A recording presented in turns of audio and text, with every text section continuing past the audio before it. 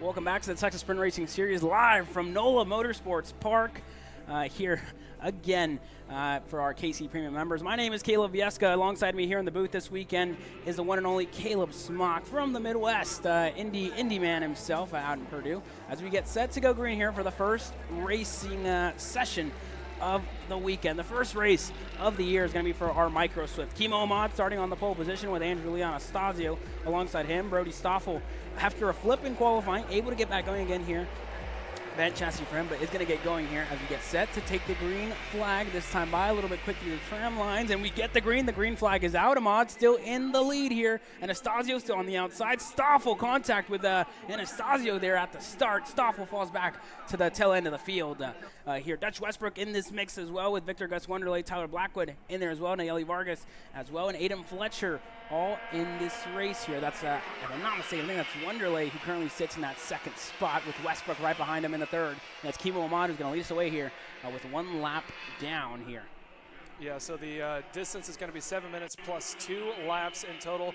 If you recall back, the senior classes in 7 minutes could do anywhere from 6 to 8 laps. So this is going to come down to time and tire management, as we have 2 heat races today, a pre-final and a final tomorrow. Something else to keep in mind as we watch the starts going forward, as well as we see a little contact a little bit farther back from the 297 there from Walder, and I believe that may have been Anastasio getting into the side of him there in the final corners. They go side by side in turn 1. But I was saying before is to keep in mind on the start into turn 1, that outside line has an opportunity to go down the order. It's very tricky, especially when it leads into turn 1, followed by that quick chicane.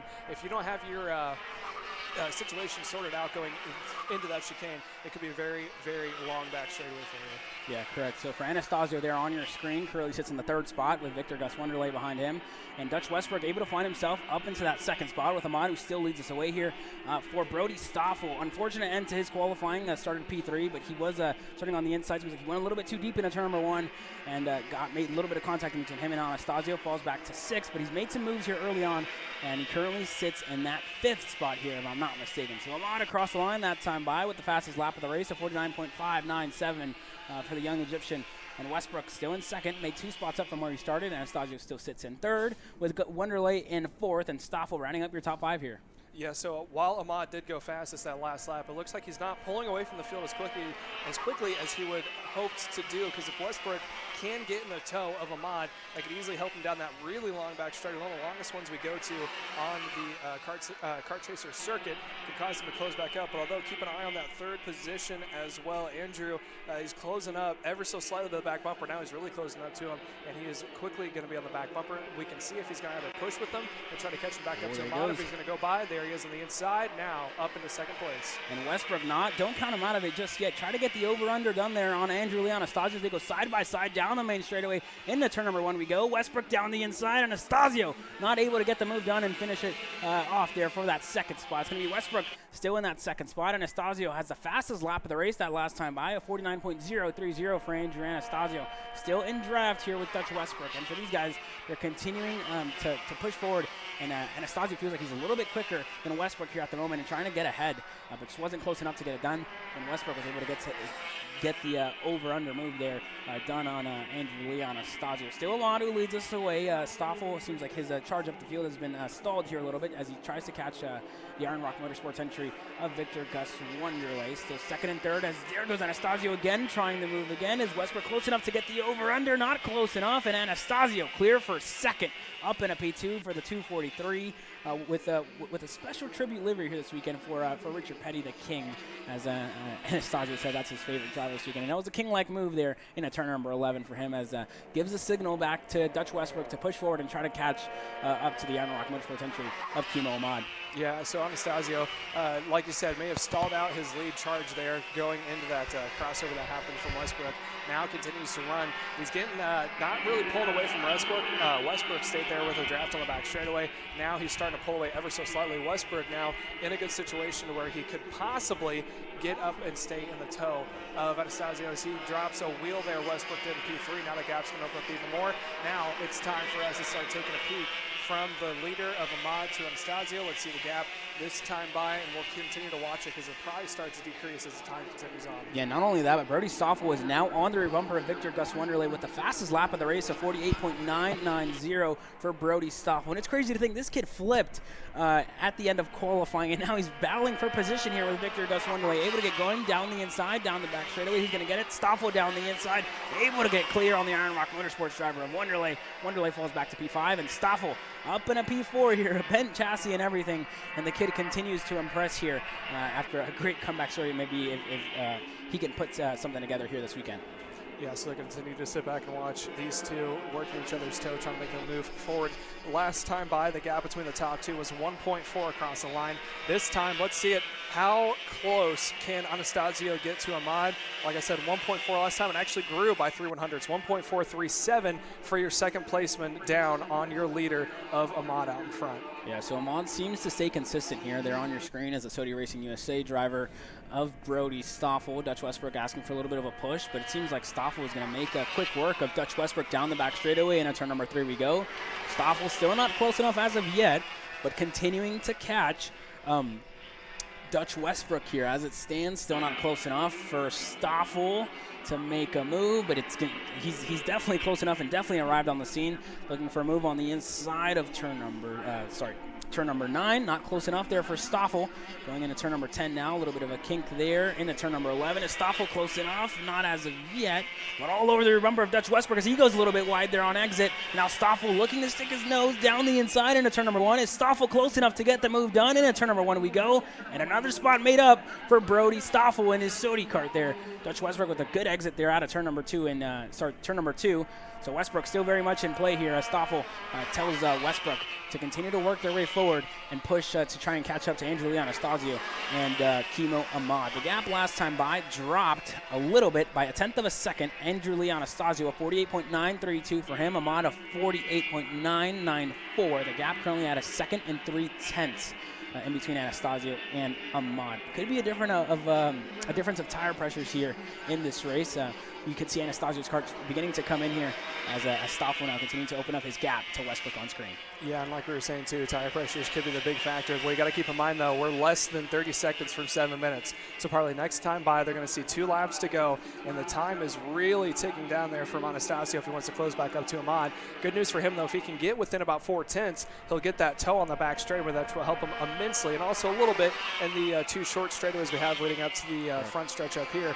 But like we said, time is going down, and wherever you finish here, you're going to have to go back to where you started for the for qualifying, or how you qualified, I should say, determines where you start for all 3 heats. So even if you drive from last all the way up to first, you're going to have to start last again for the heat races. So Anastasio's got his work cut out for this heat race right now, the next one coming up later this afternoon, and then for tomorrow before the future. Yeah, for sure, and it's definitely going to be a good learning experience for Anastasio and his entire team this weekend as he's running under the Alan Rudolph Racing Academy tent. So it's going to be a good learning experience for that team to try and see what the Iron Rock guys are doing under their tent, because Ahmad seems to be flying here and has really good race pace when it comes to it. So Anastasio still in that 2nd spot, but still not able to close down. Stoffel still in 3rd, Westbrook in 4th, Victor Gus Wonderley in 5th, Blackwood in 6th, Vargas in 7th, and Fletcher in 8th, running up your field. And it's crazy to think we saw a lot of action early in this race, but none of these guys and girls have really moved in this race. Everybody stays stagnant from where they started, so it's really not going to affect their points too much. The biggest points tally is going to go the way of Kimo Ahmad as he tries to solidify the pole position tomorrow in the main event. Yeah, you're exactly right. So if they all stay how they are, which it looks to be, unless there's something major that happens, but they will stay approximately around the same area due to the fact that they're just so spread out that no one can get into a tow, unless, like we said before, someone makes a mistake out in front, then they could start to slow it back down, someone get the tow ahead, as we're now looking at the white flag. So it is 1 lap to go for Ahmad out in front, who has led every lap from the start. Still holds on to about a 1.4 second lead over Anastasio in P2, so the time is starting to tick down. All he has to do is take a knee and wait the clock out. Yeah, like you said, right, the white flag was waved that time, the last time by for Kimo Ahmad, as we have couple of other drivers continuing to cycle through. That's the likes of Naola Vargas and Aiden Fletcher for the last across the line here at the moment. Ahmad, though, is going to come across the line to win heat number 1. The Iron Rock Motorsports driver is going to take the win here in heat number 1 in your Micro Swift class, presented by Kart Racing Solutions. Ahmad with the victory. Andrew Anastasio in second. Going back to the drawing board for them as he was able to close down that gap just a little bit. Stoffel in third, hoping to get a better start next time out in heat number 2 later today. Dutch Westbrook across the line in 4th. Victor Gus Wonderlay slated to cross the line in 5th. I think he did cross the line, sorry, in 5th. Slated to cross next is Tyler Blackwood here, as well as Naola Vargas and Aiden Fletcher, who are going to round up your field here. As you see, the likes of Vargas and Fletcher down the back straightaway crossing the line is the last couple of drivers here in this Micro Swift class presented by Kart Racing Solutions. A good race so far. And further back in the field, still Vargas and Fletcher crossing the line. And it's going to be Vargas who's able to stay ahead of Fletcher across the stripe. Kimo Ahmad, the big winner here in the first heat race of Micro Swift, presented by Kart Racing Solutions. Coming up next, we're going to have our 206 heavy class, where Macon Moore was in a class of his own, all qualifying long tail. No, absolutely, and I think it's going to be interesting to see everyone else now that we're actually putting it into a race scenario. You're no longer going for the fastest time. You got them all bunched up together. So interesting to see one of the first adult classes racing for the weekend here in heat race number 1. And as we said, heat race 1, heat race 2. Tomorrow, you got your pre-final, you got your feature. Yeah, for sure. So, and I'm going to be interested to see this next race because Macon Moore, he had a punch of pace in that go-kart, was able to run on his own the entire time, no draft, and was the class of the field in the 206 heavy class. So for him, I'm going to be interested to see if anybody else can really challenge him or maybe even learn a little bit from Macon in this next heat race. Well, you got to keep in mind, too, that when it came time for the 206 Heavy, that, yes, Macon Moore did run fast times by himself, but Knox, Hale, Abrams couldn't really get good laps in because every time they had a good setup for it, someone tried to make a pass, someone maybe pushed too hard. So now that they're all in that racing scenario, obviously if the pole sitter was able to continue those times, he might be able to pull away, but since he's going to be giving a tow to everyone behind, it could be interesting. Yeah, for sure. Interesting indeed as we get set to go green here for our second race here of the 2024 Texas Sprint Racing Series season. It's the 206 heavy class presented by TB Kart. Macon Moore on the pole position. Alongside him is going to be Jason Abrams on the front row. David Roddy. So we have issues for one of the energy carts. I think that's the 523. I think that's one of the Kane brothers here. Yeah, that's William Kane. Wasn't able to set a lap time in qualifying, and issues again for William Kane. Not going to be able to get started here in this heat race, and it's unfortunate here for him.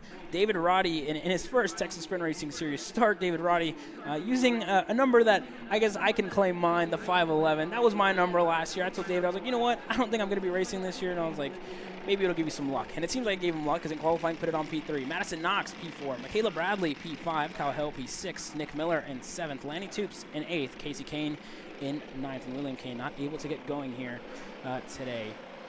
As we get slated to start into the tram lines we go, it's going to be Macon Moore and Jason Abrams into the tram lines this time by, awaiting the green flag, and we're racing here in 206 Heavy, presented by TB Kart. Macon Moore off to a good start, a commanding start so far, as Roddy looked for a move down the inside on Abrams, wasn't close enough, and Macon already with a good lead over Abrams, and Roddy falls back just a little bit into the clutches of Michaela Bradley there for that third spot, but a much better start so far for Abrams, who's still very close and keeping Macon Moore honest here in this opening lap.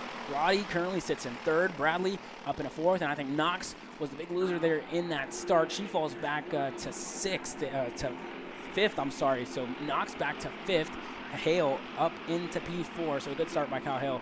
P6 for Kyle Hale, who's worked his way around drivers further back. Yeah, and we're about to see now is that mid-pack, if they don't play this smart, if they decide to race each other back and forth, the top two are going to pull away. And like you said, Moore had a fantastic start. Abrams right there, not entirely out of the draft. He's down by, appears to be a half a second. But the rest of the field of Rodion back, they need to keep it nose to tail and try to just catch back up to the draft. You can see it looks like Bradley giving a little bit of a push there to Rody, trying to keep him up, just say, let's go. We need to catch up to the front pack. Like we said, 7 minutes is a long time plus 2 laps. So they just have to bite their time and just hope that they can catch back up. Meanwhile, Moore's not really pulling away, but he's also not losing any time to second place of Jason Abrams. Yeah, for sure. He's not losing time, and we have to remember the gap when he crossed the line was at 0.5 of a second, at half a second, and that continues to grow as Knox now looking for a move down the inside on Michaela Bradley into turn number 9. Knox looked to get clear, wasn't close enough, and Bradley going to stay ahead for that 4th spot. Roddy, that's pretty much going to clear him up if Knox and Bradley continue to fight here, and Hale still very waiting there on the sidelines, trying to work with Knox as she loses a handful of time to Michaela Bradley. Felt like she was quicker. Madison Knox just wasn't close enough to get the move down on Michaela Bradley, and she's going to close up that gap down the back straightaway. And we see the draft here. If we can get a shot of this back straightaway, where you see the draft of Madison Knox, and whenever you're pushing someone and whenever you're working your way forward, that gap closes down a lot in this 206 class down that back straightaway. We've heard that in the KA class, almost 0.3 of a second that draft is worked down the back straightaway. But we're making more. The fastest lap of the race, a 51.381 for him, and continuing to extend his lead here. He has shown his class so far in this class, and it seems like nobody has an answer for him. Jason Abrams just struggling here early on for Roddy. Now in a train here with Bradley, Knox, and Hale as they continue to try and jockey for position. Not close enough, and Hale a bumper to the rear of Madison Knox there, and still not able to get ahead.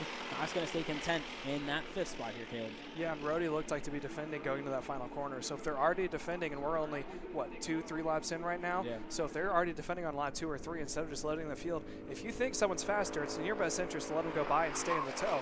Because right now what they're doing isn't working. Moore, 2.3 seconds ahead over Abrams. Abrams has no support. He's just driving as fast as he can right there on his own pace and merit, and he's about 2.6 ahead from that pack from behind. So right now, if you're in that second pack, yes, you can defend. I'd give it 3, maybe 4 more laps, and then once you see 2 to go, then starts a battle, because you never know what might happen. They might be able to catch back up and close on Abrams, or if something were to happen to the leader, they could really close it back up on them too, as we still have more time yet to go. 3 minutes and 30 seconds in out of 7, and it looks like we have a cart stopped on the exit of turn number 2, so maybe we get a shot of that as the leaders go by.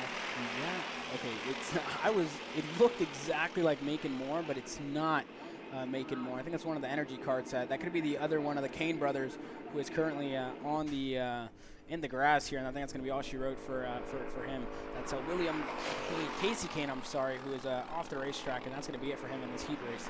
Still Macon Moore who leads, continuing to set him these purple lap times with David Roddy.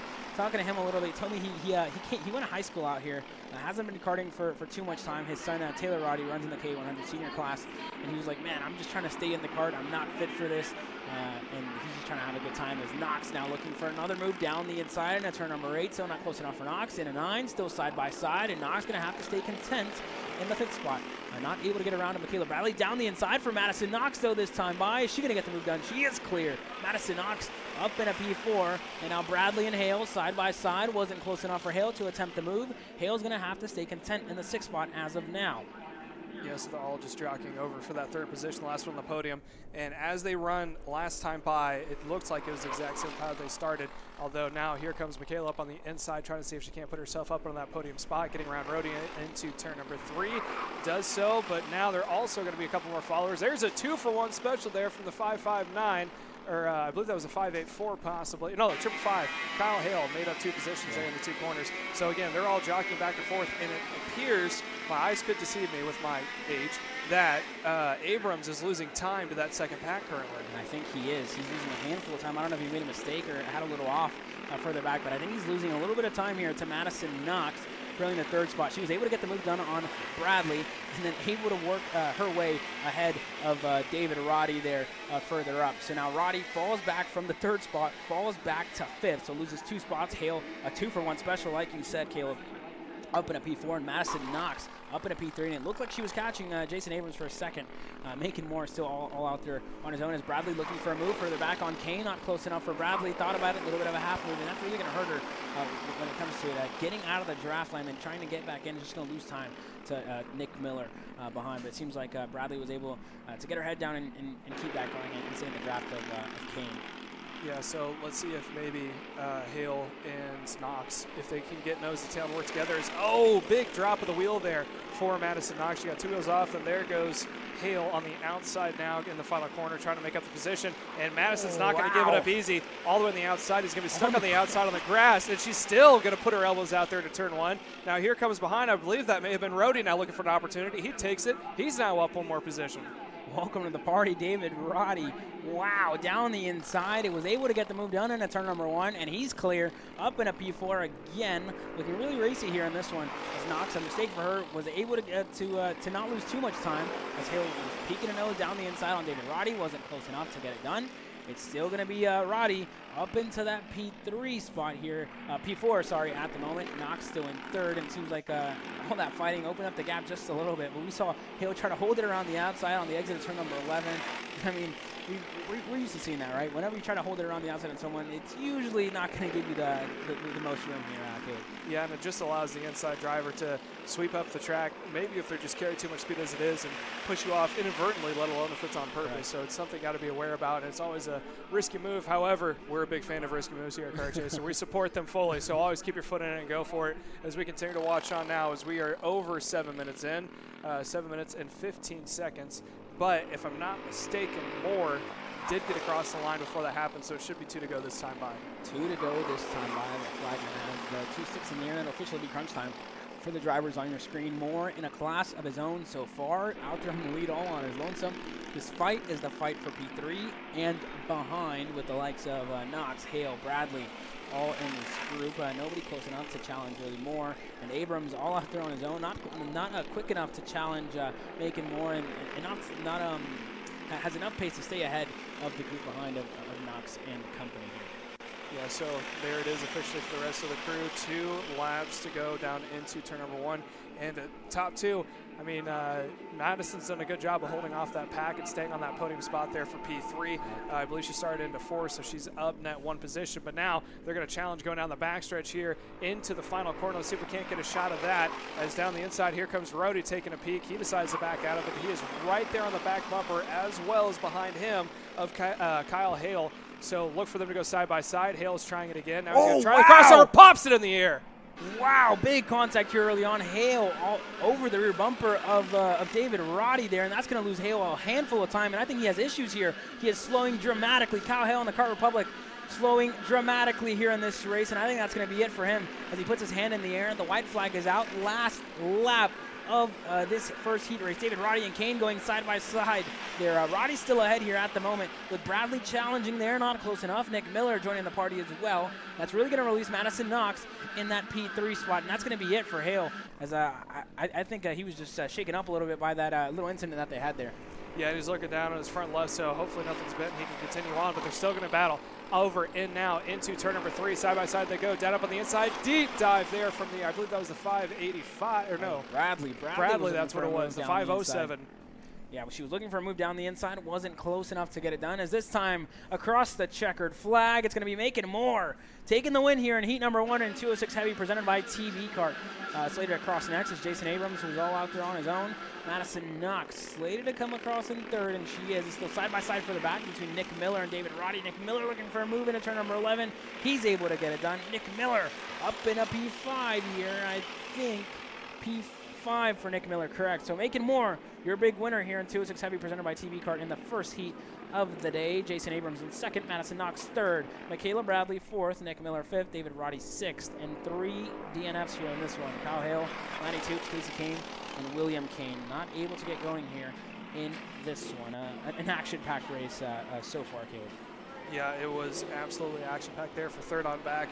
Macon Moore, congratulations to him. Over 13 seconds is how much he pulled away from the rest of the field. P2, Jason Abrams, he was starting to fall back into that group, that battle for the 3rd spot, but he was able to hold on to it. So he is going to be set for P2, and then we still have to do that one more time here today to figure out how they're going to line up for the feature tomorrow. So I believe we might take a little break because there's some kart cleanup to do, and then we're going to send kid karts out after this one, so stay tuned. Heat race number 1, still have plenty more to go here live on Kart Chaser.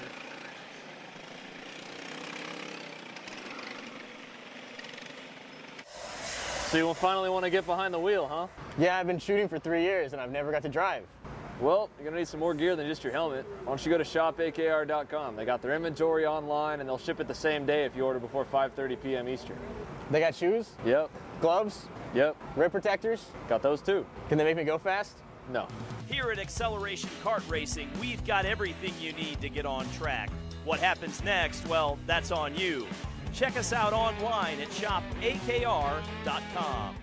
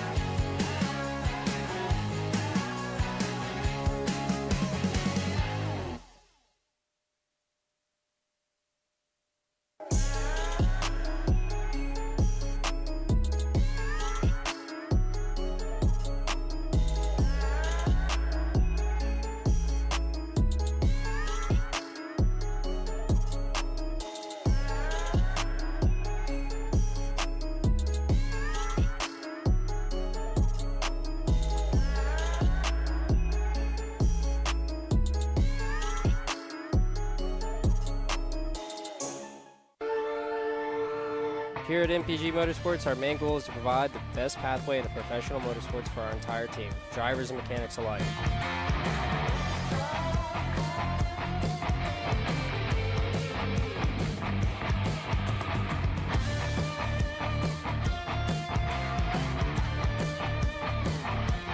We're based out of Whiteland Raceway Park in Indiana. For more information, contact us at chase@mpg-motorsports.com.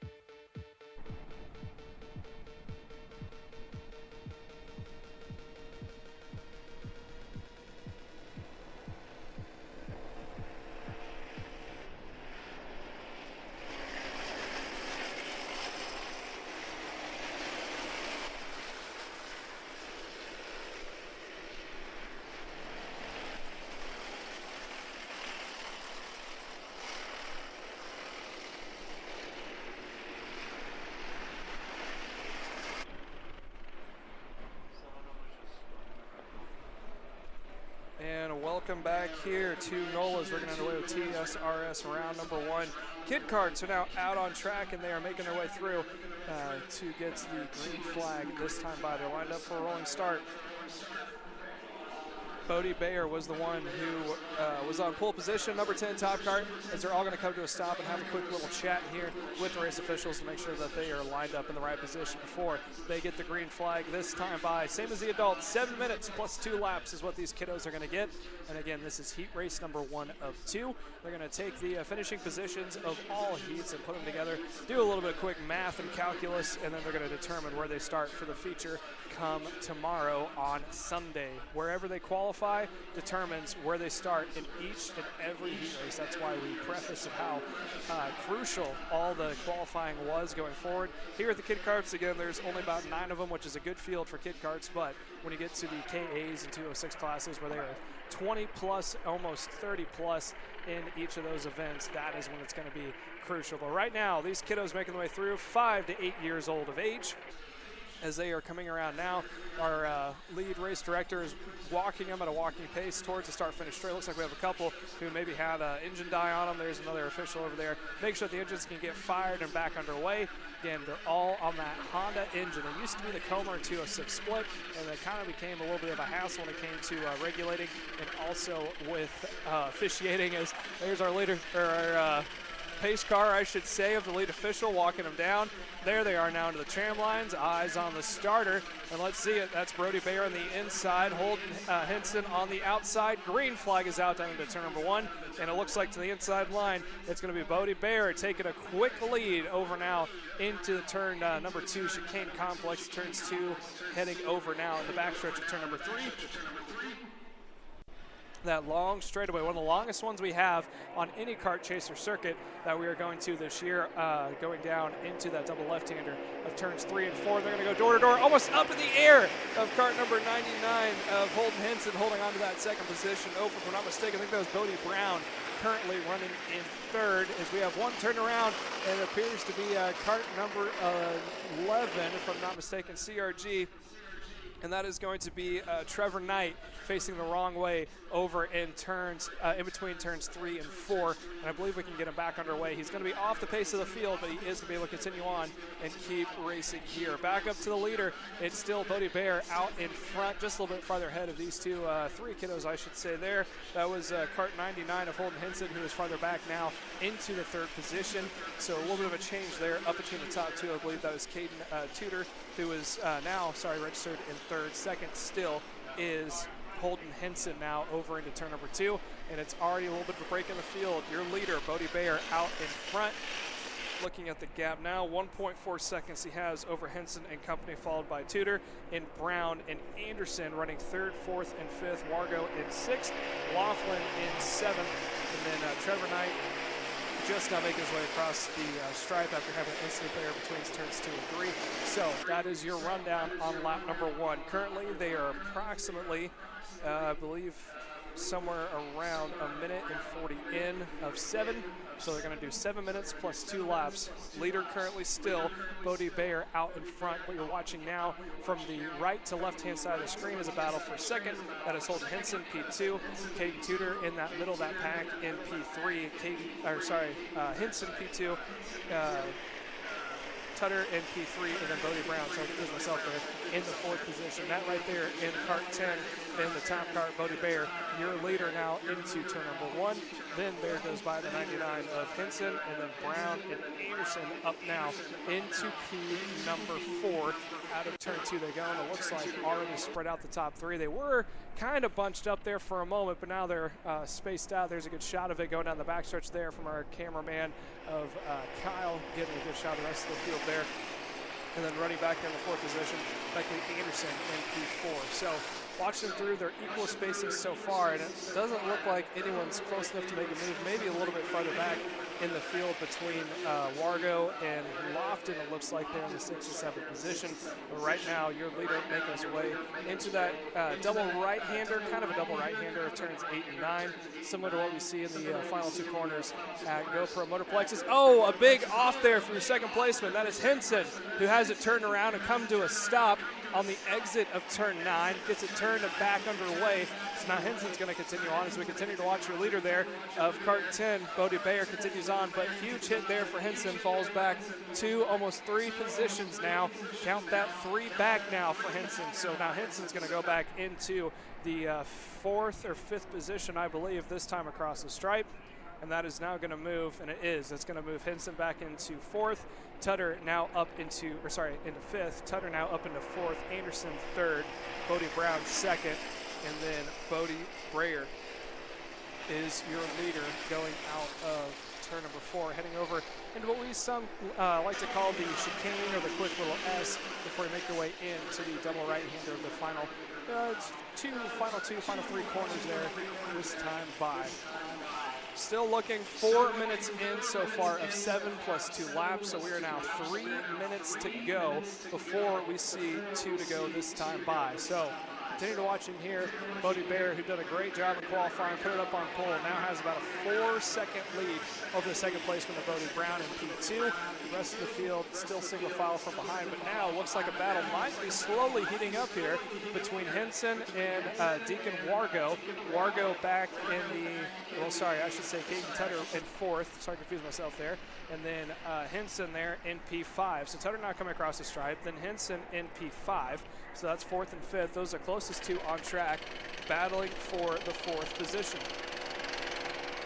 Out of turn 1 they go now as we continue to watch. No, another incident there. Looks to be cart number, if I'm not mistaken, it should be cart number 8. Is what it looks like on the bumper. Don't have a cart 8 on here registered. Couldn't get a good glimpse of who that was. So we continue to sit and watch here as there's more passing happening back there for Bodie Brown running into the 2nd position, putting another lap down. If I'm not mistaken, I think that may be Trevor Knight in cart number 11 is who I saw there. So they're making their way through lap traffic already. Bodie Bayer has, like I said, 4.8, almost 5-second gap over the rest of the field. Coming out now, it's going to be 5 minutes and 20-some seconds completed this time by. So they continue on. Again, 7 minutes plus 2 laps is what we're looking at here. Through turn 1 they go, and trying to look out over the field and monitoring both the monitor and the track as well to see if there's any other action that's happening on track that we can report to you guys, since they're so spread out in this entire field. That might be the closest battle we have so far. That's cart number 41 of Liam Lofton, followed by Deacon Wargo. So that is Wargo running in P6 and Laughlin in 7th. There's a good shot of your leader there. Cart number 10, top cart of Bodie Bayer out in front. Then you get to P2 of Bodie Brown, and then Beckley Anderson should be the next one too in the 3rd position. There again is a shot of your leader of Bayer. 5.6 seconds he has over Bodie Brown in that 2nd position. Bodie Brown currently holding on to about a 9.6 second gap over Caden Tudor. Tudor has a 2.4 second advantage over Henson. Henson has less than a second over Deacon Wargo, and then Liam Laughlin in 7th running about 9/10 behind him. So kind of bunched up in a couple of places, but spread out overall throughout the field.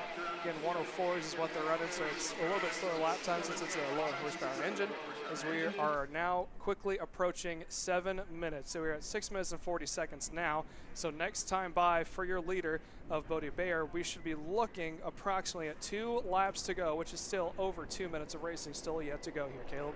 Yeah, and for Beckley Anderson, currently not in the lead. I think tiny little scrambled up here. It's still Bodie Bayer here in the lead. Here we go. Bodie Bayer still in the lead here as it stands, and the top card, Bodie Brown in 2nd, Beckley Anderson in 3rd, Caden Tudor in 4th, and Holden Henson hold on to that 5th spot here as we're going to get the 2 to go next time by for Bodie Bayer, who's all out there on his lonesome with a good gap to the driver's back. A commanding drive so far as we have side-by-side for the back. It's the number 11 there, going side-by-side with another couple of drivers there. Not too sure who that was. I think it was Trevor Knight. It was Trevor Knight going side-by-side. I think he ended up losing that position. It's unfortunate there for him as Bayer crosses the line. 2 to go this time by across the stripe for Bayer and company. Yeah, so now we're looking at side-by-side across. Those cart number 17, if I'm not mistaken.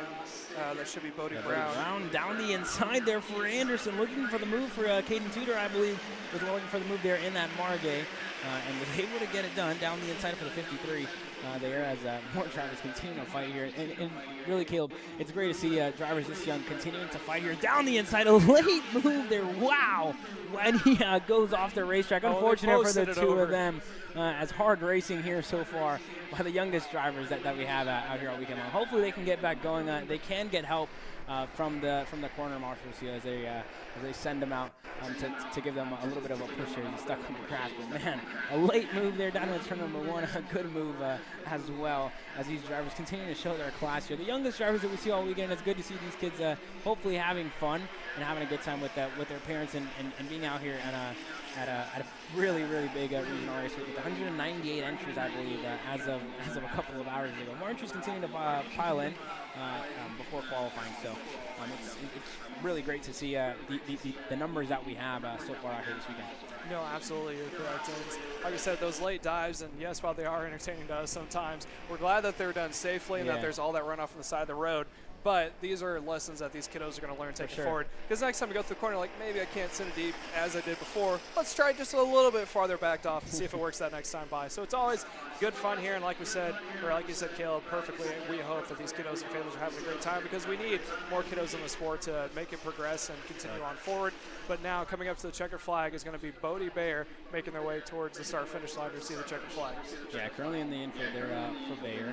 Brown still in second, Anderson in third, Caden Tudor in fourth, Holden Henson in fifth, Deacon Wargo in sixth, Liam Moss in seventh, and Trevor Knight in eighth. Ray Foley not here this weekend, so he's another entry that isn't going to get going this weekend. But across the line this time by for Bodie Bayer, the young man in the number 10, able to get the win here, and a good drive so far by him. Next up is going to be Brody Brown in the factory cart.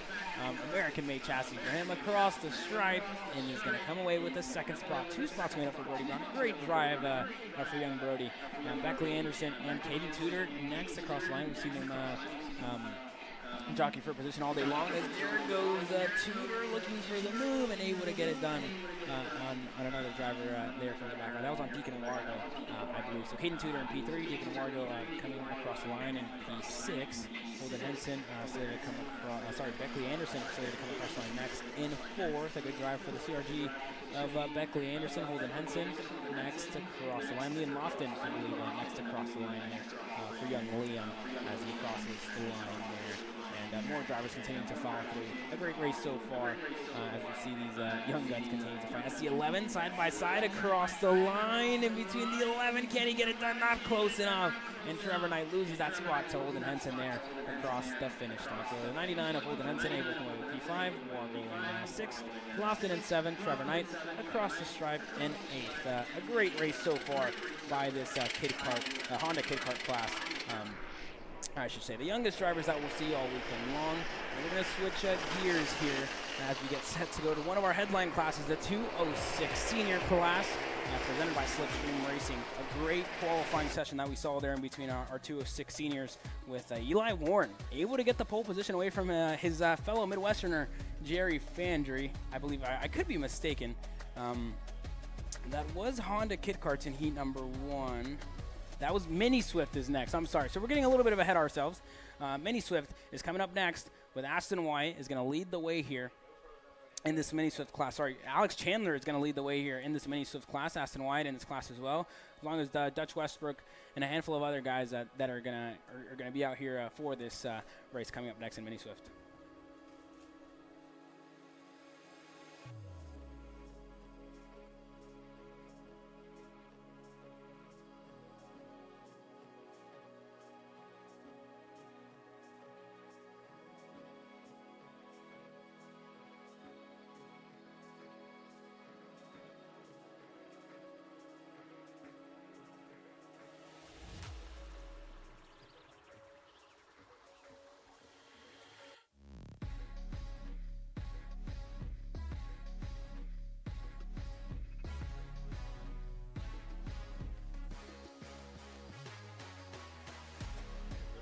Mini Swift presented by the Allen Rudolph Racing Academy on track now. And a fellow Allen Rudolph Racing Academy driver out there starting P3, Aston White. Alex Chandler and Nicholas Orbezo are 2 Iron Rockers, I guess you can call them, right?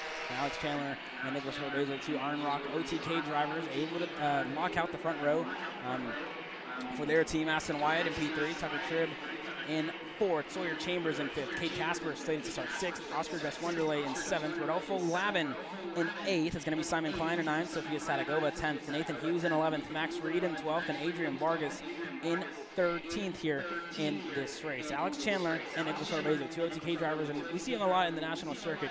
2 young guys that are going to get going here on the front row at this TSRS winner.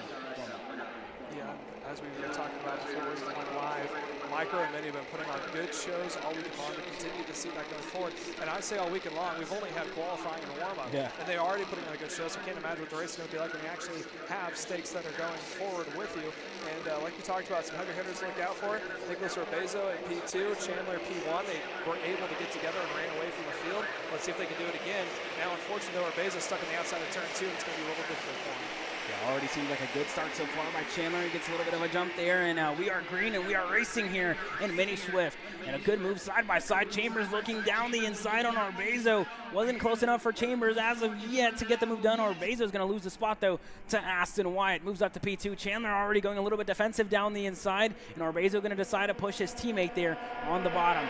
There goes a 3 wide. Nicholas Orbezo around the outside on his teammate. Can he get it done? Not close enough, and he's going to be shuffled out of line there. Aston Wyatt getting held on the outside. Sawyer Chambers able to hold on to that P4 spot, as well as Tucker Tribb currently falls back to P5. A good start so far by Chambers. Young Chambers, his older brother Josie, racing here this weekend in 206 senior.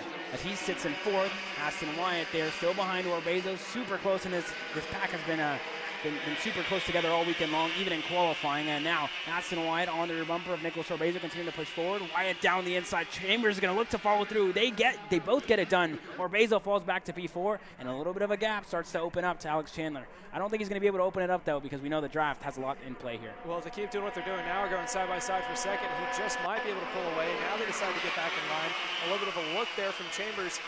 Chambers is going to look again for 3rd, couldn't quite get it done, but that battling is actually starting to break up the pack. They were all nose to tail the previous lap. Now there's a little bit of a space there between Chandler and Orbezo. Orbezo is in the tow. He's opening up the gap a little bit from that group from behind because they're battling back and forth. It's probably going to close back up, but now we ever so slightly see Chandler starting to fall back into that grip. As the way the track races, it punches him back up towards the end before they're going to start from the straight. So now it's leveling me down to, can Orbezo stay in the draft, and can Ashton Wyatt also stay in the draft of Orbezo to allow Sawyer Chambers and company to stay with him. So Wyatt, the fastest lap of the race, of 48.137, the fastest man on track here as it stands, and closing down the gap to Alex Chandler. Currently 4 kart lengths in between Chandler and Wyatt. There as a move further back, that's Orbezo down the inside on Chambers, as Tribb was looking to go through as well. Wasn't close enough for Tribb, and Chambers not able to get the move done on Orbezo, able to go up into P3. Chambers back to P4. Tribb currently sits in that P5 spot for Kid Casper in P6. Rodolfo Lavin still in 7th, and Wonderlay still down in 8th. Simon Klein 9th, Adrian Vargas in 10th. So a little stagnant now in the top 2. 3rd, holding on Sawyer Chambers, holding off the rest of the field, because now he has Tucker Tribb coming up slowly into the picture now from behind. He's on his back bumper heading down into turn 1, not close enough to make a move. And let's see it here out of the chicane of turns 2. If he decides to pass him, as their top 4 are starting to bunch back up, he's going to break that gap back up. Right now, on the back bumper, pushing, closing up to Ashton Wyatt over to turn 2. Not close enough to make a move, but just like that, the top 4 are all within the field of view of each other, not too far back.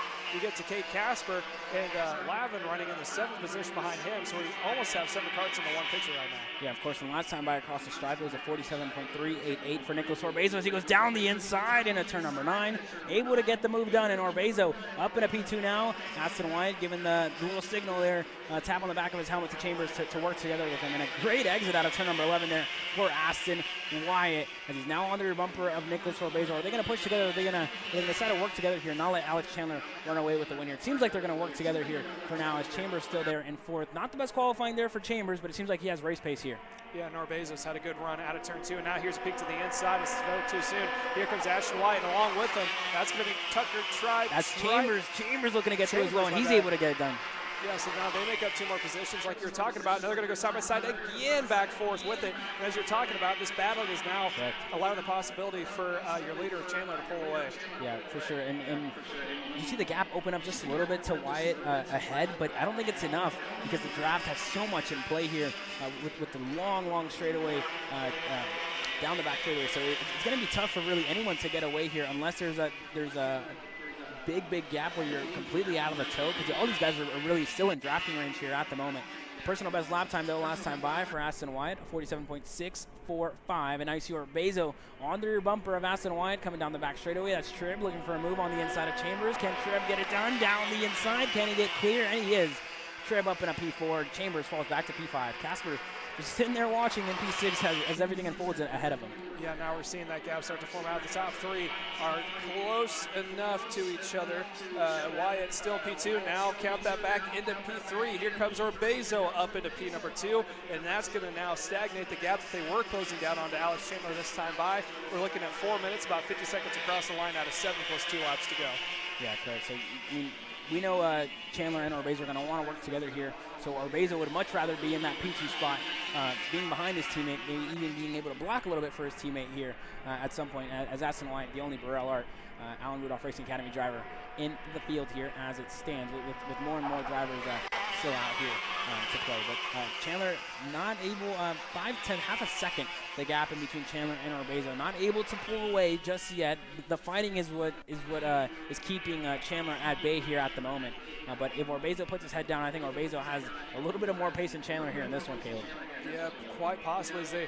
It's almost like the accordion effect that you and Xander always talk about, how you spread out and then bunch back up together. Chandler's continued to lead, but now the lead is starting to fall down ever so slightly. Like you said, Orbezo's up into P2, Wyatt back into 3rd, Treeb 4th. Now the gap last time by was down to about 4/10. It was up to 8. Now we've seen this picture over and over again where Chandler has a good lead, opening up the toe for Orbezo. However, Orbezo won't have to defend or worry about getting past from Ashton Wyatt. Wyatt's in the toe, but not close enough, about 4 car lengths back to try to make a move. So now they're going to continue to stay, I don't want to say nose and tail, but in the field of view, spaced out between the top 4. Yeah, it seems like Wyatt lost a little bit of pace here in these closing stages of the race. Has a teammate behind him and Tucker Tribb. Still not close enough, though, for these guys to continue to push and work their way forward. Orbezo's still in 2nd and going to get to the rear bumper of his teammate and Alex Chandler here shortly. So for Chandler and Orbezo, it's going to be close, and I'm going to be interested to see which one of these two Iron Rock young drivers is going to take the win here today. You know, something tells me Orbezo, since they are teammates, are going to get to the back bumper of Chandler and then work with them till they get 2 laps together. There's really no point in battling allowing the other two of Wyatt and Treeb to close back up. Chambers, like we talked about before, he's kind of fallen off a little bit. He's not really in that field of view of the top 4. He's in the picture, just not quite close enough to be a major factor here as we continue the laps on. Looking at about 7 laps to go this time by, so should be 2 to go when the cross the line this time. Yeah, the gap in between Orbezo and Chandler currently sits at 2/10 of a second as of now.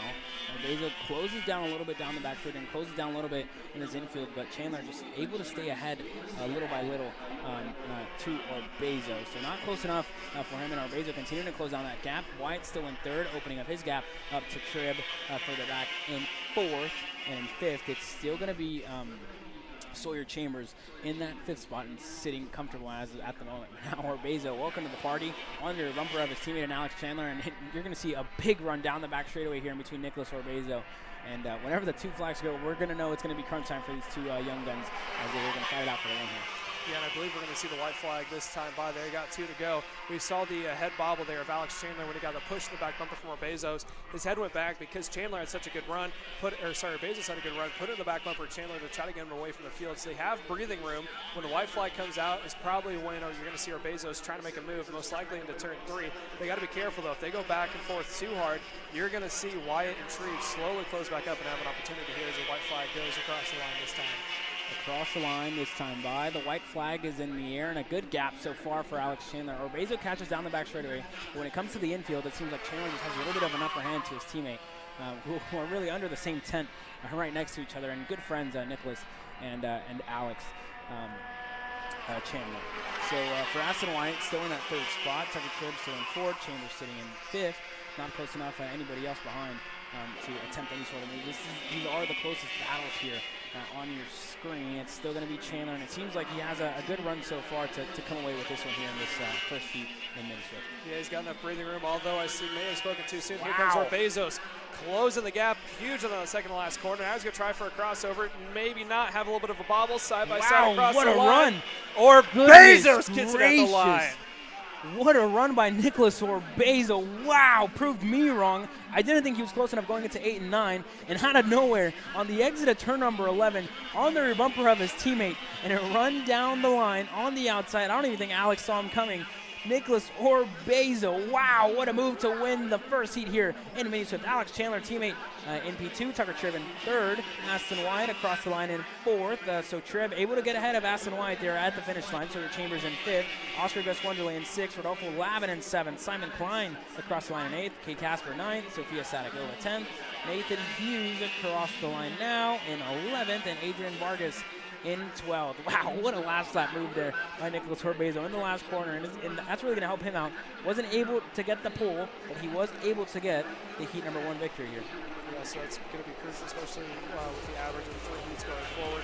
Probably caught Alex Chandler sleeping a little bit coming out of the final quarter. Now we have more racing yet to come. We're done with Mini Swift, and we're moving on, I believe, into this should be KA Senior, if I'm not mistaken, 206 Senior. 206 Senior. So after 206 Senior, we're going to go do a quick commercial break to hear from some of our sponsors. But for now, we're going to give you the rundown of what occurred in that qualifying session. Jerry Fandry, Eli Warren, 2 Midwesterners, able to work together, able to put it on the pole position for the 2 of them.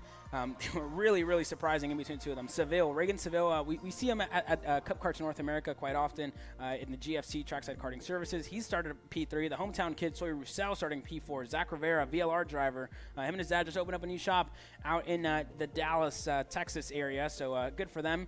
VLR and Burrell distributors for the 2 of them as they now hit the track. Drew Chappell, your reigning champion in P6. Bryce Frank in P7. That's your runner-up, so the number 2 plate for the 2 of them. Cameron Reed in P8. The Raging Cajun, double duty for her this weekend. Jacob Oliver in 9th. Braden Roberts in 10th. Josie Chambers 11th. Kelvin Zing only 12th for him in qualifying. Caden Wolf in 13th. Shirley Adams 14th. Landon Melson in 15th. Aiden Kirk down in 16th for the CRG Northern drivers. Samuel Dunn in 17th. Addie Bamrou in 18th. Mikey Bolin in 19th. Making Moore 20th. Chris Hoyles in 21st, Jensen Harrell 22nd, Landon Fitz 23rd, Carter Kogo 24th, Paul Braden 25th, Blaze Ornbaum 26th, Noah Murphy 27th, Afton Willander 28th, Gabriel McLeod in 29th, Jahan Davis 30th, Mackenzie Colum in 31st, Richard Fogarty 32nd, Ethan Gonzalez in 33rd, Austin Hawkins in 34th, Parker Fitz in 35th, Jonathan Graves in 36th, and Braden Domingue in 37th. 37 go-karts here in this one. That's going to be an absolute barn burner here, and an absolute. What I like to say about these 206 senior classes, it's presented by Slipstream Racing. I'm sorry, is it's going to be a chess match in between all these guys, right? They're going to have to push together, have to work together, make the right moves, and decide to when it's time to go and when it's time to push.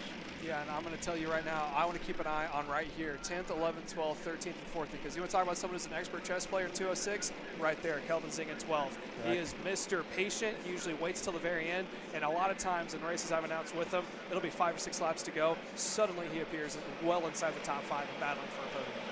Correct. A lot of drivers to watch here as Eli Warren and Jerry Fandry, the 2 Midwesterners, into the tram lines for the first time this weekend in 206 Senior. The green flag is out. We are racing here in 206 Senior. Warren with a good start. Fandry as well on the outside. Can he get a good start? Multiple drivers back off the racetrack further on. That's the best start we've seen from the outside so far. Jerry Fandry up in a P2. Sawyer Roussel slots in a P3. And a handful of other drivers side by side. 4, 3 wide further back. Frank looking for a move on Zach Rivera, getting a push further back. Frank looks like he's going to get through. And in the lead, it's still Eli Warren, the privateer from Kentucky, leading away Jerry Fandry, the Chicago, Illinois native. Yeah, so you got Louisville and, like I said, Chicago going at it right now. The 2 states way up north, currently out in front. And like you said, they worked really well in qualifying. They need to be careful this rest of the field do. If they get a gap, those 2 are very mature when it comes to racing, even for their young age. I don't think any of them's over the age of 16 right now, but they are more than capable of sitting back, being patient, and letting the race go on. However, I don't think we're going to see that because right now, Sawyer Roussel and Reagan Seville running 3rd and 4th right now. They are to the back bumper, so they're going to keep them humble here, keep it a 4-pack battle out in front. Meanwhile, your P5, Cameron Reed is in no man's land. Doesn't have a draft from the front. Is quickly about to get ate up by Drew Chappell and Bryce Frank running at 6 and 7 behind. Yeah, Chappell now under the bumper of Cameron Reed, and I think they're going to decide to work together here. There at the edge of your screen. It's Reed in the CRG and Chappell in the comp cart. Frank right behind them in the MGM AR Academy livery. So for them, it's going to be important to work together, try to stay in line, and really kind of get over their egos and try to work ahead. The 649 currently just rode into the pits. That's one of the VLR drivers. It's not Zach Rivera, but another one of the VLR drivers just went into the pits. Further back, that's Bryce Frank on a move on Drew Chappell, able to get the move. Frank up in a P7. P7 for P6, sorry, here for Bryce Frank. Fastest lap of the race, though, for Josie Chambers, all the way down in 9th. So a lot of big movers here in this race. Eli Warren still leads us away. Fandry in 2nd. In 3rd, it's Reagan Seville, Sawyer Roussel in 4th. Losing touch a little bit with this group on your screen. I think, yeah, and then Cameron Reed now has caught up back to the rear bumper of Sawyer Roussel. They're going to decide to push together two Louisiana natives as they go side by side for the back. Jacob Oliver down the inside on Braden Robertson further back. And that's Bryce Frank now in no man's land, trying to catch up to the front 5. Yeah, so like you said, front 5, huge gap, or not really a huge gap, but a decent-sized gap between themselves and P5 and Cameron Reed. Reed still holding that no man's land territory, is hoping that the top 5 will battle back and forth, and it might happen here. Pass for 3rd. Here comes Seville up on the inside. Now Seville up into P3, still worn out in front, but now Jerry's found his way back into P number 3. Top 5, other than that, still neutral with Sawyer running in P4 and Reed in P5. Yeah, so for Gary Fandry, got past that time by Reagan Seville down the inside in a turn number 11. So Seville up in a P2, and talking to multiple drivers, they have told me that you don't want to be in the lead when it comes to the last lap.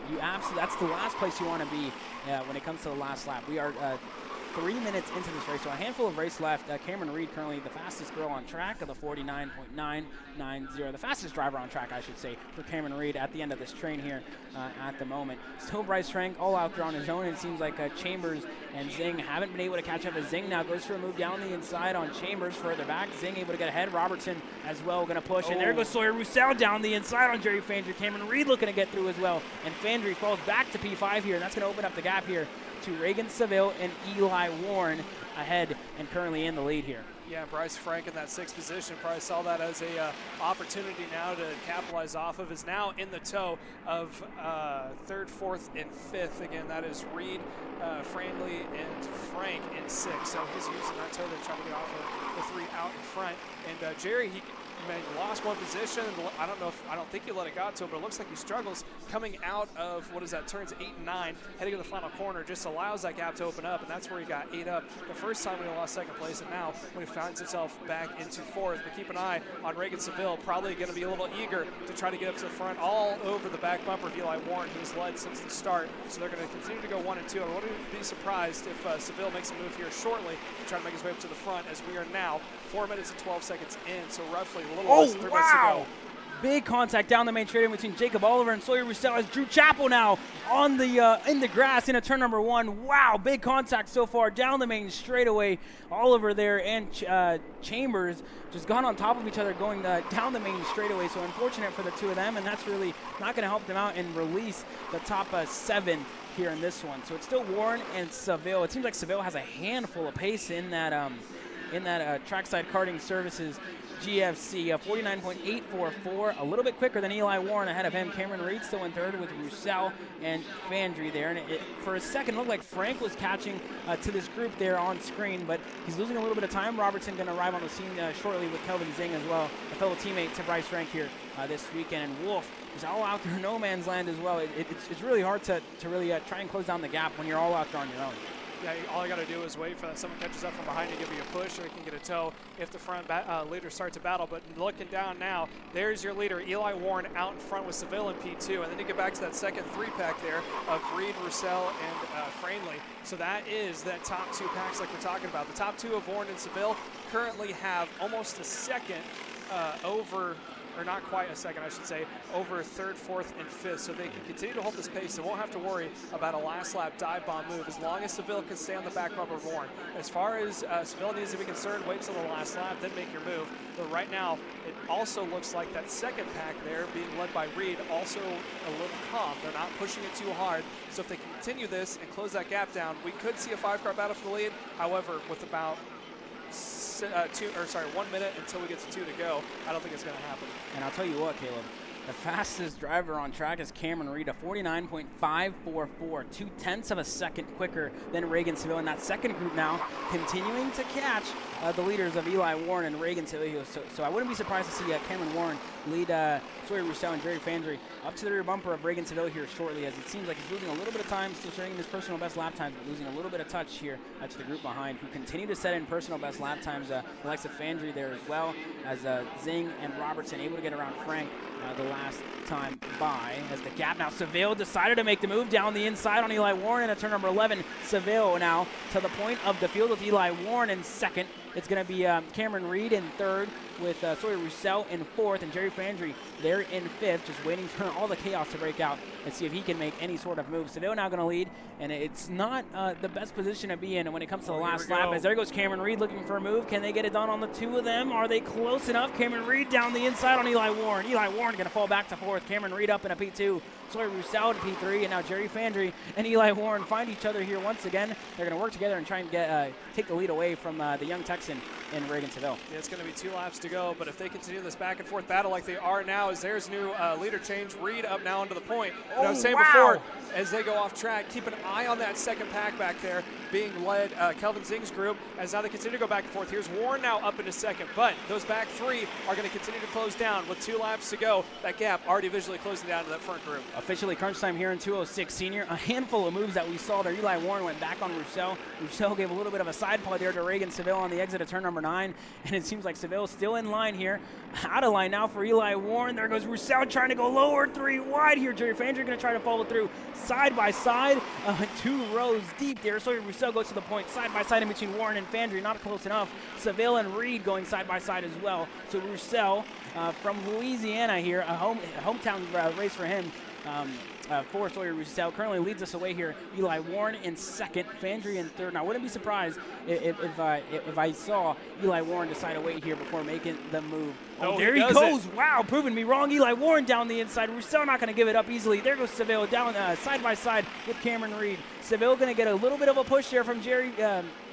Gonna give a push to Jerry Fandry up in a P2, still side by side. Roussel sent to the wayside there, back in a P5, and still Cameron Reed up into that second spot. Fandry giving the signal to Eli Warren, trying to push together and work their way forward. Fandry now on the outside. Warren looking back. He sees all the mess that's going on behind him and decides to get back in line with Jerry Fandry. 2 guys that know each other very well and have raced together for a very long time. So still Fandry and Warren, your pole sitter and your pretty much your front row sitters here, as now further back in this group.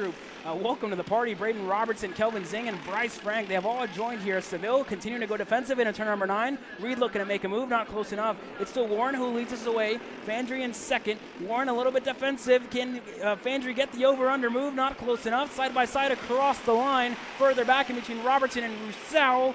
The checkered and the black is out. Your winner here, Eli Warren. Jerry Fandry in second. Reagan Seville across the line in third. Braden Robertson in fourth. Sawyer Roussel across the line in fifth. Cameron Reed sixth. Bryce Frank seventh. Kelvin Zing in eighth. Caden Wolf in ninth. Jacob Oliver loses a spot in 10th. In 11th is going to be Jensen Harrell. Blaze Dornbaum down in 12th. Macon Moore in 13th. Mikey Bolin in 14th. Carter Kilgo rounding up your top 15. An absolute great race and a chess match the entire week. We saw a lot of guys give the bumper. We saw a lot of guys push. We saw some wrecks go on early on. So we had it all here in this first heat race in 2016. I'll tell you one thing I'm excited for. 9 times out of 10, the first race is always the most tame one. So if that was the most tame race that we have, it's only going to heat up. And I'm sure some of these guys in the top 5 are going to have some choice words. I know Jerry had his hand up in the air. I don't know if he was frustrated with the fact that Eli Warren was defending and wanted him to work with him or what, but definitely probably going to be some interesting conversations below us. But like you said, we're about to go on here for the KA Seniors, but we are going to take a quick commercial break. When we come back, we still have more heat races coming to you. If you liked that one, they're only going to heat up as the day goes on. So stay tuned and don't go anywhere as you're watching live on Kart Chasing. So you finally want to get behind the wheel, huh? Yeah, I've been shooting for 3 years and I've never got to drive. Well, you're going to need some more gear than just your helmet. Why don't you go to shopakr.com. They got their inventory online, and they'll ship it the same day if you order before 5:30 p.m. Eastern. They got shoes? Yep. Gloves? Yep. Rip protectors? Got those too. Can they make me go fast? No. Here at Acceleration Kart Racing, we've got everything you need to get on track. What happens next, well, that's on you. Check us out online at shopakr.com.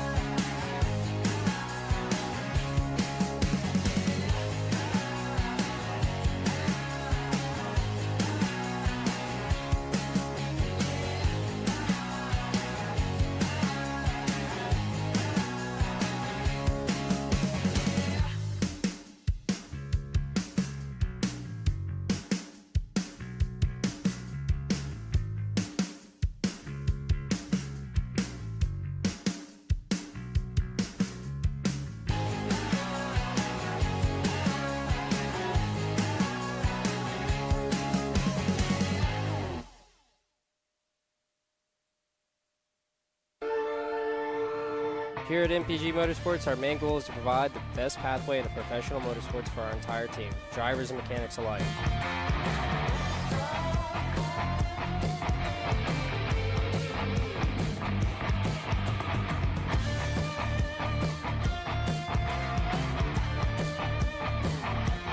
We're based out of Whiteland Raceway Park in Indiana. For more information, contact us at chase@mpg-motorsports.com. Studies show that even the best current generation of simulators only convince 50% of the human brain that they are real. Here at Simcraft, that just isn't realistic enough. Developed to offer the most realistic karting sim experience in the world, all testing has shown that the physics engine used in Simcraft's Grid 1 model convinces 90% of the human brain that you are actually on track.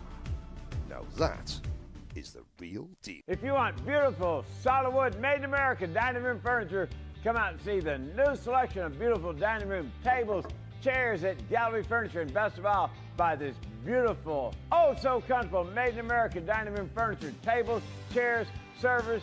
Gallery Furniture delivers free to Houston area home in 3 or 4 hours tonight. Make family members on your beautiful new dining room table and chairs. Buy it today. New arrivals, Gallery Furniture delivers free in 3 or 4 hours to your home today.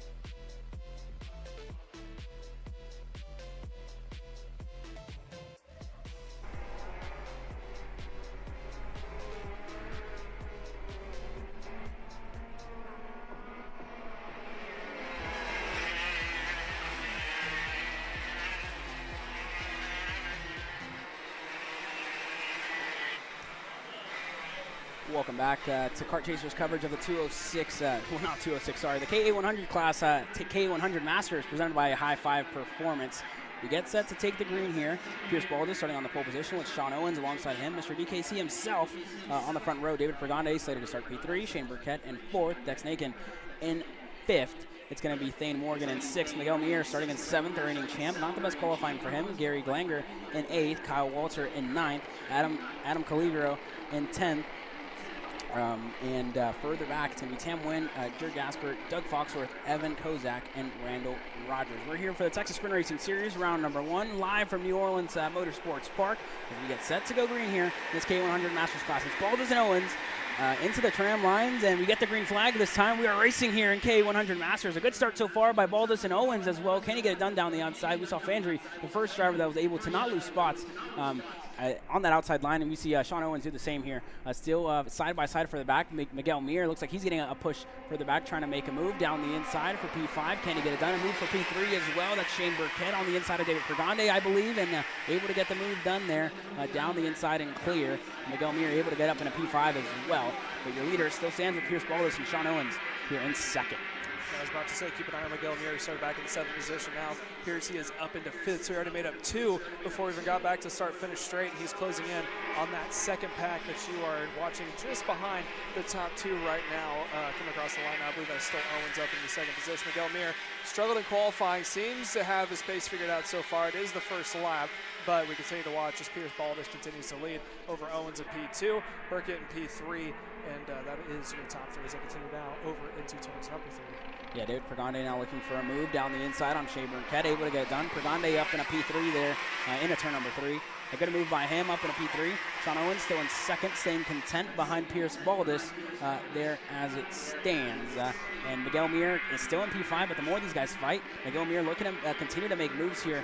Not the best qualifying. He's going to have to start from 7th all weekend long here until he comes to the main event if he can gather enough points to work himself up into the top 5 here. In the top 5 now on track, but in qualifying, not the best for him as he tries to get as many points as he can. This time by, the fastest lap of the race goes all the way down to Dex Nakin in the 6th spot at 46.692. We have seen a lot of passing, so we haven't seen the true race pace of some of these guys. We know Miguel Mir wasn't the best one-lap pace for him. I know that Cruise Racing Development team was struggling a little bit there, and Miguel Mir getting a little bit of a push there in turn number 3, and Mir able to get the move done for P4. So Miguel Mir up in a P4 now as it stands. Was able to get the move done in turn number 3. One of the biggest passing zones we see here, Caleb. Yeah, I think Maxon also helps him there as well, because Maxon was able to make up the position, so he is able to get around. I believe that was Walter as well. So they are now moving each other up towards the front of the field.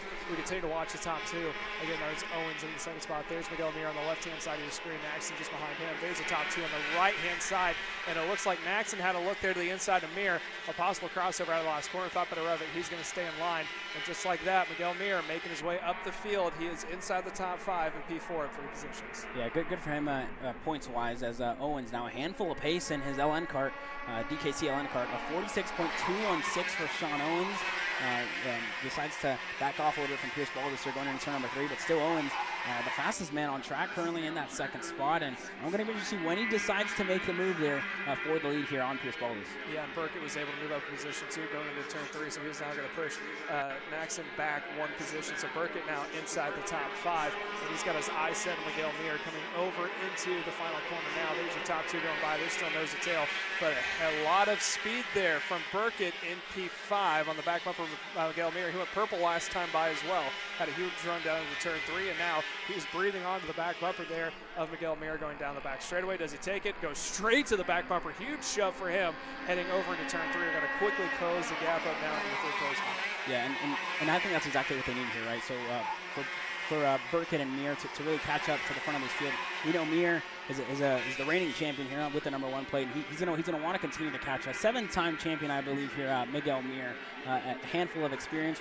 We see him at the national races all week long. Contended for his first national title a couple weeks ago at AMR Homestead in the SCUSA Winter Series. And an unfortunate end for him in the rain after changing an axle and a complete brake failure for Miguel Mir that put him out of the race there. And he looks to reclaim his throne, or to stay on the throne here in this one, as Miguel Mir, handful of pace, personal best lap time for him, a 46.193 with Burkett pushing. It looks like they're going to try to make the move down the inside on Pregande. Wasn't close enough. Mir just had to back out of it the last second, and Pregande's still there in that 3rd spot. Mir wasn't close enough, but was looking to get that move done.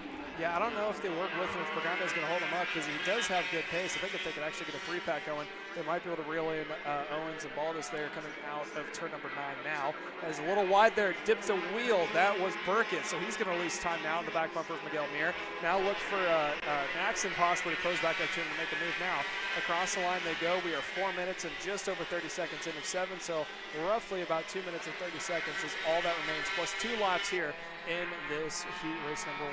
Yeah, and all these Masters drivers still sitting in purple lap times here in this one. So still a handful of pace for all of these veterans of the sport here. Sean Owens, we saw him in Las Vegas earlier late last year in November for both those Vegas races. So good to see Sean Owens back here as well. Scott Cherry was another one of those drivers that I think struggling here in this heat race. Scott Cherry down in 12 with a handful of other drivers who got caught up there at the start. So Sean Owens here in 2nd and continuing to push Pierce Baldus, and all these drivers sitting in their personal best lap times last time by. What does it look like this time by for Sean Owens? He's going to want to go at some point, not able to improve, so I think that the lap times have plateaued here in this heat race. So for Sean Owens, it's going to be a matter of when he decides to go on Pierce Baldus. Yeah, and I think he's hoping that 2nd pack behind him will close back up so he has a little bit of support when he does decide to go for it. As of right now, not a lot of support. Like you said, about a half a second between Owens and Pregandis running in the 3rd position. Although Pregandis is holding off that the rapid fire that's coming quickly. Sorry, I can't even talk right now. From Miguel Mir in the 4th position. And remember, Burkett and Axton were close with them. They both had their own issues. They're following back. So now, possibly Miguel Mir and Paganis could work together, close back up to the top 2. Time is ticking away, though, just over 6 minutes across the line. They might be able to get one more lap before we see 2 laps to go, but it's going to be close. Yeah, one more lap before we get the 2 to go. Next time by. For Miguel Mir, I mean, he seems to be stronger in different parts of the racetrack compared to David Pregande, right? Miguel Mir looks good down the back straightaway. Wasn't able to close up that gap anymore, so it seems like either Miguel Mir has some sort of issue, just hasn't gotten the setup quite right here in this one as of yet. So a handful of work for Miguel Mir to do, and back to the drawing board for him as he's a little bit off pace compared to leaders. He just hasn't been able to really close down that gap to Pregande in 3rd.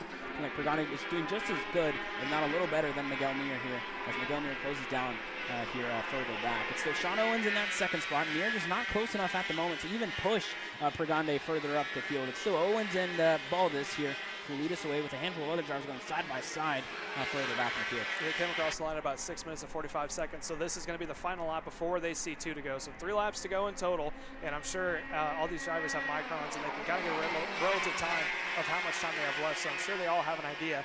It's either this time or the next time in their heads if they're going to get 2 to go. And as of now, like you were saying, when is Sean Owens going to make his move? Now. And he went Sean now. Owens goes now into turn number 6, was able to get the move done, and now Sean Owens to the point of the field. Baldus falls back to 2nd, and welcome to the party. David Pregande now on the rear bumper and all over the rear bumper of Pierce Baldus. Is he going to go here in this one? Pregande not close enough to get it done in turn number 11, but continuing to push forward side by side down the main straight. Not close enough for Pregande to make the move. Baldus falls back to 2nd.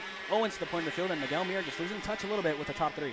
Yeah, and also keep an eye on Burkett right now on the back bumper for Miguel Mir. He might try to see an opportunity to make a pass in the next 2 laps, as they're showing 2 laps to go this time by.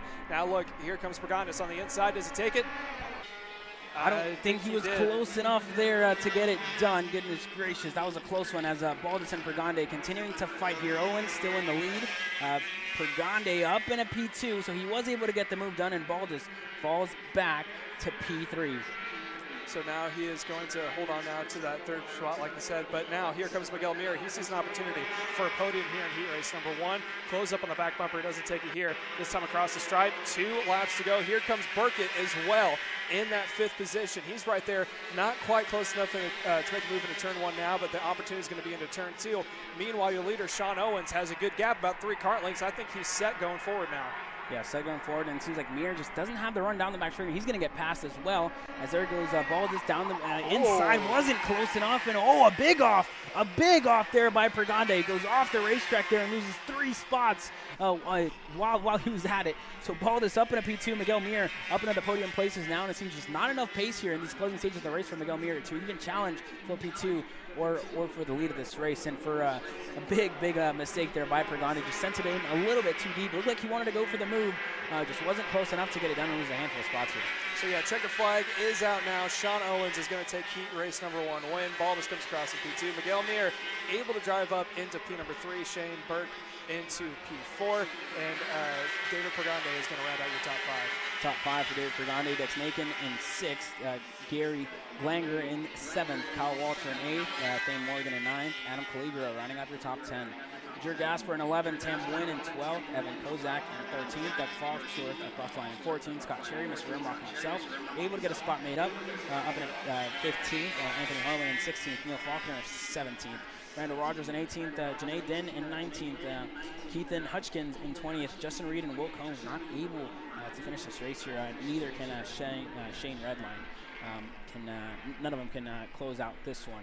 A good race so far, and Sean Owens, your big winner here in heat number 1 for your K8 100 Masters class, presented by High Five Performance.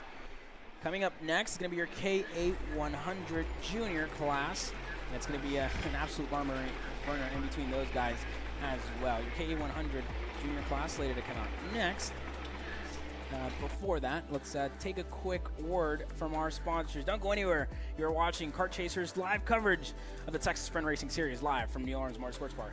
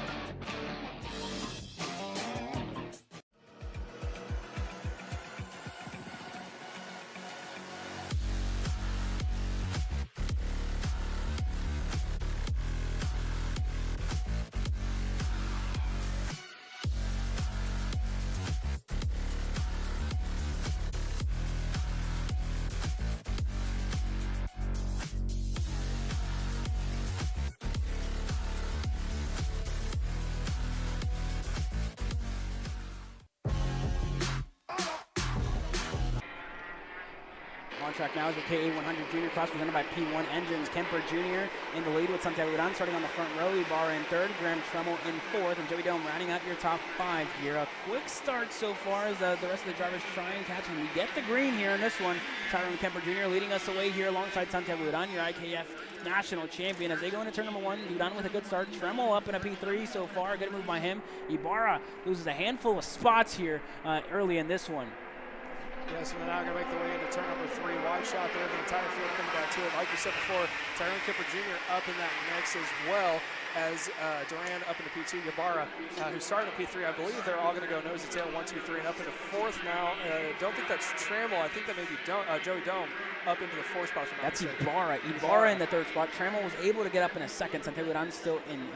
Santiago Duran in 2nd, Trammell in 3rd, looking for a move now on Duran, not close enough, and it's still Tyrone Kemper Jr., the hometown kid, NOLA Motorsports Park native. A handful of laps here around this place for Tyrone Kemper Jr. leads us away here. It's going to be David Ibarra in 4th, Gage Bailey in 5th, Mason Berry in 6th. 4 spots made up there on the start for Mason Berry. Good start for him. Joey Dome in 7th, Tyler Roberts in 8th. As we have side-by-side action further back, Graham Tremmel down the inside on Santiago Duran. Move Graham Tremmel up in a P2, and David Ibarra able to work his way up in a P3 there as well.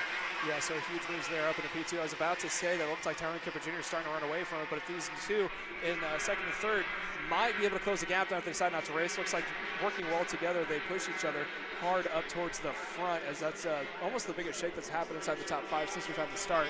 Now making their way into the final corner yet again across start and finish straight. Still early in this race, about 1:30 in, still about 6 minutes and 30 seconds to go. Yeah, fastest lap of the race belongs to Tyrone Kemper Jr., a 45.724 for Kemp. Graham Tremmel in 2nd, David Ibarra still in 3rd. All of them sitting in their best lap time so far, personal best, as Tremmel and Ibarra trying to close down the gap to Tyrone Kemper Jr. And it seems like they're doing it little by little. It was a half a second, and I'm pretty sure it's going to be even less than that, like 4 kart lengths in between Tremmel and Kemper Jr. here as it stands. Kemper has a great exit out of turn number 5 and 6 there onto little short shoot in the middle of the racetrack as for Tyrone Kemper Jr. Yes, no, I didn't say nose to tail like I said, Kemper Jr. with a huge lead. Trammell now in the 2nd spot. He's not getting as much help from Ibarra as we've seen before, but not too far behind. Santiago Duran went purple last time by. He's trailing the 2 in the draft in front, slowly closing up to him. So if he's able to get to the back bumper, those 3 might be able to reel in Kemper Jr. However, last time by, Kemper Jr. had about a half a second lead. I wouldn't be surprised if it's even larger. I mean, yeah, it's going down now, going into the turns 3 and 4 due to the toe, and a little bit of a push that he's getting, Trammell's getting from Ibarra. But after the tighter parts of the track, Kemper Jr. opens up a huge gap across the start finish line. And it seems like, Tyrone's definitely going to know how his kart needs to feel to be faster on this place, right? He has probably the most laps in this entire field around this place, and he's been super quick. Was able to win a scholarship to go and train with Mr. 8-time himself, Ryan Norberg, late last year. So he definitely learned a lot from there, and he's showing his pace here with another personal best lap time of 45.457 for Tyrone Kemper Jr. Tremmel still in 2nd, closing down that gap little by little, but it's not enough here for Graham Tremmel, David Ibarra, and Santiago Duran, who probably sits in 4th. Yeah, they're going to have to hope for a mistake there for Tyrone Kemper Jr. to let themselves to slow it back down to make a possible move there on them. Now coming out of turns 3 and 4, a little bit of a push now from Ibarra onto the back of Trammell before they head over to that quick little S section before heading now into turns 8 and 9. So Kemper Jr. last time by, still about a half a second, so it's plateaued, but here comes Ibarra on the inside of Trammell up into P2. That's going to extend the lead even more so for Kemper Jr. So now count P2 now as Ibarra in that CRG. Trammell now still in P number 4, and then right now rounding up the top 5 is still Santiago Duran. Like I said, in that, count that 4th position, P5 is Gage Bailey. So top 4, a little bit more of a shakeup. Lead extended now to Tyrone Kemper Jr. Now 0.8 of a second is his lead. So he opened it up by 0.3 the last time by. Heading over to turn 3 now. No passes are made from 2nd, 3rd, and 4th. They're still nose to tail, trying to see if they can't work together to close in on Tyrone Kemper Jr. So he still maintains that lead. Last time by was this time by looked for about 4 minutes and 30 seconds in. So roughly about 2 minutes and 30 seconds to go. I can't do math. All good here. For Tyrone Kemper Jr., like you said, fastest lap of the racing, continuing to open up his gap. The more and more David Ibarra, Graham Tremmel, and Santiago Duran continue to fight here. So for Tyrone, it's really unheard of, really, to see him continue to set in purple lap times this late in the race. It seems like he made a good choice in tire pressures here, a 45.288, but even quicker than his previous lap time there for young Junior. To see him to continue to open up that gap to the drivers behind. David Ibarra, who's a Challenge of the Americas winner just a couple weeks ago, and here sitting in second, and doesn't have an answer as of yet for Tyrone Kemper Jr., who's a second up the field from this group of 3 here. Yeah, so there's still going to be nose to tail, like you said. Kemper Jr. opening up a decent gap. 1.1 second now. I think if he can get to about 1.5 and just maintain, he's set. He doesn't need to push too hard now. The battle we're going to be looking at is the battle for third here between Ybarra, Trammell, and Duran. So Duran has actually closed up a little bit on the back bumper of Trammell. He was towing by about half a car length. Now he is on the back bumper heading into turn 1. So those 3 still nose to tail. Now, this time across, 5 minutes and 20 seconds. It looks like we're probably going to have about 2, possibly 3 more laps before we see 2 laps to go. Trammell's got a good run on Ybarra, goes straight to the back bumper, and you got to be wondering if you're Trammell or if you're Duran, how much longer do you want until you start battling after that leader? Because you kind of have to accept fate that Tyrone Kemper Jr. ran away with it. Yeah, no, for sure. For Tyrone Kemper Jr., currently in a league of his own here. Like I've said multiple times already, I mean, he knows his track really well. He practices here very often, so he knows what he's doing, and we see him at a lot of races all year round, so good to see him show his class here in this K100 junior class. We saw him last year in the younger categories, in the 206 junior or cadet categories last year, and he's I guess you'd say his first full rookie season here this year for Tyrone Kemper Jr. Yeah, so Kemper Jr., like you said, showing exactly what he knows here, which is a lot as he continues to open up his lead, and it's kind of getting a little stagnant out towards the front. With the second, third, and fourth, Ybarra, Trammell, and Duran kind of just maintaining where they're at. All they got to do now is just kind of, so to speak, take a knee, wait the clock out, take the points, because they all improved up 1 position. Duran lost 2, but if you're Ybarra and Trammell, you made up 1 position each. It's going to be good points going forward into the overall for the future of where you finish in these 3. So I think maybe we'll see a couple of attempts here with, they see 2 laps to go, but as of right now, it's going to be a little stagnant. Yeah, no, it really seems like Graham Trammell has a really good exit out of the double rights in turns number 8 and 9, and able to get to the rear bumper of David Ibarra. Just not close enough to get the move done there, and Santiago Duran as well just seems to be lacking a little bit here in these later stages of the race. Tyrone Kemper Jr. currently lapping 0.3 of a second quicker than everybody else in the field, so his card has definitely come to life here in the closing stages of this race. Yeah, so like you said, increasing his lead over in front. I'm taking a peek back here off camera onto the, let's see, that was 4th, 5th, 6th, and 7th of, or sorry, yeah, 5th and 7th of Roberts, Domain, and Bailey. And it looks like they're almost starting to close in on your 2nd, 3rd, and 4th placeman in the latter parts of the race. They kind of kept it quiet and just stayed nose to tail. Not a lot of pass between the 3 of them, and they're starting to see the fruits of the labor pay off as they're closing back in. Correct, yeah. A little quick shout out here to Cash Perkins. 11 spots made up here in this race so far, up in a 9th. 11 spots in this K100 junior class, and continuing to improve his lap times. Jackson Young up in a P10. 8 spots made up. Carson Berry as well. 8 spots for him. So a lot of big movers here in this field so far, but nobody has been able to contend with Tyrone Kemper Jr. His gap was at a 2nd and 8/10, and I'm pretty sure he's going to get to 2 seconds here in the closing stage of this race as the 2.6 will fly in the air this time by. It's going to be officially crunch time for the likes of Ibarra, Trammell, and Santiago Duran. They're close enough to attempt any sort of move. And the gaps in between the 4th and the 5th spot of Tyler Roberts and Santiago Duran is currently at a little bit under a 2nd in between your 4th and 5th, so not close enough for any of them to get any sort of draft in between Roberts and Duran. So for them, it's going to be a little bit stagnant here as Trammell has a good run down the back straightaway, and at turn number 3 we go. Not close enough for Trammell to attempt the move, but I think when we see that white flag go out, he's definitely going to try to send it down the inside there in turn number 3. Yeah, it almost looks like Trammell is just sizing up Ybarra, figuring out where he can get a pass from. And he's also leaning on Santiago Duran to give him a push when it's needed. Almost look for Duran to make I mean, you could easily see a 2-for-1 special there if Trammell tries to go for Ybarra, and then Duran tries to go on both of them now. This time across the stripe, white flag in the air for your leader, Tyrone Kemper Jr. Huge lead, 2 seconds over the rest of the field. He could easily back it off now, though I have a feeling he's not, and bring it on home with a win. So let's watch him here in the final laps.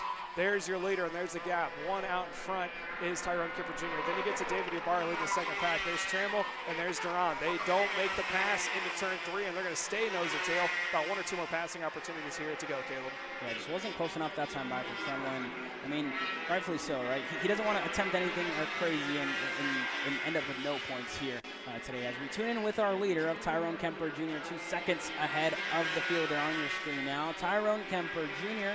across turn number 11, and he's going to come away with the victory here in K100 Junior. As further back in the field, you have side-by-side action in between Duran and Trammell, who was able to get it. Sante Duran in a P3, sorry.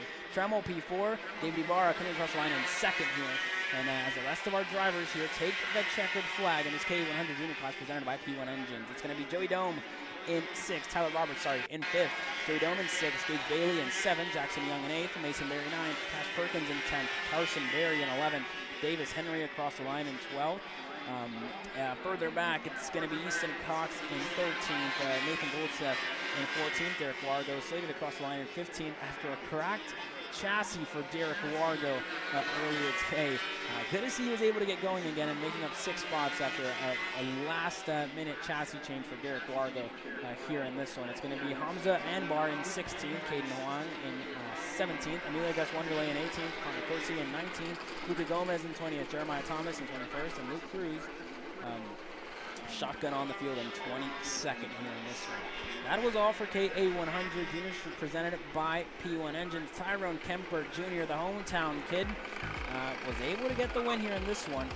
And let's hope to see that the other drivers, the likes of Duran, Ibarra, and Trammell can find some pace in their go-karts here before we get set to go green in heat number 2. That was K100 Junior presented by P1 Engines. Coming up next is the fastest drivers that we'll see all weekend. Our shifter class is coming up next shortly.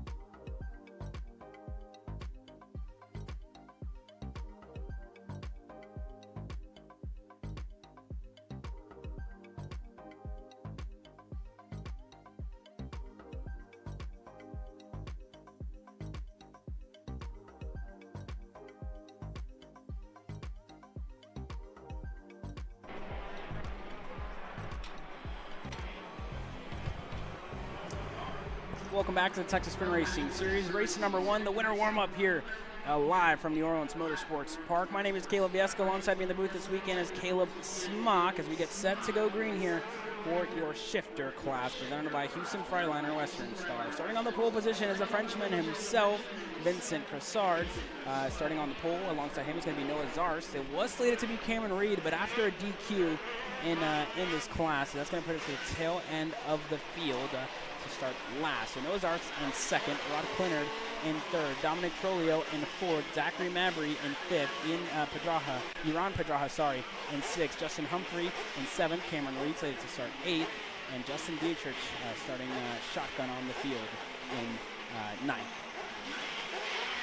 We get set to go green here in this qualifying session. We get set to take the green. Let's see who can get the hole shot here in this one. It's the Frenchman, and he's able to get it done. A hole shot early on here for Vincent Cassard to the lead of the field here. So Vincent Cassard, a great start over Noah's Ark. Cameron Reed as well. Not the best start for her, but able to get the move done further back on another driver who seems to have stalled out here at the start and just slowing a little bit down the back straightaway. Still Vincent Cassard in the lead of this race, with Noah's Ark behind him, Rod Clinard in there as well. Spoke to him a little bit earlier today, the president at the Heart of Texas Kart Club, and he's excited to get back out here after his club has done really well and continuing to grow numbers. So wanted to work his way out to the regional series and get back into the seat. He told me that he's good for the short-term races, but he doesn't know about the main event. Thinks he's going to get a little bit tired. For Justin Dietrich, a good start so far as he works his way up the field. Mr. Race to 50, up in a P6 here. 3 spots gained for Justin Dietrich so far. Vincent Cassard leads us away. Noah's Ark in second. Rod Clinard in third. Dominic Trolio in fourth. Zachary Mabry in fifth. Justin Dietrich in sixth. Cameron Reed seventh. Ivan Pedraja in eighth. Justin Humphrey running out the field here in 9. Still Cassard in the lead with Zars behind him in that second spot in the Sodi Kart, Arcade Motorsports Sodi Kart entry here. Still third for Mr. Rod, who seems to be losing a little bit of time there with Dominic Trolio further back, as Cassard still with a good lead here so far, able to stay ahead. With Zarsa keeping him at bay. As further back, Justin Dietrich still looking for a move. Further back, not close enough for Justin. Looking for the move on Zachary Mabry. He's not close enough for Justin Dietrich at the moment to contend for that top 5 spot here. So for Dietrich now down the back straightaway, is he able to get the move done? Side by side, looking for a move down the inside. Still not close enough for Justin Dietrich. And Cameron Reed all over the rear bumper there of Justin Dietrich, and just gives him a little bit of a shove there. Cameron Reed able to continue and stay going there for that 7th spot. We saw her have top 2 pace in qualifying, race pace as well. Let's see what it looks like compared to the likes of Vincent Cassard. That last time out was a 42.189 for him across the stripe this time. And Justin Dietrich looking for a move further back down the inside into turn number 11. Dietrich able to get the move, and now side by side, that's Cameron Reed side by side with Dominic Trolio there. Reed able to get the move done, and Reed up in a P6 here. Sorry, that was Zachary Mabry, if I'm not mistaken, who they were able to get around. So Zachary Mabry down at P7 here as Cameron Reed still behind Justin Dietrich here. Dietrich up in a P5, Reed in 6th, and Mabry still in 7th here, Taylor. Yeah, so they're getting a little tight there in that mid-pack, so to speak. The top leaders are spaced out, but the battle now is between, I believe you said it was Justin there, and it is, sorry, I just got back up the booth, trying to get up to speed. Justin Dietrich there in the 5th spot is leading that 2nd pack, and like you said, he was trying to do 50 states of racing here, and he is trying to knock off New Orleans, and he has done so. Very poor qualifying for him, but unfortunately he's stuck with that not only today, but also tomorrow. The 2 heat races today and the 1 tomorrow. That's right, we still have 1 more to go after this for each class. So we continue to look on. We are 3 minutes in of 7, so just under 4 minutes to go now as we watch him in the turn number 3. Dietrich continues to lead the way, but close on his back bumper. We have big issues for the 3rd spot. Rod Clinard went off the racetrack there ahead of this group here at the moment. Went off the racetrack, hopped the curb there. So Clinard loses a spot to Dominic Trolio, who was in 3rd here. 4th here, I'm sorry. Now in 3rd, and Clinard back to P4, and a handful of work for him to do to catch right back up to the likes of Dominic Trolio. Now maybe going to fall under fire here to Justin Dietrich and Cameron Reed, who have a full head of steam here and catching Rod Clinard. Yeah, like you're saying, Dietrich is leading that way in that 2nd pack. And it almost appeared that because of that, they're all spacing back out. Dietrich under attack. Here comes Reed up on the inside. Cameron Reed looking to make up 1 more position. Does he get it done here? Late on the brakes. Down a gear. That back end kicks out, and he's got it. So now Dietrich falls back 1 position, and that's going to move Cameron Reed up into the 5th spot. Yeah, Cameron Reed, a great move. She had a great run down the back straightaway. Seems like she had a really good exit out of turn number 1, and then turn number 2 and 3 are pretty much turn number 2, I should say, is really a straight shot as most drivers go over the curbing. And it seems like she had a really great run out of there and able to get ahead of Justin Dietrich. And now she's going to attack a fellow CRD driver, Rod Clinard, there in that 4th spot. Can she get it done in turn number 1? Not close enough, but we've seen her have a really good run here on the exit here of turn number 2 and onto the main straightaway. Is Reed going to be close enough to attempt the move down the back straightaway? And it seems like it stays consistent here. Clinard still able to stay ahead of Cameron Reed in 5th. So now they're going to continue to go nose to tail, and it looks like Dietrich losing a little bit of time now to Reed out in front. Reed putting on the attack right now onto Rod out in front. Again, that is a battle for 4th and 5th spot. Here comes Reed. Almost thought she was going to take it going into turn number 9. Decided Bedareva's going to stay in the tow. Meanwhile, your leader out in front, Vincent Cassard is out in front by almost 1.6 seconds, which in shifters is quite a bit, let alone in any two-cycle race of itself. It's hard to make up time here in the gearbox category. It's just under 2 minutes to go plus 2 laps as we continue to watch Cameron Reed try to see if she can make it good. And here she looks on the inside. And down the inside into turn number 3, a good move there in turn number 3 by Cameron Reed. And the biggest difference that I've seen so far in between Rod Clinard and Cameron Reed is that, oh, there goes Dietrich, down the inside into turn number 5. Dietrich able to get the move done.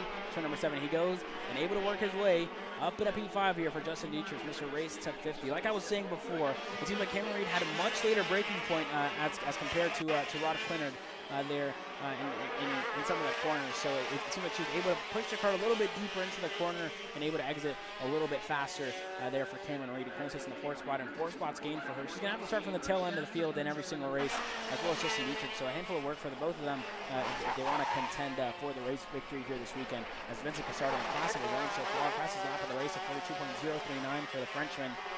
Noah Zar's not able to challenge, almost a second slower by lap here compared to Vincent Cassard, who still sits in the lead of this race. The gap almost at 3 seconds here as Cassard continuing to work his way forward. And it's going to be really important for Cassard to start managing tires here, right? I mean, he's going to take a look over his shoulder, see Zarsk isn't close enough to really attempt to move, or he sees that he's not getting time, so it's going to be important for Cassard to really save his equipment when it comes to later stages later today and tomorrow. Yeah, he slowed down just a little bit. It was running to 42.0 as his fastest time, 42.3, so slowed down by about 3 tenths. But he could do that almost 4 tenths per lap going forward now, and he'll still be okay, and Zaris won't have enough time to catch up to him. However, when you're looking farther into the mid-pack now with the likes of Cameron Reed, who is putting on the attack again on Dominic now, heading over to turns 8, her tires might be a little cooked here at the end of heat race number 2. They'll still have to deal with that over in heat race number 3 before they can get a new set of shoes before going on in the future. Yeah, of course. So for Cameron Reed, I mean, important for her to get as many points as she can, but it's also, you know, it's a matter of how much of your equipment are you going to tear up, right? Are you going to want to go through your tires in this heat race? Are you going to want to save a little bit? Because she's going to start from the tail end of the field in every single heat race here. 3 heat races, 1 more left today. But for Cameron Reed, it's going to be interesting when it comes to strategy and tire management later today. Yeah, so she's definitely going to work it out for herself, and she's still trying to get around Dominic right now, up and to try to get on the podium position there in P3.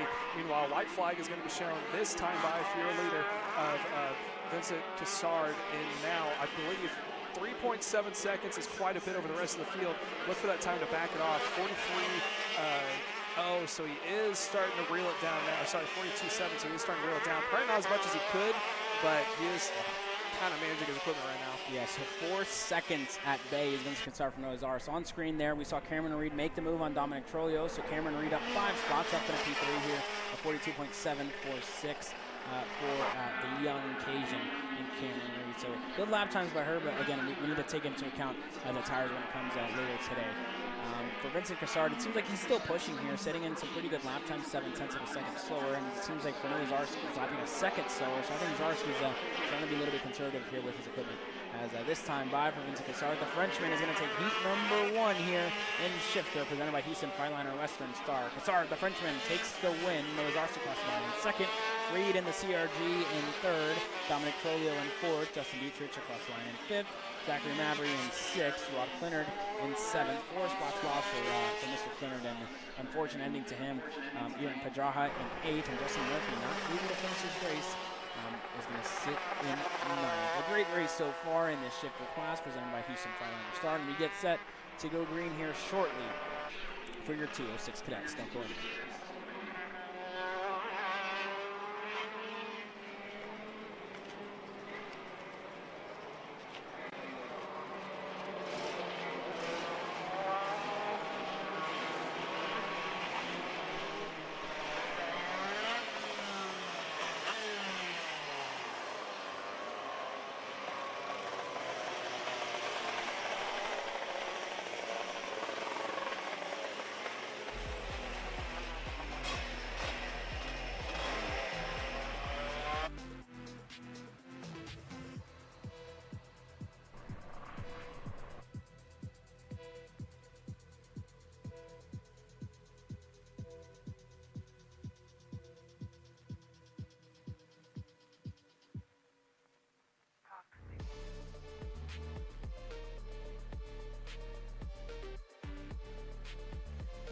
on track now are your 206 cadets presented by Rim Rock Raceway. 20 drivers in this class so far. They're going to be led to green by the one and only Aston Wyatt, the 221 under Trackside Karting Services for the 206 class. Tanner Barsh is going to be in second, starting on the front row alongside Aston Wyatt. Marshall Steves in third, Dutch Westbrook in fourth, Tyler Morwick in fifth, Milo Podoraki in sixth, Theodore Mitchell in seventh, Keaton Lehans in 8th, Simon Klein in 9th, Jason Willander in 10th, Silas Root in 11th, Micah Masad in 12th, Benson Hale in 13th, Tyler Blackwood in 14th, Wyatt White in 15th, Vargas in 16th, Brandon Barsh in 17th, Keelan Short 18th, Rodolfo Garza in 19th, and Benjamin Osborne rounding up your field here in your 206 cadet class presented by Rim Rock Raceway. We get set to take the green flag. It's going to be Aston Wyatt and Tanner Barsh.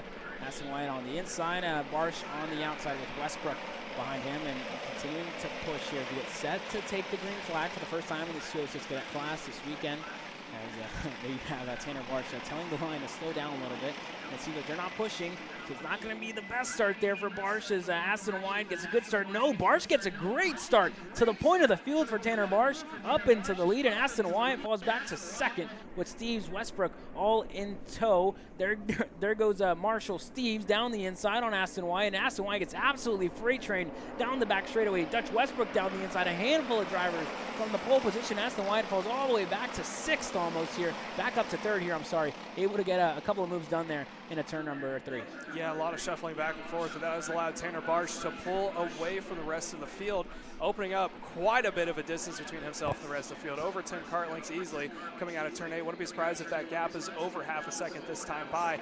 And if he got just a little bit more, he may be at a drafting distance from the rest of the field. Although if the likes of everyone else, of Stevens and Wyatt, can link up and go forward, he might be able to close the gap back down. 1.3 seconds was the difference between Tanner Barsh and Westbrook in second place. So if Westbrook can work together with Ashton Wyatt, they could close the gap back down, but that is a lot of ground to cover here. But thankfully that happened early, as now here's battling for second. Ashton Wyatt looking up on the inside of Westbrook. Does he take it? They're about to go 3 wide. Deep onto the inside, a 2-for-1 special there from Steves. Marshall Steves, what a move. Aston Wyatt went low, and Marshall Steves went even lower than that, down the inside on the two of them. A great move so far, and Steves able to work his way up in a P2, and already a big gap to Aston Wyatt behind in third, with a handful of other, I think that's Podoraki in there as well, Morwick further back, and Tanner Barsh. All this fighting has really released him here, and I think that gap's going to be at 2 seconds here for Tanner Barsh with a commanding lead so far in this one.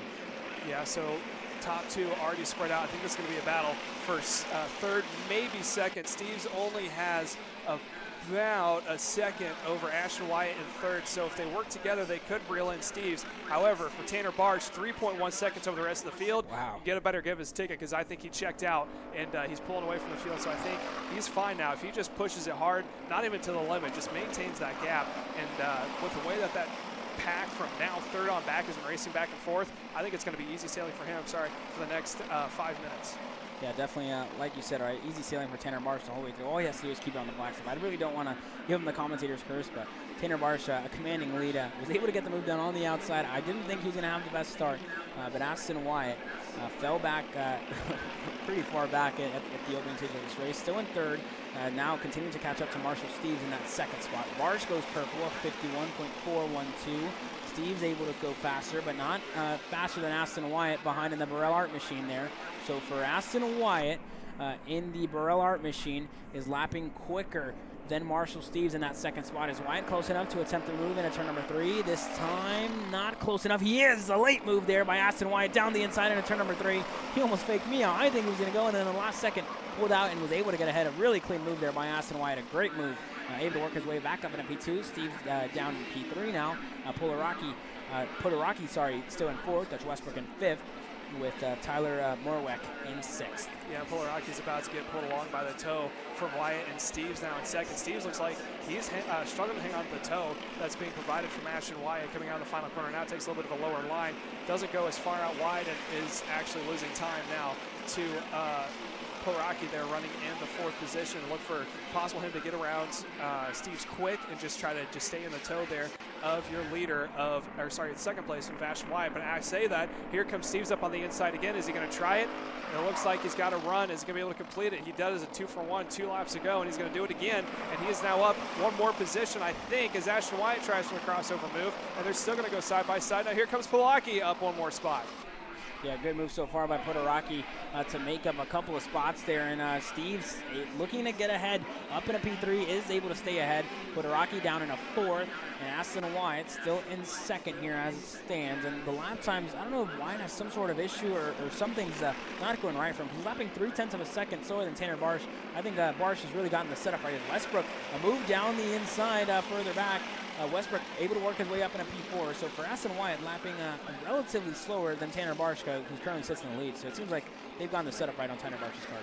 Yeah, I 100% agree with that. Barsh gap in the field, and though he's being helped along as they're still struggling there in the mid-pack. Here is, I believe that's Steve's about to get past. He is going to get passed by Westbrook, so that's now Westbrook up one more position. Steve's fall back in the 4th.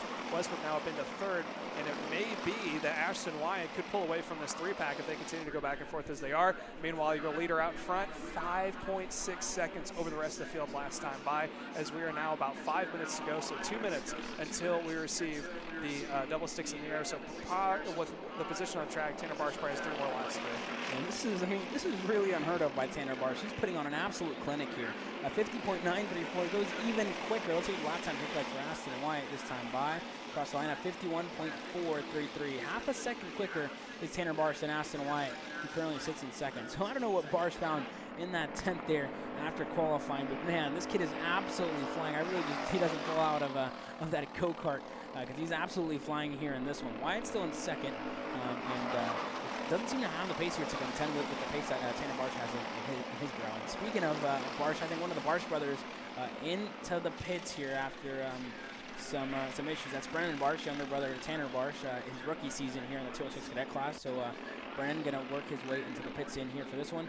Early end for him as Wyatt still on screen there with Westbrook in 3rd. For the back, still Marshall Steves in that 4th spot with Milo Podoraki in 5th. Tanner Barsh continuing to set in purple lap times here, Caleb.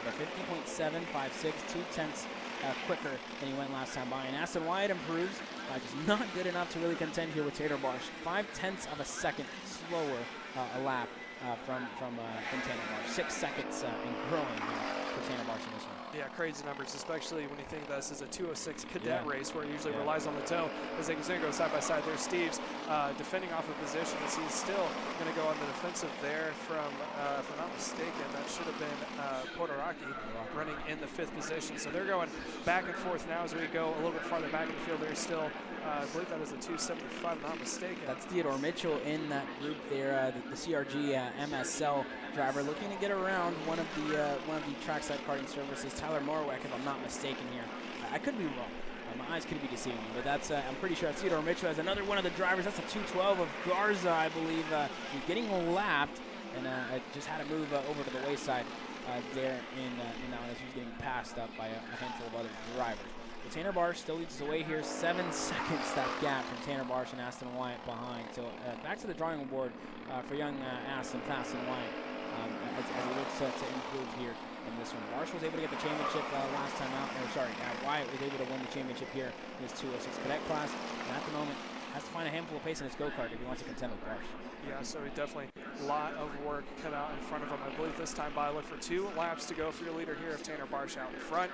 And like you said, 6.1 when you said it 2 laps ago. Now 7 seconds nearly across the stripe. Lucas Prize with 7 seconds now. Battle for 2nd well underway. Ashton Wyatt, Westbrook going side by side across the stripe. And they're still going to go side by side. Almost like a nose to the finish as now we go down into the turn number 1. That should go to Wyatt, and it will. So now Westbrook goes straight to the back bumper. There's really no point into these two working together right now. They got plenty of room up from behind. There's no chance that they can catch up to Tanner Barsh. So these two might start going tooth or nail, or Westbrook could be waiting until the last lap to make a move there in turn 3. Meanwhile, there's the reason why they don't have to battle. They're side by side. I believe that Steve's now making up one more position, and he's going to get followed as well, making his way to turn number 4. Yeah, and all this fighting has really brought Theodore Mitchell right back into play, the CRG MSL RSL driver, was looking to make a move down the inside the back straightaway on the handful of drivers ahead of him.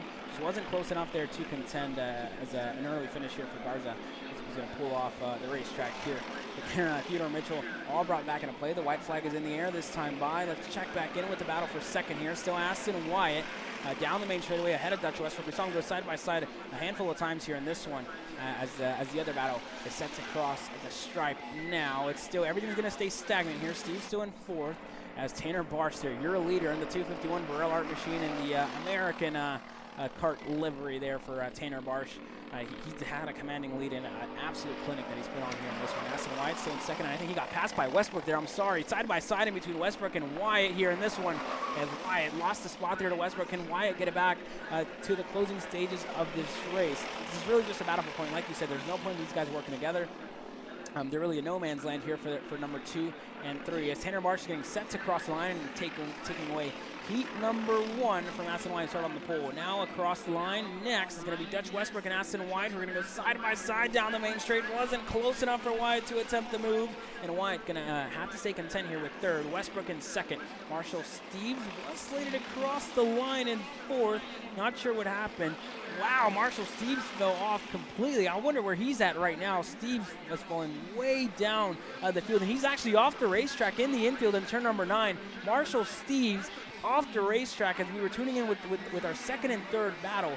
Steve's a big issue for him, who was not going to be able to finish this race out and absolutely destroyed. Unfortunate there for Marshall Steves. Tyler Morwick coming across the line to finish 4th. Milo Polaraki in 5th. Theodore Mitchell 6th. Jensen Willander in 7th. Simon Klein in 8th. Caden Lehas in 9th. Silas Rude in 10th. Michael Masad in 11th. Tyler Blackwood 12th. White 13th. Vargas in 14th. Marshall Steves, unfortunate ending for him today. Wasn't able to close out the race. Who was in the top 10, competing in the top 5, even for a podium here in some races. So unfortunate for Marshall Steves coming across the line.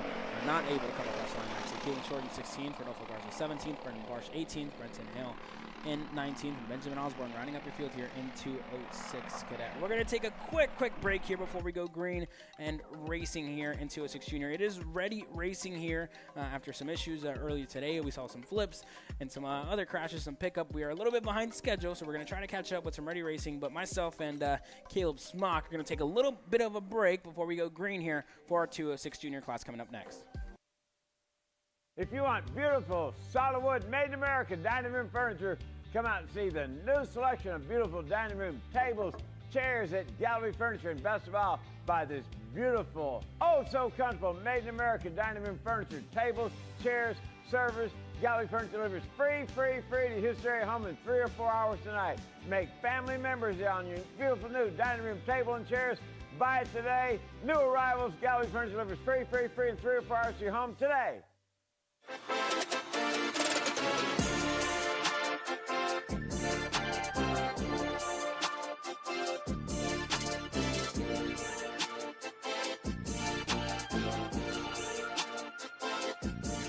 Studies show that even the best current generation of simulators only convince 50% of the human brain that they are real. Here at SimCraft, that just isn't realistic enough. Developed to offer the most realistic karting sim experience in the world, all testing has shown that the physics engine used in SimCraft's Grid 1 model convinces 90% of the human brain that you are actually on track. Now that is the real deal. So you finally want to get behind the wheel, huh? Yeah, I've been shooting for 3 years and I've never got to drive. Well, you're gonna need some more gear than just your helmet. Why don't you go to shopakr.com? They got their inventory online and they'll ship it the same day if you order before 5:30 p.m. Eastern. They got shoes, Yep. gloves, Yep. rib protectors. Got those too. Can they make me go fast? No. Here at Acceleration Kart Racing, we've got everything you need to get on track. What happens next? Well, that's on you. Check us out online at shopakr.com. Here at MPG Motorsports, our main goal is to provide the best pathway into professional motorsports for our entire team, drivers and mechanics alike.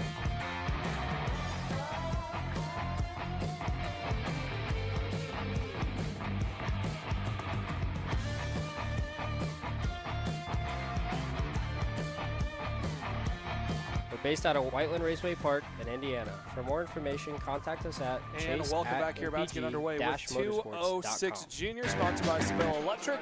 And if you recall, this may be one of the smallest classes, but it is a mighty one. It was broken up into 2 different packs here. You had a 2-pack out in front that was led by Iran and Tracy, and then you had Derek Wargo and Shelby Ramirez in that second pack. And then Jacob Oakes had a bad luck in qualifying, is stuck in the back of the field. However, 5 deep, anything can happen here in the next 7 minutes plus 2 laps. Still plenty of time to see some heat races so far. As we're waiting for it to go green, eyes on the flagman, and we go. A little bit late there, but we are green down into turn number 1.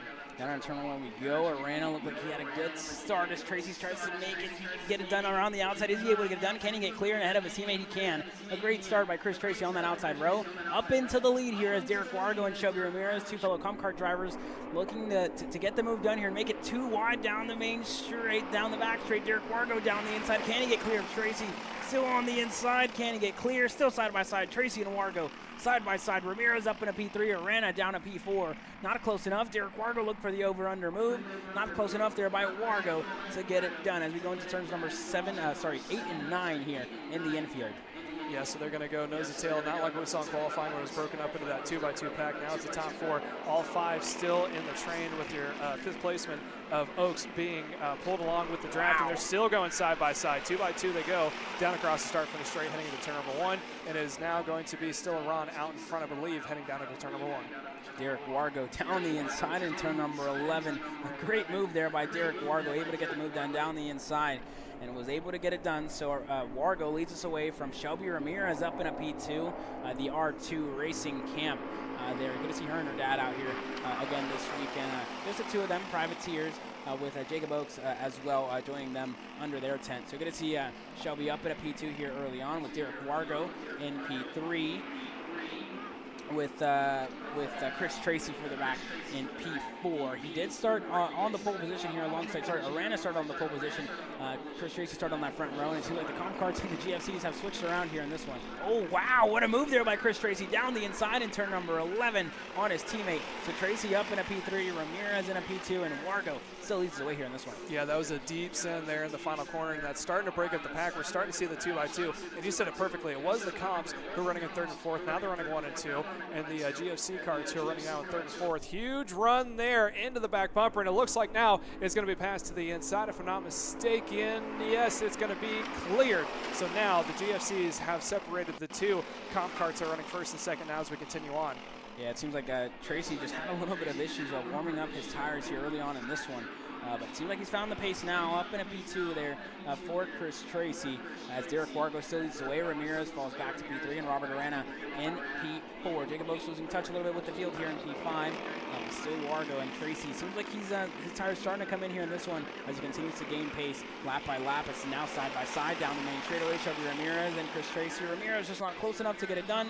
And didn't have the best run out of the final corner. So Ramirez is going to stay in 3rd, still side by side in between the 2 of them. Is Arana going to push and decide to move the comp cart past his teammate? I don't think so. Ramirez looks back, sees that Arana is there, and knows Arana's probably not going to push her through his teammate. Yeah, that's a good call there, and they continue to go nose to tail. A little bit of problem with our timing and scoring. We apologize for not being updated right now. We're doing the best we can. Thankfully, this is the smallest class we have that we're trying to keep track of all these guys out on the racing service right now. As I'm not quite certain on the time. I think we're somewhere about 3 minutes in so far. So still a little bit of time yet to go here overall. Hopefully the scoring will update fairly quickly. And again, the comps have been split by the GFCs. Wow! A little bit of a bump in there going through the entire field. And that's going to bring the entire 4-pack back together again into turn number 1. And that really just bobbled everybody. It was like you said, a big accordion effect as they all kind of just, I guess one of them missed a breaking point. It was just an accordion effect, domino effect, I should say. And Tracy into the back bumper of Wargo. As he goes a little bit defensive, is going to white line it. Tracy going to follow Wargo through. And I think the biggest loser there is going to be Shelby Ramirez on the outside. So still Wargo in P1. And there goes Arana looking for a 2-for-1 move. Wow, what an over-under move by Robert Arana. Was on the high side of the racetrack in a turn number 3 and got to move down on Shelby Ramirez and his teammate in Chris Tracy. A great move by Robert Arana. A 2-for-1 special there by him. And he went purple last time by a 51.434 for him. in his GFC. For Derek Wargo giving the signal further back to Robert Arana. Can they continue to push forward and try and get away a little bit from Chris Tracy, who's continuing to lose touch a little bit here with this pack? This isn't going to help him out because the front three are going to push each other forward. So it's going to be important for Tracy to put his head down and try and catch right back up to the top three. Yeah, Tracy's going to have to hold on to the draft, but right now it looks like Tracy's starting to lose it. So the top three, as they stay nose to tail, it looks like they're maybe someone will pull out last second to make a pass into turn 3. Don't think it's going to happen. So still nose to tail, Wargo leads, Arana in P2, Ramirez in third. And I'm curious to see what the gap is between Ramirez and Tracy to make their way across the stripe next time by. But now, 3-cart battle for the lead out in front. But if something like that happens again, you can see Tracy being able to close up that gap. And that's really exactly what Tracy needs at this point, right? If they continue to work forward, then that's really going to lose touch with Chris Tracy. He's still in drafting range here at the moment to Shelby Ramirez in third. So not too bad of a spot for Chris Tracy, but he really wants to be on the rear bumper there of Shelby Ramirez in that third spot. Let's see if Arana looks for a move into turn number 1. Not close enough. We haven't seen many moves into turn number 1, but we know that's one of the biggest passing zones. I mean, I'm not going to be surprised when I see a move being done next race there by our KA100 seniors. That's going to be an absolute barn burner coming up next. Well, to make it a pass in turn number 1 is kind of a catch-22 because it bobbles your momentum down that entire long straightaway. However, when you have 30-some carts that are going for just inches of track room, I would not be surprised if I would say 40-some carts. That is correct. 40K. See, my mathematics is on point today. But we continue to watch now with the 2:06 junior sponsored by Civil Electric as they are now approaching 6 minutes to go. So possibly next time by we'll see double sticks up in the air, but it's still Wargo who is letting out from the front. P2, Robert Arana, who doesn't have a teammate up in the mix. The only GFC being split between two comps of Wargo and Ramirez in P3. Chris Tracy can see that pack out in front, but that's the worst feeling though, Caleb, and I'm sure we've all been there before. When you know that they're up there, you just don't have enough to get there, and there's nothing you can do besides drive it hard and hope that something happens in the top 3. And I'll tell you what, Ramirez, I don't know if she had a little bit of a bobble into turn number 1 or on the exit of turn number 2 into the chicane, because she has lost touch a little bit with Tracy, with Wargo and Arana. Arana went purple last time by, 50.894 for Robert. Able to continue to push Derek Wargo in the lead of this race.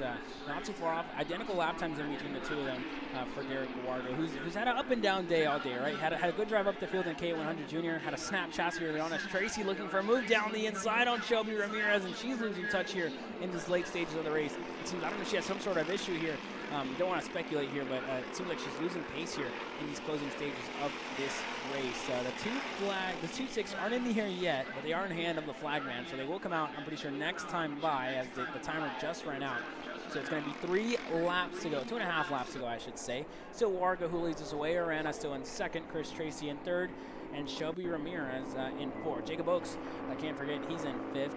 And a good learning experience for Jacob Oakes. I think it's his first regional race so far, an NTK local from Dallas, Fort Worth. So good to see him out here at the Texas Sprint Racing Series and learning from great drivers, even some of the best drivers in the nation. We've seen Derek Wargo at the Cup Karts North America Grand Nationals, was close to getting a win, close to getting a podium, but unfortunately flipped in the final there. And I'm sure we're going to see him next weekend at the Spring Nationals when we go to Charlotte. Yes, we're going to continue on now. 2 laps to go. This time by, like you said, the lap counter expired right as they crossed the stripe, so they're going to have another lap here. So Wargo out in front, Arana in P2, and now it looks like Tracy slowly starting to pull away from Ramirez there in the 3rd position, and look for a possible dive bomb move from Arana here coming up into turn 3. Does Arana have the momentum? Takes a peek back, sees that their teammates there, just not enough to make the move done. So they're going to stay right behind Derek Wargo as we are going to be approaching this next time by. Is going to be the white flag. So still plenty of time to go, about a lap and a half, but when you're talking about 2:06, that is a decent amount of surface area to go, especially here at this nearly 7.5 mile of a track that we have in this layout here at NOLA. So we're coming up now. It should be the white flag. Arana probably going to make the move going into turn 3. He's getting it set up now, straight onto the back bumper. Teammate is not there to help, so we got 2 different chassis and 2 different teams going for it right now with 1 lap to go. Yeah, of course. And you're saying you're not good at math, but the fact that it's a 7.5 mile track is crazy. I couldn't even have guessed that one. Still Derek Wargo here in the lead. Oh well, it says it here on our track map. So 0.7 of a mile track here as for Wargo and Arana as they go at it here in turn number 3.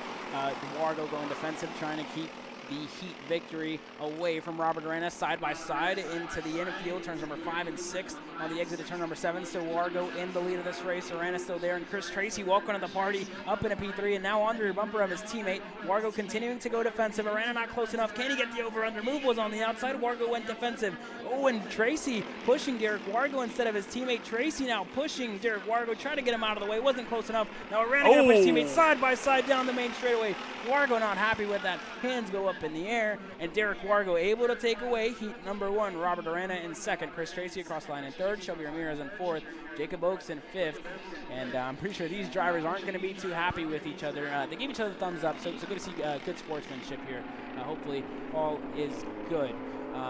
Coming down the back straightaway. Up next is our heavy hitters. The KA100 senior class is coming up next. That was 206 Junior presented by Seville Electric.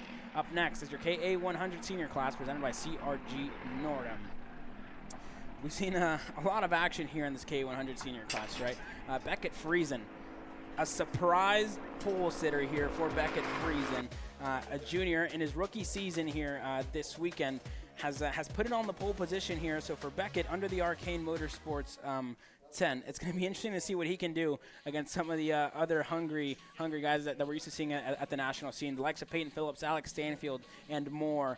Blake Nash up there as well. Vasquez Jr., I can't fail to mention a handful of drivers that are going to look super racy here in the next race coming up. Yeah, and like we talked about, the heavy hitters also spread throughout the entire field. Like we were saying before, the top 15 probably have a chance at a win. And if we know anything about the KAs here at TSRS, whether it's at Amarillo, Houston, here at NOLA, anywhere that we've been to, it's always chaotic at some point in the event and the weekend. So we're going to keep an eye out for that. And as you said, we are they're sending them out as soon as the group comes in. So here shortly, they're about to make their way out on track. And again, this is going to wrap things up for Heat, once this is over, I should say, for the first round of heats. We still have second round of heats to come here this afternoon. Correct. And then we'll do this all over again tomorrow. We have the pre-final and the final, or Heat 3, I should say, and the final. And the thing that's crucial, especially with these KAs, is it's your average finishing positions between the 3 of them. Yeah. All of them count. If you have one bad heat, you're going to be way outside the top 20. Yeah. And especially something like KA where it's kind of difficult to pass, you're going to want to be as up there as you can.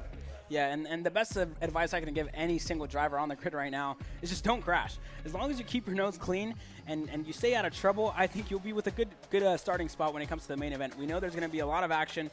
I really hope everybody's safe, but we know this KA100 senior class being one of the most aggressive ones year-round, with some of the youngest drivers like we're used to seeing, but also some of the most aggressive. You know, you don't want to give an inch here when it comes to KA100 senior racing, and we know we're going to see exactly that here as we get set to go green and karts continue to roll out here onto the racetrack. Alex Stanfield there on screen with Beckett Friesen, surprise pole sitter here, the Arcane Motorsports driver in his rookie season in the senior class. Friesen starting on pole position alongside Jesus Vasquez Jr.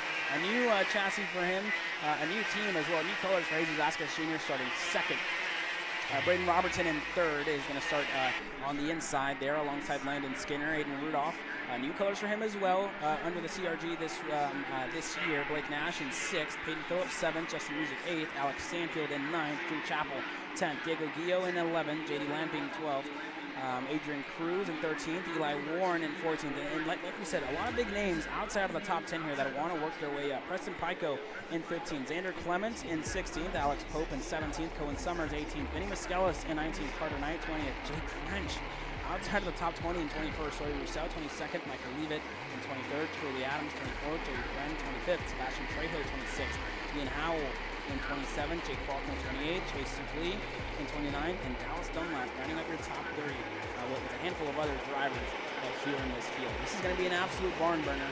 Beckett Friesen, the rookie, is going to lead us away here in this KA100 senior race. It's Friesen and Vasquez Jr. on the front row. The green flag is out, and we are racing here in KA100 senior. Beckett Friesen with a good start. Vasquez Jr. on the outside. A lot of drivers trying to shuffle their way to the inside line. Rudolph with a good start makes the spot up. Peyton Phillips as well.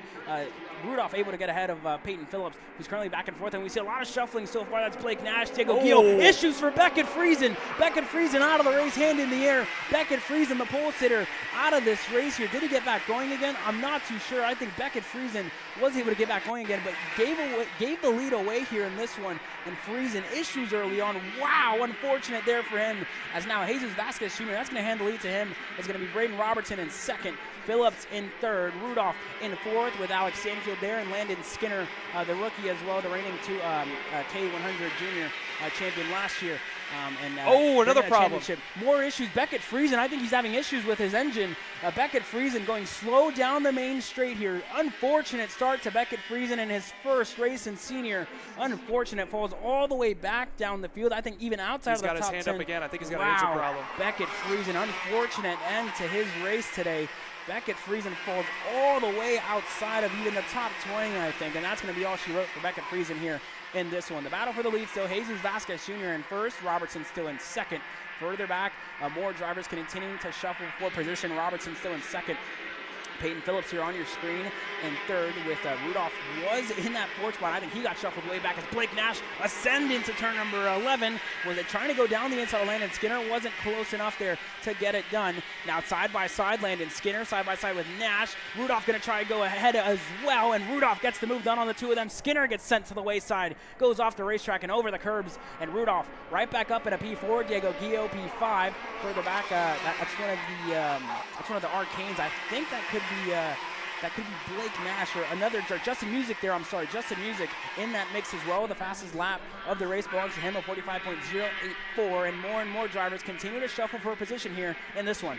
Yeah, so we're continuing to watch Jesus Vasquez Jr. out in front. Robertson P2 starting to pull away a little bit from Phillips there in third. Stanfield running there in fourth. New colors for Stanfield again, being on that TD Kart Amarillo team chassis instead of being on the typical Tony Kart and OTK like we've seen before in Team Felon. Yeah. So got to keep that one in mind. But it's starting to calm down just a little bit. Now, you're talking about Friesen out in front. He came by here on that first lap. He had the issue going into turn 3 through the final corner. He was pointing down at his engine, had his hand up in the air. I think he's still continuing on track. He's somewhere off in the mix. So maybe it sorted itself out something in the car. He's actually second to last here at the moment as I've been looking through our windows here. He's second to last and just going super slow down the back straightaway with absolutely no speed. But I think important for Beckett I think he wants to get the points, but I mean, that engine is absolutely nowhere right now with issues all over the place. The battle for the lead still stands with Vasquez and Robertson 1 and 2. Phillips now closing down to the top 2 here. Stanfield still in fourth with Rudolph in that mix as well. Skinner and Guillo side by side now with Eli Warren there in the mix. Skinner just not close enough to get the move done on Diego Guillo. We saw these two drivers fight for the championship last year in the junior categories that went all the way down to the last lap of that race. Is Skinner now looking for a move on Diego Guillo down the inside. Eli Warren going to follow through. There goes J.D. Lamping, I believe, was trying to get through as well. And he does. So Lamping doesn't, is going to stay behind Diego Guillo down the back straightaway. And Rudolph able to get ahead of Alex Stanfield here for that fourth spot. Yeah, so now we're going to watch the top 2. Robertson had a little bit of a look there on Vasquez Jr. Now Peyton Phillips sends it up on the inside for third. So that's how Peyton Phillips going to move up one more position to P3. That's going to push Robertson back into fourth. And now these two are going to try to work together to try to catch up to Vasquez Jr. Currently right now, Aiden Rudolph in fourth is purple. And he is leading that second pack. Behind him, he's got a stacked crew. He's got Alex Stanfield, Justin Music, and Blake Nash. All very competent and very experienced drivers when it comes to the 100cc category. And probably really patient when they know that they're closing in onto the top 3. The gap is visually closing. We can see it from the booth. And when you're in a seat as a driver, you have all those reference points when you can tell that the top 3 are also really into your grass. And look at that run from Aiden Rudolph. In one lap has almost closed it down to 4 kart lengths. He has got that CRG hooked up and rolling right now. And just like that, a matter of one lap, he's going to be right up into the front. Drives it a little bit deeper in that final corner, and now it's moving along even more for third. This is absolutely insane.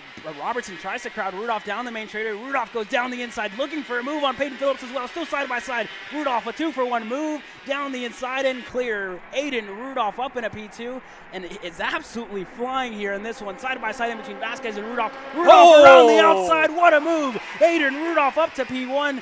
Wow, around the outside. The power on that go-kart is absolutely insane. Up in a P1 ahead of Vasquez Jr. and Peyton Phillips. Aiden Rudolph is absolutely flying in the CRG here this weekend and making moves on the likes of Jesus Vasquez Jr. and Peyton Phillips, who's the reigning champion here. Rudolph hasn't won a race since his home race in 2022 and looking to get get that monkey off his back after almost a year and a half without a race victory here in the K100 senior class, and already putting a little bit of a gap to Jesus Vasquez Jr. behind as Phillips looking for a move down the inside, able to get clear. Blake Nash up in a P4 there as well, looking to continue to make moves, and Rudolph gapping this field little by little here in this one as Nash was peeking on the inside of Vasquez Jr., not close enough. Music as well, looking for a move.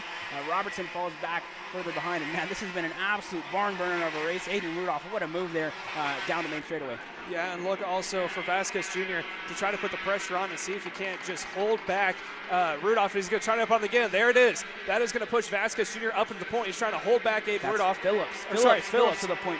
Phillips is getting waved at by Aiden Rudolph, trying to see. He's like, hey, we got to go. But I think what Phillips wants to do right now is just keep him back and hold the line down. And there's Aiden Rudolph. He's got his hand up in the air. He's not happy. He wants to work together with him. Yeah. Meanwhile, Phillips is trying to just keep him back in the wolves right now. I just have no idea. Peyton Phillips seems to be defending, but it seems like gives a signal to Rudolph, and they want to push forward.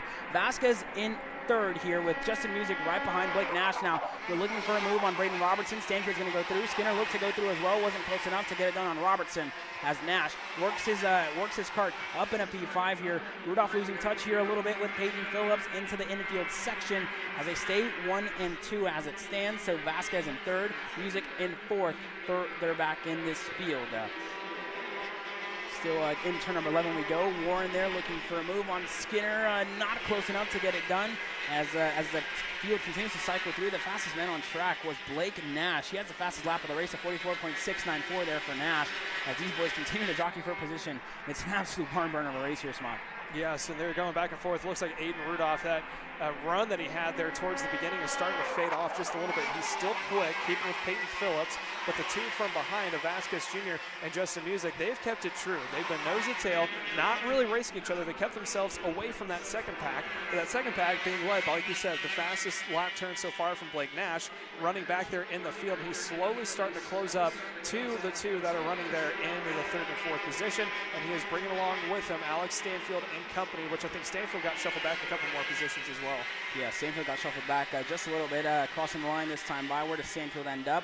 He went back to 8th. Landon Skinner, fastest lap of the race, a 44.623 for the Trackside Karting Services GFC driver here. Now Rudolph, a big run down the back straightaway going into turn number 3. Not close enough for Rudolph. Wow! A move by Braden Robertson and Blake Nash. They make contact. Skinner looking for an over-under move. Not close enough on the inside of Blake Nash there. Side by side, knocks Nash and goes for a wild ride off the racetrack there. Hops the curb there, side by side, and elbows out racing the entire way through as Stanfield caught up in the mix there as well. Diego Guillo, Eli Warren, a handful of drivers. Drew Chappell in there as well. Adrian Cruz has worked his way up into the edge of the top 10. Currently sits at 11th. The battle for the lead stays the same. It's still Phillips, Rudolph, and Vasquez Jr. as Rudolph points emphatically to Phillips to continue to work his way forward and work together. There goes Stanfield down the inside on Landon Skinner, able to get clear. Eli Warren goes through as well. Blake Nash right ahead of Alex Stanfield. Great to see Nash still in 6th. After that wild ride that he had as now Phillips going defensive here, knows that Rudolph is there. Vasquez is coming as well. Peyton Phillips defending early on in this race. Sorry, that was the white flag. The white flag is out, so Peyton Phillips rightfully so continuing to defend here. Rudolph now looking for a move. This is the last lap for Heat 1 of victory. Can Rudolph get it done on Peyton Phillips? His best bet is going to be into turn number 11. Now down into turn number 11. Vasquez is still very much there. Justin Music in there as well. Not close enough. It's going to be a bumper to bumper all the way through, and it's going to be Peyton Phillips taking the win here in heat number 1. Aiden Rudolph across the line in 2nd. Jesus Vasquez Jr. in 3rd. Justin Music crossing the line in 4th. Braden Robertson in 5th. Blake Nash 6th. It's going to be Alex Stanfield in 7th. Landon Skinner 8th. Eli Warren in 9th. Adrian Cruz in 10th. J.D. Lamping in 11th. Drew Chappell in 12th. Jake French in 13th. Sawyer Roussel in 14th. 8 spots made up for the young Cajun here of Sawyer Roussel in 14th. Joey Friend 15th. 10 spots made up for Joey Friend. A great drive up the field. Xander Clements finishing in 16th. Stays stagnant there in the field. Was up to 13th at one point, so a good drive so far by him. Michael Leavitt in 16th. Ian Howell 18th. Truly Adams 19th. Vinny Muskelis in 20th. Jake Faulkner 21st. Sebastian Trejo in 22nd. Preston Pico in 23rd. Cohen Summers 24th. It's going to be Taylor Roddy 25th. Chase Duplay 26th. Wyatt Renfro in 27th. Kurt Bitson in 8th. Ibrahim Din in 29th. James Good in 30th. Ryan Clark 31st. Cole Rogers 32nd. Dennis McCarthy in 33rd. Alex Pope 34th. Beckett Friesen. Unfortunate end to Beckett Friesen's race here today. 34 spots lost crossing the line, didn't cross the line after engine issues for Beckett here in 35th. Dallas Dunlap in 36th. Addy Bamrou in 37th. Diego Guillo seems like his transponder didn't register here in this one. Found himself up there in the field. Carter Knight and Benjamin Egdroff. We saw a handful of action, action-packed K100 senior class. A lot of bumping, a lot of elbows out racing. We saw Blake Nash go for a wild ride and a handful of other drivers who are continuing to chat to each other here in the scale lines. A very, very wild heat race, number one in this one. It was great racing and some aggressive racing here, Caleb. Yeah, absolutely. And that's just a little bit of a taste of what's to come here, as we still have to do this all over again. Heat 2 coming up here shortly, as we're going to be in a rush to get them back on a schedule. We're going to take a quick break and thank our sponsors. When we come back, we got heat race number 2 coming up for all classes.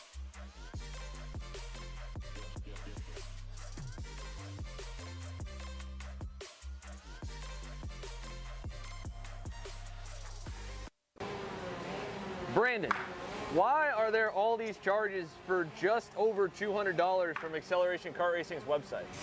That's because AKR gives you free shipping on orders of $200 or more within the continental US. Okay, but I thought you were just getting a pair of gloves. That's what, 70 bucks? But if I'm getting a new pair of gloves, I might as well get a new pair of shoes to match. And then on top of that, I'll get a neck brace because with the shipping, it's basically free. Yeah, I do not think the math checks out on that. Everything you need, all in one place and shipped to your door for free for orders of $200 or more. Exclusions apply. Spend responsibly. Shop AKR.com.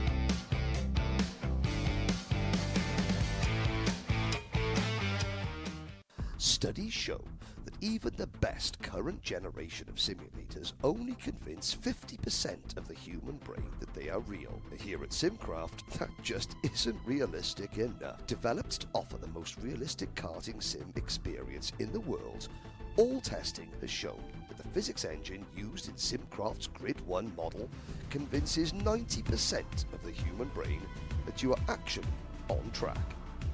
Now that is the real deal.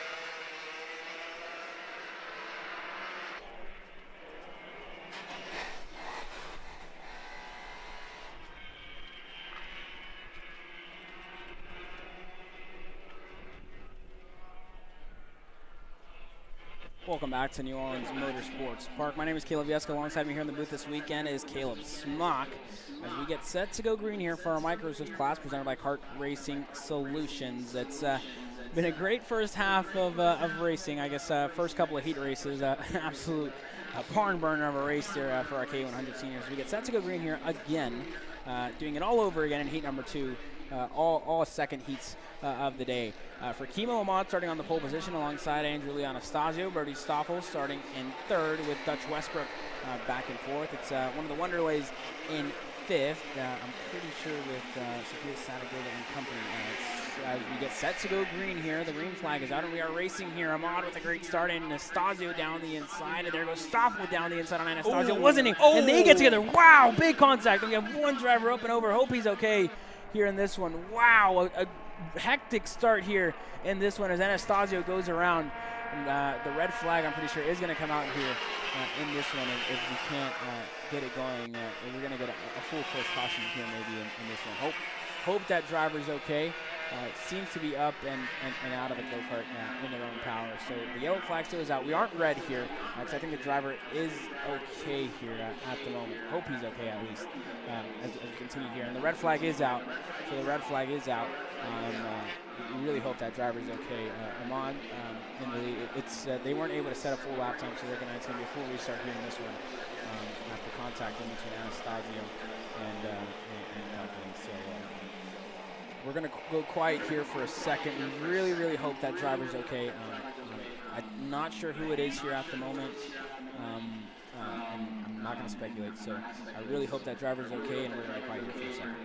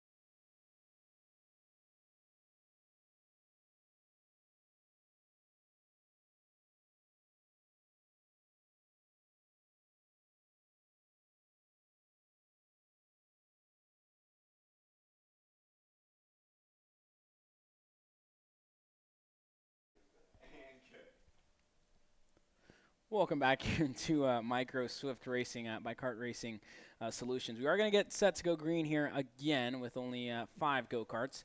It's Kimo Ahmad, Brody Stoffel, and a handful of others that are slated to start this race. Again, I think Andrew Anastasio was one of the drivers involved in the wreck early on here in this race. So that's going to put him out. And with a handful of other drivers, we don't have names yet.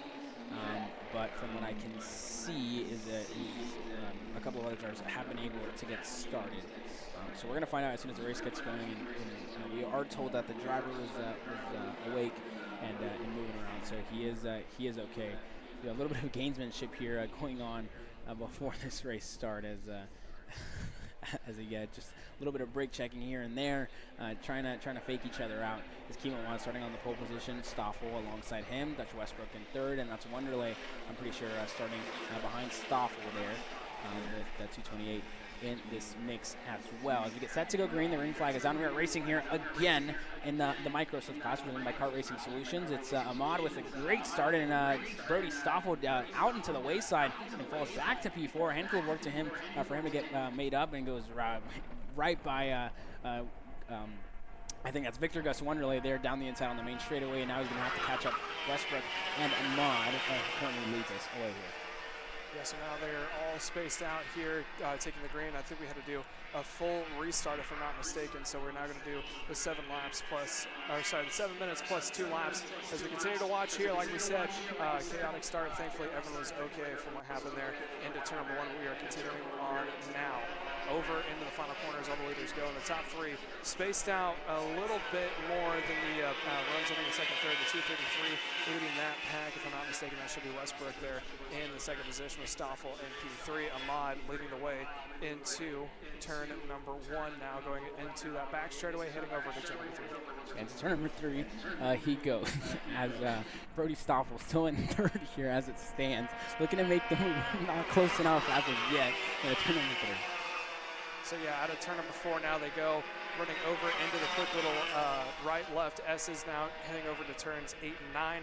It's still Ahmad out in front, Westbrook and Stoffel, nose to tail, and not quite close enough to work together. They're going to need a little bit more to catch back up to Ahmad, who last time by had a 7/10 of a second lead over the ones running second, third of Westbrook and Stoffel. So now this time by, it might come down just a little bit. Stoffel's giving a little bit of a push there to Westbrook. Let's see the time gap when they come across. It was 7/10, now it's up to 8.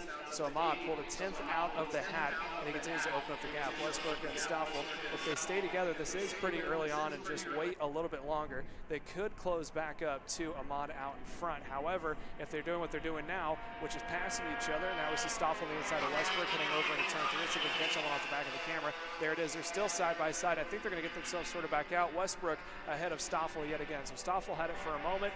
Westbrook was able to get back around, and so now it is still the same order, but they're losing time to your leader of Kimo Ahmad, as we are now looking at about 3 minutes and 15 to 20 seconds are going to be completed across the start of the street.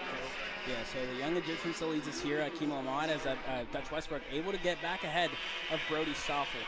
Down the main straightaway we go, and they're going to continue to work together and try and catch right back up to Kimo Ahmad in his Iron Rock Motorsports Gillard there with a healthy gap at the moment. Just over a second here for Kimo Ahmad in this race. Dutch Westbrook still in second. Stoffel in that third spot with Victor Gus Wonderlay in fourth still. And in fifth, it's going to be Tyler Blackwood. Drivers involved in the early incident in this race was Andrew Anastasio, Naomi Vargas, and Aiden Fletcher.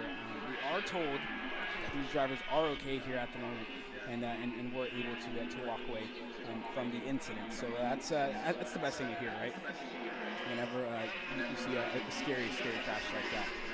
This time by, it's 4 minutes down, 3 minutes to go, plus 2 laps. Westbrook and Stoffel just losing time here a little bit to Kimo Ahmad. That gap now at a second and a half for Kimo Ahmad, a 49.090 for Ahmad, and Westbrook and Stoffel continuing to push together. Yeah, so now they're trying to push together to catch back up. And like we said, that gap continues to grow, almost 1.6, nearly 1.7 seconds between Westbrook and Kimo Ahmad out in front. And it's getting a little stagnant up towards the front. It's still Kimo out in front, and then you have Westbrook and running P2, Stoffel P3, and then there's a very large gap before you get back to P4. Nearly 15 seconds is the difference between P3 and P4. 16 seconds is the difference between Kimo Ahmad and back to P4. We said 5 carts took the restart, and so now we're just going to bide the time maybe to the end again. How we're going to finish here is going to be averaged out between 3 heats, and that is going to determine where they finish in the future. So they want the good position. However, it's best now to just finish where we're at if it comes down to it than it is to push a little too hard to make up 1 or 2 spots. But at the end of the day, it's probably going to make that big of a difference here with about 2 minutes to go plus 2 laps. Yeah, down the back straight we go, and Stoffel looking for a move down the inside on Dutch. Westbrook not close enough. Stoffel getting the signal, but Westbrook is like, hey, let me lead, and let's work our way up the field and try and catch right back up to Kimo Ahmad, who is running almost 2 seconds ahead of Stoffel and Westbrook here at the moment. Personal best lap time of 49.396 for Dutch Westbrook last time by, and Stoffel seems like he has a handful of pace in that Sodi Racing USA kart. He seems to be flying in, and crazy to think that go-kart is actually bent here. We saw earlier on today in qualifying, we saw Stoffel go up and over in qualifying. It was still able to put it in third, and just a little bit of a bent chassis there for him, and still running out here. Some scuffs on his helmet, but still out here running it, and it really shows you how strong these young kids are, and how they race. Yeah, for sure. It shows just how much they can endure and then keep going on, because, I mean, think about the mental toll that takes. If you go up and over on a cart, and every time you go past the same part of the track, maybe the similar situation, it kind of wears me a little bit, but they're able to put it to the back of the mind, continue on, put their head down, run some fast laps, and so, yeah, kudos there for Stoffel, who's up in P2 on it. Like I said, a big chassis, which is impressive in and of itself. And that's really a big thing, right? You talked a lot about the mental aspect of it. So I saw him before this race, before the first heat, he was still kind of a little bit nervous to get back in the seat, but I think after the race started, he was able to work his way up the field. He was able to race, and now he seems super comfortable back in that go-kart. So it's really good to see him race, and it shows the class and how badass these kids actually are. No, 100% it does, and like we always talk about, they're working their way up the ladder, and these are going to be, here in the next 3, 4, 5 years, the kids who are on the front of all the national stuff, and they'll be taking it to the guys who now are the head of the senior division, and they're going to make their way and be on the outward of it. So what's cool to see these kiddos work their way through. And at the end of the day, if we see guys like Brother Stoffel continue on to run the KAs and the tags and possibly even Shifter, he's going to look back at this moment and probably, I want to say giggle about it, but look back on it definitely with some envy of how he was able to carry on from then, as we are over 7 minutes now. We are 7 minutes and 23 seconds, so we should be looking at, I think we're going to be getting 2 to go this next time by. So 2 minutes and there's 2 laps to go this next time by. We'll see double sticks in the air, and then Kimo Ahmad, I can't say anything more about his run right now. He is 2 seconds ahead of your second placement, Brother Stoffel. So all he has to do is just take a knee, let the clock wind down. He will take that checkered flag, and that'll be a good weekend for him, or sorry, good Saturday for him for the weekends to have a good starting spot going forward. Well, he's still got one more heat race tomorrow, but having a decent starting spot for sure going forward into future weekends. A good set of points so far, right? And he was able to take the pole position in qualifying, able to come away with the Heat 1 victory, and continue to extend its gap. But I think that gap's actually coming down little by little here. Stoffel found his way into that second spot. The gap was at 2 seconds, closing down a little bit here, a 1/10 of a second a lap, and that's actually true. Stoffel ran a 49.097 last time by. Ahmad ran a 49.197. So for Stoffel, a 1/10 of a lap quicker here in these closing stages of the race.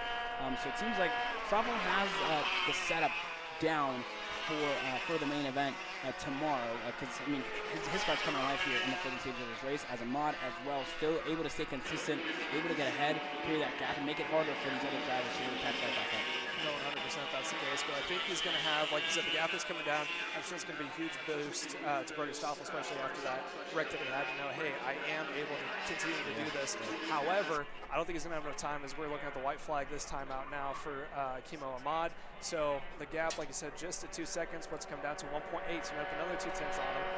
So he did have something in the mind for this race, but so good motivation going forward, but right now I don't think it's going to be enough time. Yeah, not enough time at the moment for Stoffel, as the white flag was out that time by.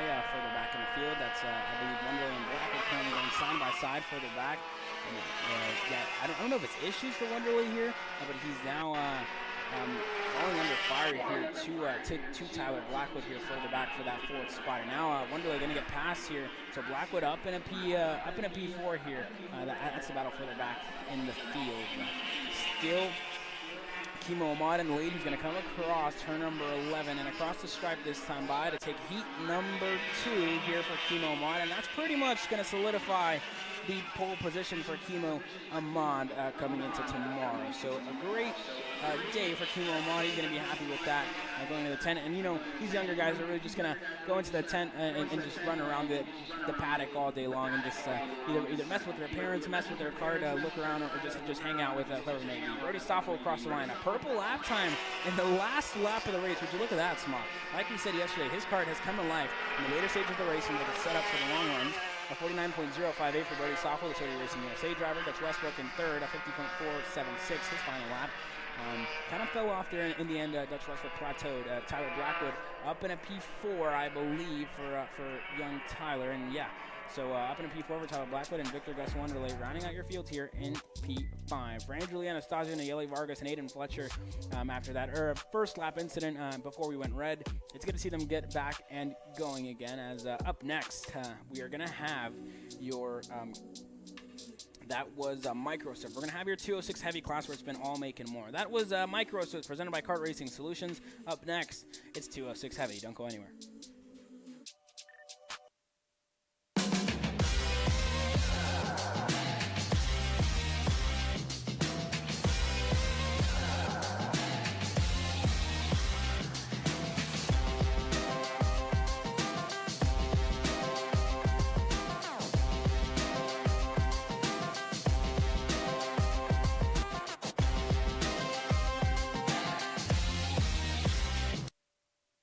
If you want beautiful, solid wood, made in America dining room furniture, come out and see the new selection of beautiful dining room tables, chairs at Gallery Furniture, and best of all, buy this beautiful, oh so comfortable, made in America dining room furniture, tables, chairs, servers. Gallery Furniture delivers free to your Hysteria home in 3 or 4 hours tonight. Make family members on your beautiful new dining room table and chairs.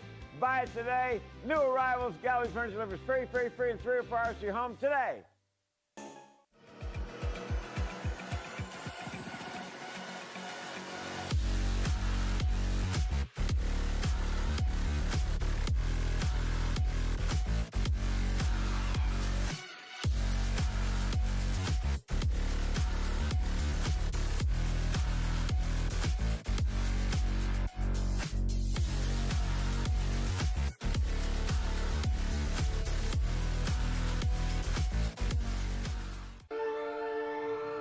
Here at MPG Motorsports, our main goal is to provide the best pathway into professional motorsports for our entire team, drivers and mechanics alike.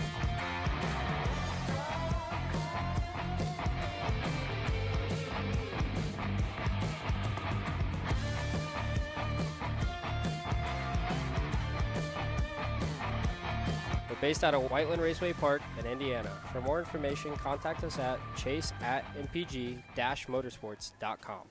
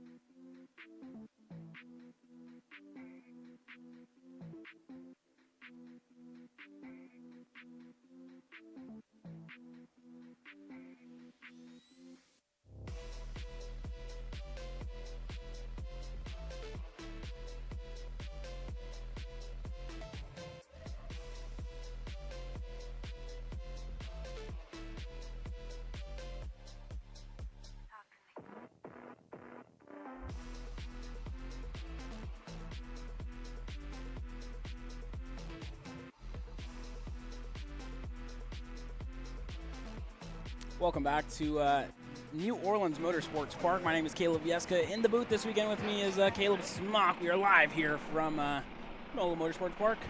You're watching the Kart Chasers coverage of the Texas Sprint Racing Series for the winter warm-up. On track now is the 206 Heavy class presented by TB Kart.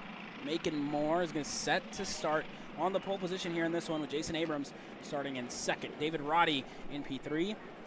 Madison Knox, P4. Michaela Bradley starting in P5. Kyle Hale in 6th. Nick Miller, 7th. Lanny Toops in 8th. Casey Kane in 9th. William Kane in 10th. Ross Smith, the only driver not starting here this weekend, the reigning 206 Heavy champion.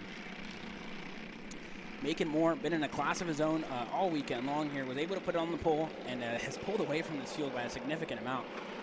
So for these drivers, it's going to be a big learning experience to try and catch right back up to the occasion of Macon Moore. As into the tram lines they go, we get set to go green here in this one.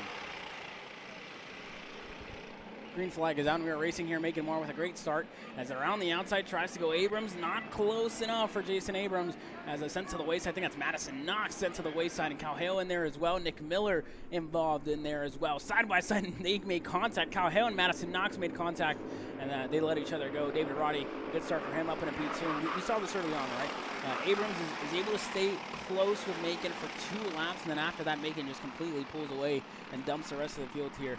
Because he's been in an absolute class of his own and flying in every single session. So for Macon Moore, I wouldn't be surprised to see him really start to pull away from the rest of the field. Let's go to the battle for P3, though. David Roddy and I think that's Michaela Bradley there in the TV. And the comp card as Roddy going a little bit defensive here, trying to defend from the comp card of Michaela Bradley to Dallas local. Out in the, David Roddy out from Hill Country Kart Club in Texas, as well as Michaela Bradley in North Texas Karters. A track that we went to last year here at the Texas Sprint Racing Series as Bradley up in a 4th. Lanny Toops, a good start for him, up in a P3. Kyle Hale stays stagnant in 6th. Madison Knox losing a handful of spots down to 3rd for Madison Knox. And Nick Miller, I think, able to get ahead of Knox as well, as Macon Moore already with a big gap on the rest of the field.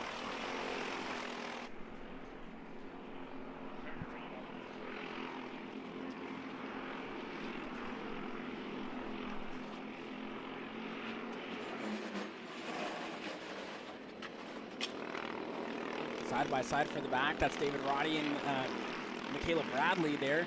Seemed like Bradley was trying to get the move done in turn number 9. Wasn't close enough though. Roddy going to stay ahead, and it looked like they were closing down Abrams, but that side by side action there really just opened up the gap to Abrams ahead. For Macon Moore, a 51.623 for Macon in an absolute class of his own. You see the gap already continuing to open up as Bradley looking for a move down the inside on the back straightaway. She should be clear of David Roddy here as it stands into turn number 3, and she is. So Michaela Bradley clear, the Dallas local there, ahead of David Roddy, who falls back to 4th in that TB kart. And it's still Lanny Toops in that 5th spot here as it stands. And I think that's one of the Canes up there as well. Casey Kane in the energy. Not too sure. It could be Lanny Toops further back in that field. That's the 580. So that is Lanny Toops here, I'm sorry, in the energy there. And Kyle Hale still in 6th and losing touch a little bit further back as Knox and Miller going side by side further back in the field as well. So they're going to lose time a little bit here to Kyle Hale, who currently sits in that 6th spot here at the moment. Across the line that time by Macon Moore, able to improve his lap time again, a 51.9, a 197 for Macon. Jason Abrams in second, a 52.609. Almost a second slower than Macon Moore. Still in a class of his own, opening up that gap already at 4 seconds. We are 3 minutes into this race, and Macon Moore already taking no prisoners here in this one. As Bradley ahead of David Roddy there, up in a P3 for Michaela Bradley. Roddy down in a 4th. As Lanny Toops currently sits in that 5th spot here at the moment. We've seen Bradley and David Roddy be super close to each other here on track all day long. And the importance here for Roddy is really if he's able to come away with the podium here, I know he's going to be so proud of himself because he said he's fairly new to karting, doesn't have as much time as maybe some of the other drivers. Only 4 years of experience. Let's just say only 4 years. That's a lot of time here. But he says still hasn't raced much. Usually out supporting his son. Last year we saw him support an entire team of comp karts, and this year deciding to join forces with TB Kart Amarillo and join that team here this year with his son Roddy in that team as well, and a handful of other drivers that have joined forces there in what is a great team under that TV Kart Amarillo. Michaela Bradley now continuing to open up that gap little by little to David Roddy in fourth. Lanny Tubes there as well. Now side by side, Roddy drops a tire and able to stay ahead, but just by just a bit, as Lanny Tubes looked like he was going to make the move. Not close enough for Tubes, and Roddy going to have to stay and keep his tires clean as he continues to try to stay ahead of Tubes for the last of the podium places. Further back in the field, that's the battle for sixth. That's Kyle Hale, Nick Miller, and Madison Knox. Knox, who started further up the field, down 4 spots from where she started, side by side for Tubes, and side by side further back as well. Tubes able to get ahead of David Roddy there into turn number 3, and further back, that was Hale, Nick Miller, and Madison Knox in that battle. Nick Miller able to stay ahead of the two of them, and Madison Knox able to get ahead of Kyle Hale as well. So Knox up in a 7th, Miller up in a 6th, and Hale down to 8th here at the moment.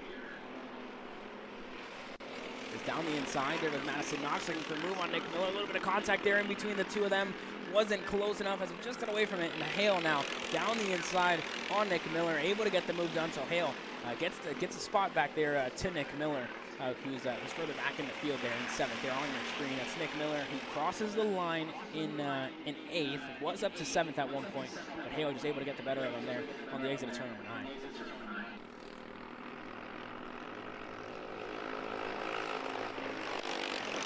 Making more in Lanny Tubes here on your screen. Still ahead of David Roddy. Roddy just not close enough to really continue to close down that gap and attempt the move there on Tubes. So with 6 minutes down this time by for Making More, I believe it's going to be about 3 or 4. It's going to be 2 more laps, I would say, until we get the 2.6 in the air for the last 2 laps. And I will say, Michaela Bradley not too far off Jason Abrams there for the 2nd, 3rd, and 4th spot. So Michaela Bradley there in third in her comp cart. Ahead of her is Tubes, and David Roddy currently sits in that 5th spot. So she's not too far off of Jason Abrams, who gives the signal to try and push forward, but Making More just a little bit out of reach there as he looks over and sees that Michaela Bradley is catching up. So this is the battle for P2 here. Michaela Bradley closing down that gap down the back straightaway. Now she's going to be maybe close enough to attempt a move here in the closing stage of this race, Caleb. Yes, and sorry, just go back and refresh myself up here. But yes, the top 4 are fairly close to each other. Sorry, I shouldn't say that. Second on back are pretty close to each other with, like you said before, Moore just pulling away from the field. And I thought after qualifying maybe a fluke, a little bit of the pack was just bunched up and he was able to pull away. But after the previous heat race and this one right now, definitely not a fluke at all. Moore is able to just pull away on his own without a hell of a toe. Abrams, Bradley is probably the closest battle we're going to see. There's issues for a driver further up the field. That's Michaela Bradley. Michaela Bradley, Roddy, and Tubes with issues all over the place. No idea what happened to the 3 of them. They're all on the side of the racetrack, and that's going to be it for those 3 drivers. Michaela Bradley all the way to the tail of the field. Roddy not able to get out of his go-kart, but in the wall and stuck into the tire barrier, as well as Tubes contact in that race. No idea what happened, but going into turn number 1, on the exit of turn number 1, I should say, big contact, and your top 3 has just been mixed up. It's still Abrams, Making More, getting the 2.6 that time by. It's Jason Abrams now in 2nd, all on his own. It seemed to be a battle in between Bradley, Roddy, and Tubes, and that all fell apart there on the exit of turn number 1 as now Knox, Hale, and Nick Miller fight for the last of the podium places here in this one. Yeah, so now that's shaking up the field, and like I said, Moore's still way out in front, and it looks like they're out of the carts. They are done for the day here for heat race number 2. That's going to be a hit when it comes to the total points. They're going to have to try to make that up in heat race number 3, and I believe this next time by, we should be seeing the white flag here for Moore, who's now making his way through, and 12-second lead so far over the 2nd placement of Abrams. Yeah, 12-second lead there for Making More, and growing as Knox and company continue to fight here. Down the inside, that's further back. I believe, that's Making More here, I'm sorry. That's Making More crossing the line, I think lapping one of the Canes further back in the, that was Casey Kane who he just lapped. So Making More now with a lap ahead of the field here at the moment. I think that gap just continues to grow by the second. So 14 seconds, the gap in between Making More and Jason Abrams. And 2nd, Madison Knox. in third. That's Macon Moore. It has been really a masterful drive and a peaceful drive, leisurely drive for Macon Moore so far, who's been an absolute class of his own. Like I said, I mean, you see this guy at Cup Karts North America. He was really quick in the 206 heavy class out there. And he's continued to do so as down the back three we go for the last of the podium places. Kyle Hale, Nick Miller down the inside on Madison Knox. Hale able to stay ahead. Miller looking to make a move, not close enough. This is going to be it for the top three spots. It's going to be Macon Moore comfortably taking the win here in this one. Moore is going to win with Abrams slated across second as we tune back into that battle for P3. It's still Hale and Nick Miller who are in third and fourth respectively. There he goes. That's the battle. Kyle Hale, Nick Miller, and Madison Knox. Not close enough to get the move done on Nick Miller. Hale with a good gap ahead of Miller. There goes Madison Knox down the inside on Nick Miller. Miller's trying to get the over-under. Not close enough. A battle to the line. Oh, and just wasn't enough there for Nick Miller, who finishes fifth. Madison Knox is going to be fourth. Kyle Hale in third.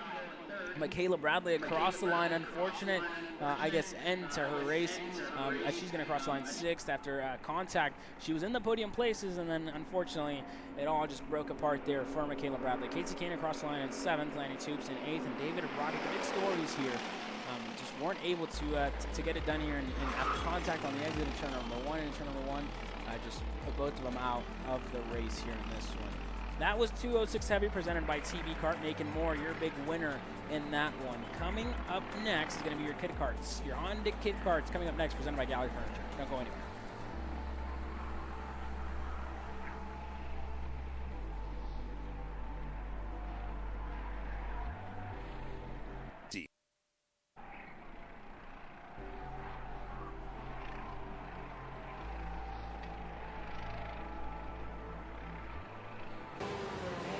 Brandon, why are there all these charges for just over $200 from Acceleration Kart Racing's website? That's because AKR gives you free shipping on orders of $200 or more within the continental US.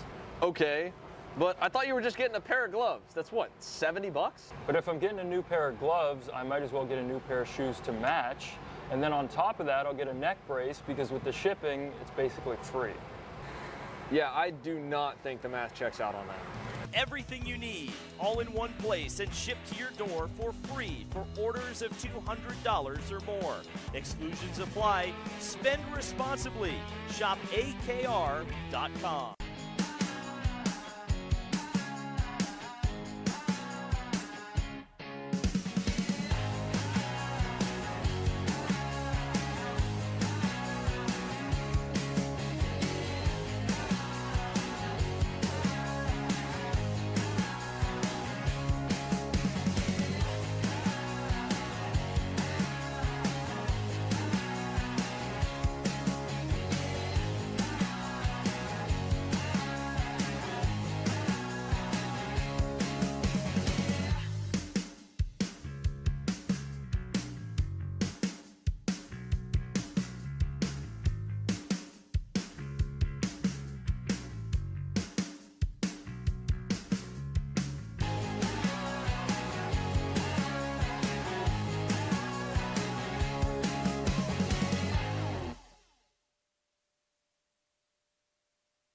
I'm David Serra, 18-time Australian karting champion, and we're launching Kart Class.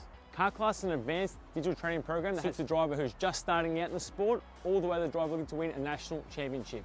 In this program, you're going to be learning about how to find the ideal racing line and what an apex is, braking and throttle markers, wet weather racing lines, and how to overtake other competitors. We target how to brake in the wet weather, and we look on the mental side of kart racing as well with our mental skills coach. At the completion of this program, you'll be lighting up purple sectors in qualifying, know when to defend on the opening laps, and how to pressure your opposition into mistakes. We teach you the tools to be resilient and how to get in the right frame of mind before a race. We look to complete the whole package by getting a strong mindset, a driving style to suit all conditions, strategizing your race, and getting the last 1% from your team. We'll teach you how to win the final lap of a race, drive in the wet like Max Verstappen, and creating the perfect bubble for yourself to mentally be in the zone. To find out more, click the link below.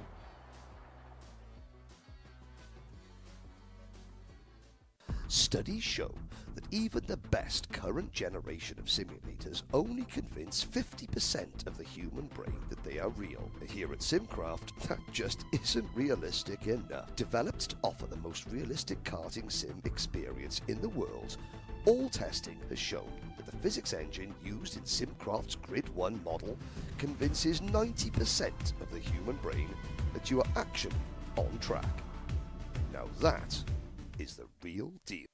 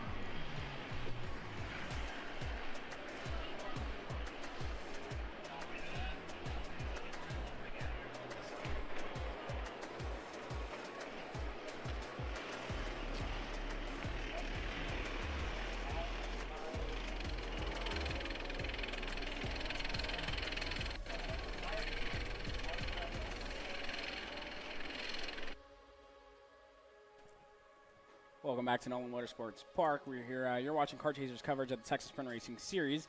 As we get set to go green here for the Honda Kid Karts, it's Bodie Bayer in the pole position spot for the second heat race. He was your big winner for the first heat. Holden Henson is currently starting second with Caden Tutter in third. Brody Brown in fourth. Beckley Anderson in fifth. Trevor Knight in sixth. Liam Lofton in seventh. Deacon Wargo currently in eighth. And Ray Ali running up your field, and who's not here this weekend, unfortunately for Mr. Ali. As we get set to go green here for your Honda Kid Karts presented by Gallery Furniture, it's going to be Bodie Bayer and Holden Henson getting set to go green here, and a lot of bumping here to get this one started here. A lot of pushing in this one. So let's see if Bodie Bayer can get it done here as we get the green flag that time by. It's Bodie Bayer and Holden Henson here as we go side by side, almost 3 wide in turn number 1, almost 4 there as Bodie able to stay in the lead of the race. Holden Henson in there as well as we have one driver drop the tire there off the racetrack, was able to hold on to it, but he goes off just a little bit as some other drivers as well. Liam Lofton in that group, Trevor Knight, and Beckley Anderson here in that group and in the fight here in this one, Caleb. Yeah, so they're now going to go single file, and as we've seen before, Bodie Bayer took off from the field and opened up a huge lead over the rest of the pack over in heat number 1 we ran previously today. Now in heat 2, trying to see if he can't repeat that.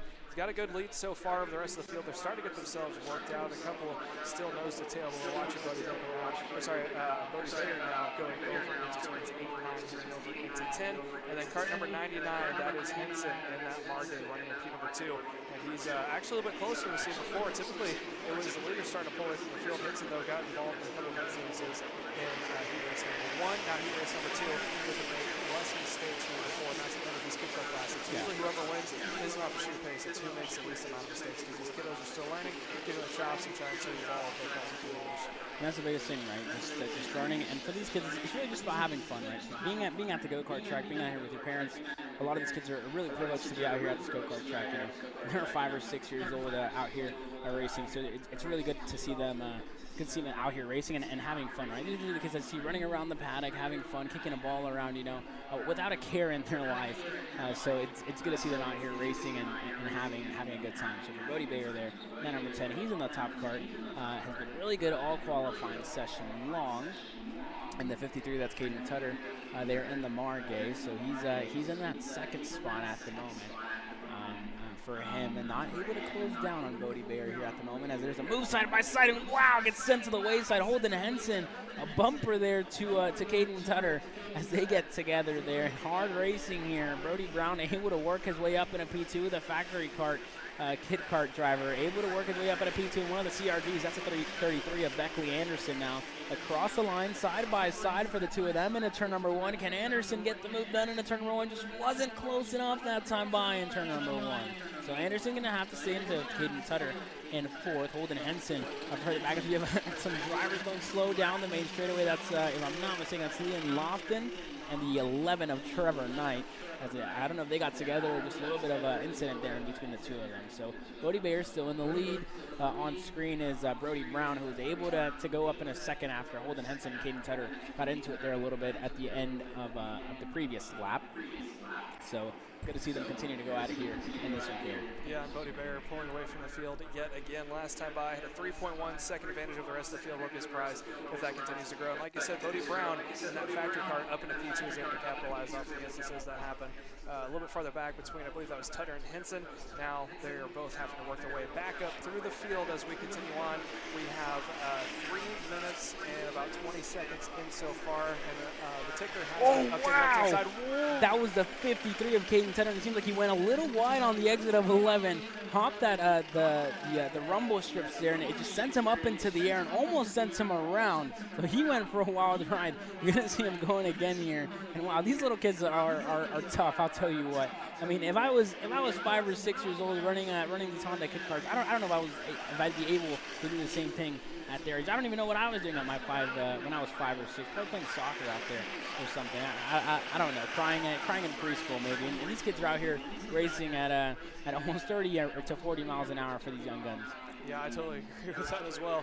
And what I was saying before, so on the left-hand side of your screen, we have updated the counting system. So that is the time remaining instead of the time that we've done. So about 3 minutes and 20 seconds still yet to go before they get 2 laps to go. Remember, it's 7 minutes plus 2 laps.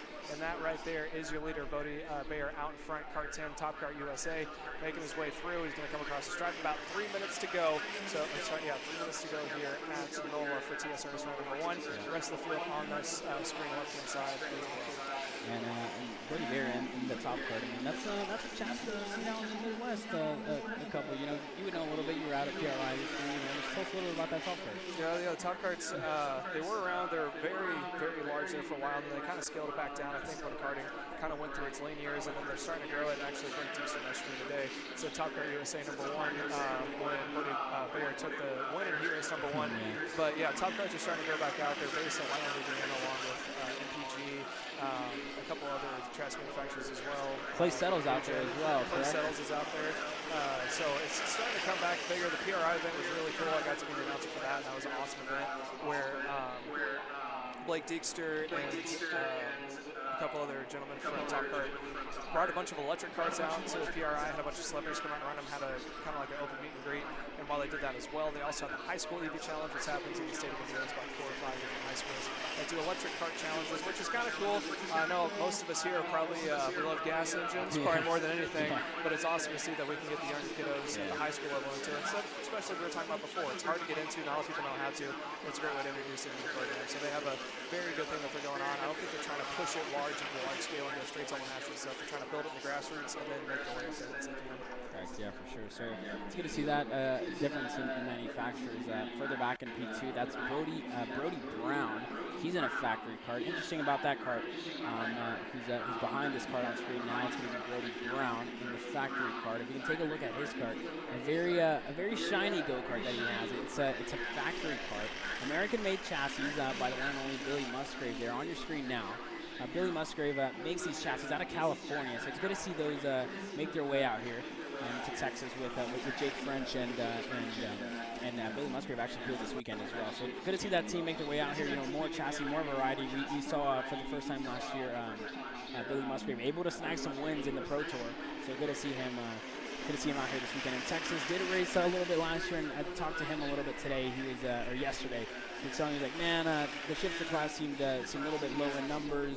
Last year, I was able to go out to Amarillo, the race that you called, was able to take the win and then ran K100 Masters at Speedsports Racing Park at the season finale.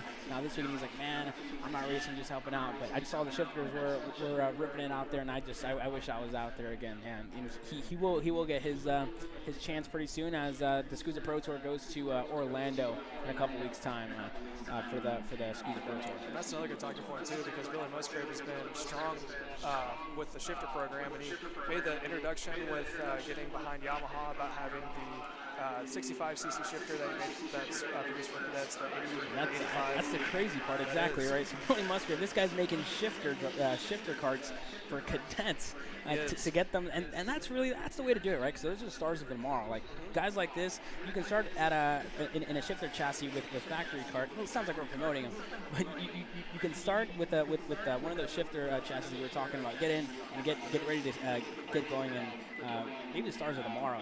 Those younger kids. Look, that's the biggest thing too, is to build the shifter categories. That there's not a branch like it is in X30, because you go the single speed route and then you go up to X30. There used to be the junior shifter when you had the 80s and the 85s. That went away when Honda decided not to make them anymore. And Yamaha has still made them, and it's a big push on his part to try to get younger kids into shifter so they can then feed into the shifter class. So I think it's a great idea. Personally, me growing up racing 80 and 85s, even as an adult, I had a bunch of adults ran 80 and 85s in the state of Indiana. It's a great class. So very fortunate to see that that's starting to grow again. Yeah, Kyle Cutherson, our producers over here, I used to race with him a couple times back in the day as well in the 80 class, so hopefully we can see that grow. Once again, 2 laps have been presented to your leader of Bodie Bayer out in front, and we are looking for the white flag this time by, and I think he's just walking away with it, 7.9 seconds ahead of the rest of the field. And so as he continues on here, he should receive this white flag this next time by. He just continues to grow his lead so far. Yeah, so definitely a good drive so far, as Bodie Bayer is going to take the white flag this time by the top card driver, Brody Brown, in second still.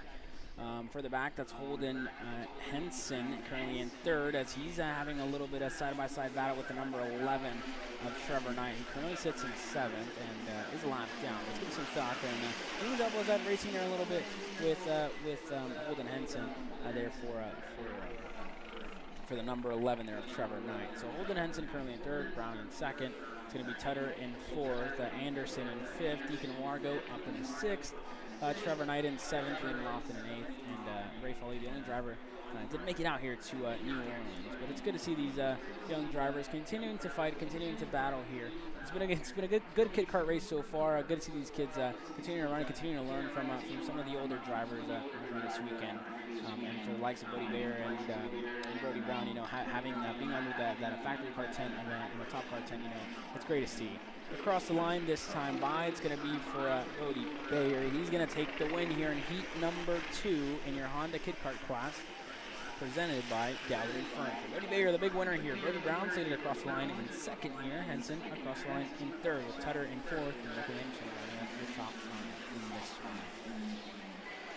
When this race ends, we're going to get set to go green with our mini strip class, I'm pretty sure. We're going to see Alex Chang and Lucas Orbezo go at it once again here at NOLA Motorsports Park.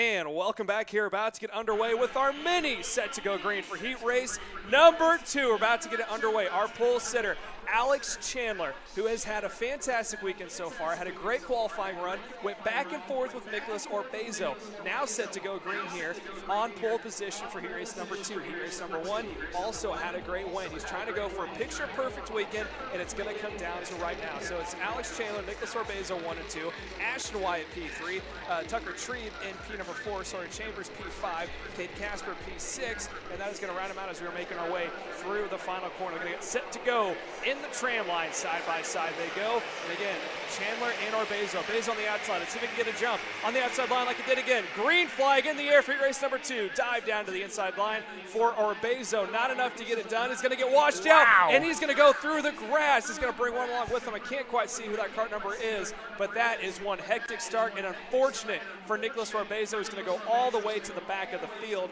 But for your leader of Alex Chandler out in front, 4 or 5 cart lengths separates him, and now I believe that is Ashton Wyatt. Actually, Ashton Wyatt's in P3. That's Tucker Chambers. Chambers is up now into P number 2. So Chambers up in a P2 and Ashton Wyatt currently in P3. Alex Chandler with a good lead so far.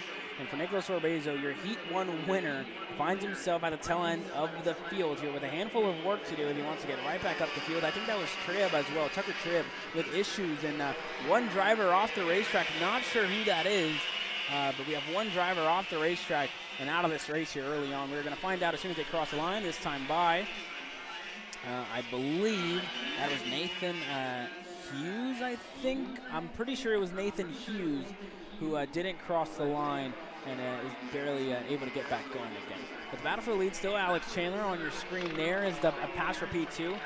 That's Ashton Wyatt, and I'm sorry, the lead currently sits with Sawyer Chambers. Sawyer Chambers in the lead, Ashton Wyatt now P2, and Alex Chandler in P3. Sorry about that. We missed those passes, but Sawyer Chambers out into the point of the field in the Intrepid. Ashton Wyatt in P2, Nicholas Orbezo in P3. Further back, it's Wonderlay in 4th, and Cade Casper rounding out your top 5 here in this one. So Ashton Wyatt with a handful of work to do. Issues for him, I believe it was a clutch bearing issue for him in 206 Cadet earlier on in the day. So that put him out of contention here, and he seems to be running much better here in this one, as he currently sits in that 2nd spot and catching Sawyer Chambers. Orbezo continuing to push Wyatt down the back straightaway. Can Wyatt make the move down the inside? Chambers and Wyatt down the inside and get clear there. Sorry, Chandler and Wyatt able to get clear on Chambers. So now Wyatt to the point of the field, Chandler to P2, and Chambers back to P3 here, Caleb. Yeah, so the top 3 getting shaken up, and as you said before, it is now Wyatt out on point. Get a little bit of a push now from that's not Chambers, that's Chandler coming out of turn number 9 through that quick little right-hander through turn 10, heading up in this final corner into 11. No one takes a peek onto the inside line. Still plenty of time to go. We got 4 minutes and about 30 seconds across the stripe. Top 3 still nose to tail. Wyatt, Chandler, and Chambers last time by. Alex Chandler went purple. He went a 47.841 to Ashton Wyatt's 47.949. Down over to turn 3. This is a great passing opportunity. Does anyone take it up on the inside? I think no. Chandler had an opportunity for it, but he's going to stay in line right behind your leader of Ashton Wyatt. Chambers there in the 3rd position, down by about a cart length, maybe a half a cart length, as he's trying to wheel his way back up towards the front. A little bit farther back, Cade Casper in the 4th position is got a little bit of a gap between himself and the cart in front of Chambers, and then Waldron running in P4 as we go side by side. It looks like it was Chandler trying to battle with Wyatt, and they're still going to go nose to tail, and they get a little loose now coming out of that final corner cross, trying to finish straight. Still Ashton Wyatt out in front. Yeah, and it seemed like Chandler was trying to make the move there on the exit of turn number 9. Just wasn't close enough in a 10, and just couldn't get it done there on Ashton Wyatt. So Chandler going to stay in 2nd. Chambers still very much content to push Chandler as he now makes the move down the back straightaway, down the inside. Chambers and Alex Chandler just blow the doors off of the Burrell Art Machine of Ashton Wyatt, who gets left there on 3rd. So Ashton Wyatt down to 3rd. It's going to be Chandler to the point of the field, and Chambers up in a 2nd. Yeah, so top 3 still nose to tail, and the pole sitter out in front now. Again, that is Chandler, Alex Chandler out in front, leading the pack over Chambers and Ashton Wyatt running in 3rd. And if they continue to go back and forth like this, they're about to bring Cade Casper and company up towards the front. Last time by, Cade Casper, well, he was down about 1.8 seconds to Sawyer Chambers in P3. What's it this time by? Top 3 make the way across the stripe. Let's see what Cade Casper makes it. It's 2.0, so it's actually increasing now up 2 tenths. Meanwhile, Ashton Wyatt in 3rd is starting to lose sight of the top 2. Chandler and Chambers, last time by, Chandler went purple with the 47.7, and then Chambers went 47.7 as well. Ashton Wyatt, he's in the 48s, 48.1, so he's off by about 4/10 that last lap from the top two, and it's visual now, not only on your screen, but also up here to us in the booth. The gap is starting to grow, and before you know it, Ashton Wyatt, if he isn't able to pick it back up, might be at a larger deficit where he's not in the reach of the draft. He's approaching that point. I think he might be right at it, so he's going to have to hope that the top two decide to battle and not just stay nose to tail here for too long. Yeah, and for Ashton Wyatt, very unfortunate here because, like you said, he is losing a handful of time to Sawyer Chambers and Alex Chandler. He goes purple once again, a 47.602 for the Iron Rock Motorsports driver of Alex Chandler. Goes purple. Sawyer Chambers, personal best lap time for him, only 0.03 of a second slower than Alex Chandler. Chambers in second still and continuing to open up that gap, almost at a second to Ashton Wyatt behind, who's now lost all tow there to Alex Chandler and Sawyer Chambers, who are 1 and 2 respectively. So for Ashton Wyatt, gonna have to go back to the drawing board and see what he can do here in this mini Swift class. He had good pace at the start of this race, but seems to just be falling off here in the closing stages of this race with a minute and a half to go here in this one. Yeah, so a minute and a half to go. Top two still pulling away from Ashton Wyatt. Even last time by, they went about 0.4 faster again. So they're just going a little bit faster than your third placement of Ashton Wyatt. Kate Casper, gap stayed right at about 2 seconds. Last time by, it went up to about 2.2. So they're kind of maintaining that. They're not really increasing, but not really decreasing. So there's going to be a good battle between those two for the battle for fourth. But the battle we're going to be watching is the one for the lead. They're approaching lap traffic, who, if I'm not mistaken, is Nathan Hughes running in the 12th position. So they're closing up to Nathan now. Might be an opportunity for Sawyer Chambers to set a pick, so to speak, onto Alex Chandler to get around just like that. And it looks like they are both able to get around, but Chandler out in front bobbled his momentum just a little bit. Now there goes your third place of Ashton Wyatt, able to get back around. So he actually, Ashton Wyatt might make up a little bit of time there from that. But the top two, if they continue to do what they're doing, they're going to pull it back out. And it looks like this time by is going to be about 30 seconds across the stripe, so it's going to be 3 laps to go in total. And I was just about to say, it seemed like Alex Chandler and Sawyer Chambers lost a handful of time behind Nathan Hughes, who was being lapped. So for Ashton Wyatt, that gives him a lifeline here, throws him pretty much a gimme here for Ashton Wyatt as he tries to close down that gap. Further back in the field, that's still Nathan Hughes, who's getting passed by a handful of other drivers there. So still Alex Chandler, Sawyer Chambers in second, Ashton Wyatt up in a third, Kate Casper in fourth, Oscar Gus Wonderley still in fifth. Orbezo has worked his way up to P6 here, but not close enough as of yet to Oscar Gus Wonderley, as he comes now down the back straightaway and continues to close down that gap to Wonderley in fifth. For Chandler and Chambers, still 1 and 2, and still tapping his helmet is Alex Chandler, continuing to tell Chambers to work his way further up the field. For Ashton Wyatt, still in third, and it seemed like he was going to catch up after they caught up to Nathan Hughes. Oh wow, issues for one of the high five drivers. That's the 104. The 104 of Max Reed, who is in 11th, so that's going to end his race here early. For Alex Chandler and Sawyer Chambers, though, still side by side, 1 and 2 down the back straightaway. The 2.6 were in the air the last time by. So this is going to be it, and it's going to be crunch time for Sawyer Chambers if he wants to come away with a heat race win. Yeah, so it's going to be a white flag this next time by. They're looking at 2 to go. It looks like Chambers is biding his time and waiting for the right opportunity to make his move. 9 times out of 10, that's either going into turn 3 or the final corner. Does he try to do it here? No, he's going to stay in line right behind your leader, Chandler. It's going to come down to this. Right now, white flag in the air, heat race number 2 on the line. Can Chandler continue to try to go for a picture-perfect weekend, or is it all going to get spoiled by Sawyer Chambers? Chambers, again, is trying to get a best starting position. He's got a run coming out of turn 2. Down the backstretch they go, and on the defensive goes Chandler. Heading over to turn 3, and look at that. It's Chambers telling him to pop back in the line as he's taking the outside. I think around the outside he goes. Straight to the point. He pointed and said, I'm going to pass you right, and you're going to go to P2. And that's exactly what happened. And new leader now of Sawyer Chambers, coming up with about a half a lap to go. One more opportunity here for Alex Chandler. It's going to be coming in to this corner, and he takes it back. Let's see. Can Chambers get him back coming in the final corner? He's got the upper line. He's trying for the crossover move. Defensive goes Chandler. Can he cross him over at the stripe? Look for a side-by-side finish, and he's got him clean to the line. That's going to be Sawyer Chambers taking the win. Goodness, wow. I don't think I've ever seen anything like that before in my life. Alex Chandler defended down the back straightaway, chose the low line, and Sawyer Chambers deliberately pointed to where he was going to go on the track, went around the outside, rode the entire outside, was able to get ahead of Alex Chandler. Chandler able to get the move done in the turn number 9, and then Chambers, an over-under move for him there, and able to come away with the Heat 2 victory. Wow, that's gnarly right there, I must say, by Sawyer Chambers. Told Alex Chandler exactly what he was going to do, got it done, and man, that's really gnarly there by Sawyer Chambers, who comes away with a race victory here, and Alex Chandler a little bit upset, hasn't been able to get a Heat race victory as of yet. Orbezo was the one who was able to get Heat number 1, but Sawyer Chambers, welcome to the winner's circle here in Mini Swift for the Heat races. Chambers able to come away with the win. Alex Chandler in second, Aston Wyatt finishing third, Kate Casper in fourth, Oscar Gus Wonderley across the line in fifth, Nicholas Orbezo up in a sixth, Tucker Tribb in 7th, Rodolfo Lavin in 8th, Simon Klein in 9th, Sofia Sadagova 10th, Adrian Vargas in 11th, Nathan Hughes in 12th, and Max Reed, issues for him, not able to close this race out. But wow, what a race did we just witness. Sawyer Chambers, the winner here, and his brother is going to get set to go green here. His brother, actually the youngest driver in 206 Senior, 14 years old, decided to make the move up into 206 Senior early. As we get set to go green here again, it's going to be Eli Warren and Jerry Fandry. We're going to start on the front row here in this one. So Eli Warren qualified on the pole, and heat race number 1 victory for Eli Warren as well for the Midwestern.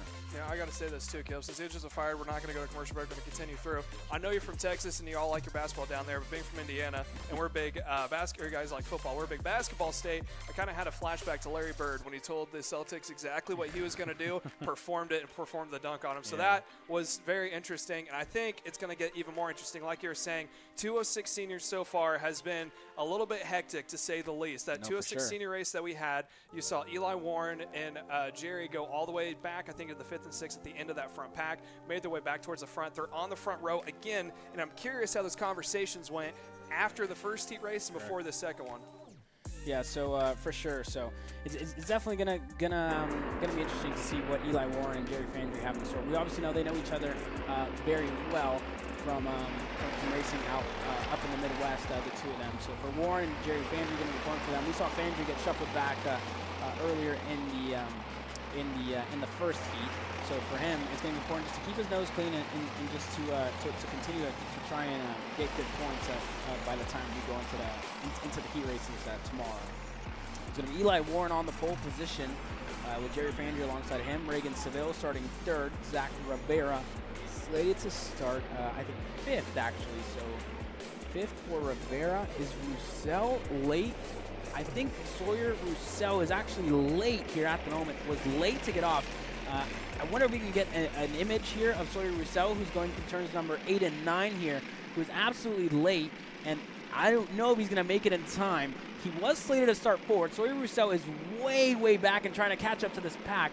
I don't know if they're going to let him in line here as we're going to get set to go green here. He may get lucky here. You see Sawyer Roussel going to try and join here. Not going to be close enough. He's going to have to start at the back of the field. It's going to be Eli Warren, Jerry Fandry, Drew Chappell promotes himself up in a 4th as we get set to go green for the last time today. 206 Senior, and we are racing here as Eli Warren with a great start. Jerry Fandry, an even better start around the outside for Fandry, trying to get it done. Not close enough. Able to get the move done on Seville, though. So Fandry still up in a 2nd. Seville in 3rd. Further back, that's Zach Rivera, Cameron Reed sliding out of line. We see the two AR MGMs there further back. That's Bryce Frank and Kelvin Zing. They're going to freight train a driver there who's going to decide to stay on the outside. Not too sure who that is. That looks like one of the CRGs maybe. But Frank and Zing able to work their way up the field as timing updates here. Yeah, so Fran went topside Tom and got all sorts of momentum, went straight to the back bumper of Eli Warren, was able to push him, I want to say, away from the pack, but now they got a little bit of breathing room between themselves, and now they're bringing along 3rd place with them. I believe that's Reagan Seville. Up into P3, and it is. So Reagan Seville on the back bumper of Jerry Fran. And I'm having flashbacks to what we saw this time during heat race number 1. It's kind of similar with Seville up in that front group. Seville is fast. The problem is he doesn't have a lot of teammates up in that front group. Eli Warren and Jerry Franley, while they are not teammates, however, they both have raced with each other for a long time up in the Midwest, and I think they consider each other allies down here since they're the Northerners coming on down to race in the South. So we're going to see, can these two hold off the TSRS's heroes of Reagan Seville, who's got all sorts of experience here, not only the series, but also 206 racing here in the Southern United States as well. So that's going to be the top 3 going at it. And it looks like they're starting to pull away from your 4th placement right now of Drew Chappell, who's also leading that pack from behind. Yeah, so a handful of other drivers, and I think some drivers already off here early in this one. Noah Murphy finds himself at the tail end of the field as Jerry Fandry looking for a move in turn number 11 down the inside. Seville's going to look to follow as well. Fandry goes to the point of the field. Seville looking to go through as well, and not going to be a good run out of turn number 11 for Reagan Seville there as Fandry for the first time this weekend going to lead us away here in 2:06 Senior, presented by Slipstream Racing. The closest teammate Seville has up here to the front of this pack is Braden Robertson, who's currently the fastest man on track at 50.336. We saw him earlier today as well in the K100 Senior class, contending for race victories as well. So 50.336 for Braden Robertson, not with the same chassis, but are under the same tent for Braden Robertson and Reagan Seville. Drew Chappell, the reigning 2:06 champion here, is going to be in 5th. Cameron Reed in 6th, with Bryce Frank and Kelvin Zing, the two teammates, 7th and 8th, respectively. So for Josie Chambers as well, after issues for him after the first heat, he's going to find himself in 9th. Oh, Seville. Wow, Seville down the inside looking for a move on Fandry here, Caleb. Yeah, Seville set it up on the inside. He tried that move again, and it's just the toe that's getting from Eli Warren off the back of Fandry. Gets a huge run, puts it straight into his back bumper. He's able to get around, but Seville had a little bit of help there. It almost looked like Robertson wanted to make the move too to go with him, just didn't have enough speed for it, and I'm surprised they're not making the move here coming up into turn 3. This is the best place to pull a dive bomb. You can tell they're thinking about it, but they're staying true and staying in line. Currently about 4 minutes left right now, so there's still roughly about 8 laps in total. Now I think it's just going to heat up here, because right now, what is about a 5 or 6 car breakaway out in front, if not 8? So 7. Math, great for me. But it's going to be a fantastic run as there goes on the outside, Jerry Franley getting pushed back, and now he's going to slot in about the 5th or 6th spot. They're still going side by side. Fandry losing a handful of spots as Reagan Seville down the inside on Eli Warren at turn number 11. Seville down the inside, able to get clear, and Warren always has that good run there on the outside as Robertson looked to get ahead of Warren, wasn't close enough. Warren going to decide to go right back in line with Reagan Seville. Robertson still there as well. Cameron Reed in 4th. Drew Chappell in the mix there as well. Jerry Fandry fell to the tail end of that group in 7th, and Zing and behind. That's going to be the other group if Jerry Fandry looking to work his way ahead of Bryce Frank, and Frank's going to point him by, let him go through. Fandry seems to be a little bit quicker here at the moment than Bryce Frank. So Frank going to be content to let Fandry go ahead and have them push forward and try and close down that gap to the leaders ahead. Seems a little bit of separation here from Reed and Chappell further back, and there goes Fandry down the inside. Eli Warren there as well. Multiple moves across the field here. Side by side still for Seville and Robertson, the two teammates going side by side. Reed looking for a move down the inside on Braden Robertson. A little bit of contact there in between the two of them. Reed up in a P3. Warren still leads us. Seville in 2nd. Robertson down to P4, and the groups separate here just a little bit, but Kelvin Zing and company continuing to join the party here. I was about to say, Kelvin Zing has closed up to the back bumper there of Jerry Fandry, coming over down the back straightaway, heading over into turn number 3. He's almost pushing him now, and what I tell you about Kelvin Zing, he normally chills out in that mid-back pack, but by the time the race comes down to an end, somehow finds his way up towards the front. He's Mr. Patient, especially when it comes to 206 racing here at the TSRI Series. But out in front, Eli Warren, you want to talk about some of the Zero Allies. He's the privateer from Kentucky, Louisville, Kentucky, making his way down here right now, and he's holding off the rest of the pack, and there goes by the inside, Reagan Seville, your new point leader, and this time it sticks, and now Eli Warren's got no other option to go straight to the back bumper, and here comes Robertson. He's up 1 position, go for 2. Meanwhile, Eli Warren back onto the point across the start-finish straightaway. And I'll tell you what, the more and more they continue to change positions, this group has just turned into a 10 kart train, 11, maybe even 13 kart train, making more at the end of it. Caden Wolf up there as well. He's a past champion here at the Texas Sprint Racing Series, a 49.704 with the fastest lap of the race. A pass now for the lead. Reagan Seville, Robertson, and more trying to push their way in a freight train past Eli Warren's going to get stuck on the outside. They're side by side with Cameron Reed, who's going to stay ahead. Cameron Reed able to work her way up in a P3. Eli Warren down to P4. Frank still in 5th, and Jerry Fandry was looking to help out his fellow regional teammate there, as now going to give the push there to Eli Warren and get ahead of Bryce Frank there for Jerry Fandry and Eli Warren. It's 4th and 5th respectively for the two of them, as now down the inside, Jerry Fandry, a great move down the inside on Eli Warren, up in a P4, and now going to try and catch right back up to the CRG Reed Motorsports entry of Cameron Reed. Yeah, Fandry and Warren now found each other again, nose to tail, and like you said, they're under pressure now from kart number 2, pushing there from behind of Bryce Frank. Issues for Blaze Dornbaum, then the 642. It seems like someone just drove over the top of him. So issues for Blaze Dornbaum out of this race. It's still Reagan Seville who leads. Robertson in in second, Reed in third.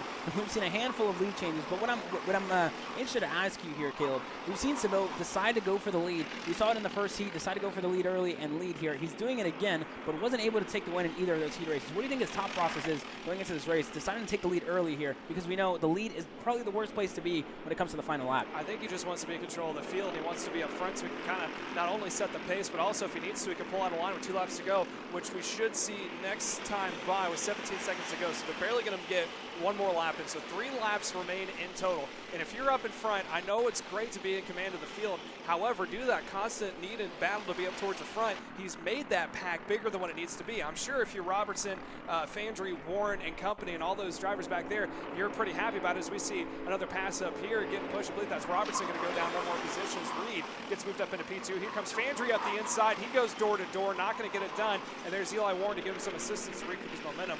What I was saying is that due to that constant battle up in front, this could have easily been a 3-car pack for the lead. I'm not minding it because it gives us something to talk about all the time. However, if you're thinking of the racer's standpoint, it may have been in his best interest just to stay true at the start to Fandry and Warren to have a 3-car battle for the lead as we're coming up now in 2 laps to go. There goes Warren down the inside, looked for a 2-for-1 move on Braden Robertson as well, was able to get in first and second. There goes Fandry down the inside on Bryce Frank, and Fandry up in a P5 here at the moment. Frank down to 6 now, and it really opened up the gap. Groups of 2 here. If and when Cameron Reed and Reagan Seville decide to start fighting, we're going to see this group get closed right back up together.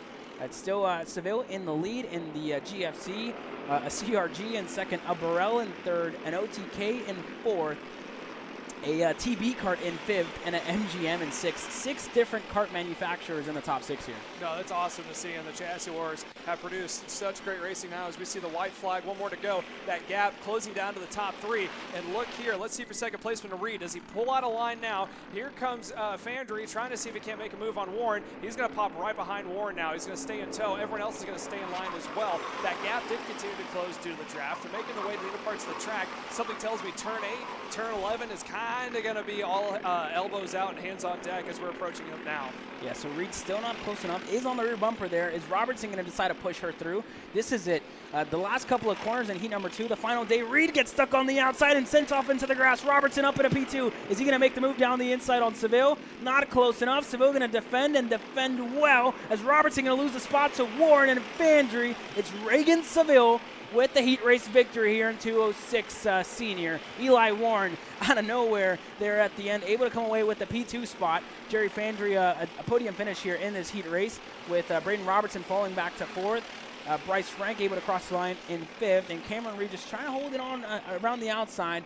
Didn't really help her, and just got roughed up there just a little bit, and lost that podium spot, and maybe even the chance for the win there for Cameron Reed. But it's Reagan Seville, your winner here in 206 senior. We're going to run you down your field here. It was Reed who finished in 6th. Kelvin Zing, like you said, kept his nose clean all race, able to come away with the P7. Seems like they're still missing a little bit on setup for Kelvin. So back to the drawing board for them as they get ready for tomorrow. Macon Moore, 12 spots made up for Macon Moore. He was a late entry today. No practice yesterday. Is the local here, though, so 12 spots made up for Macon Moore here in this one. Josie Chambers up to 9th. After a cracked chassis for him in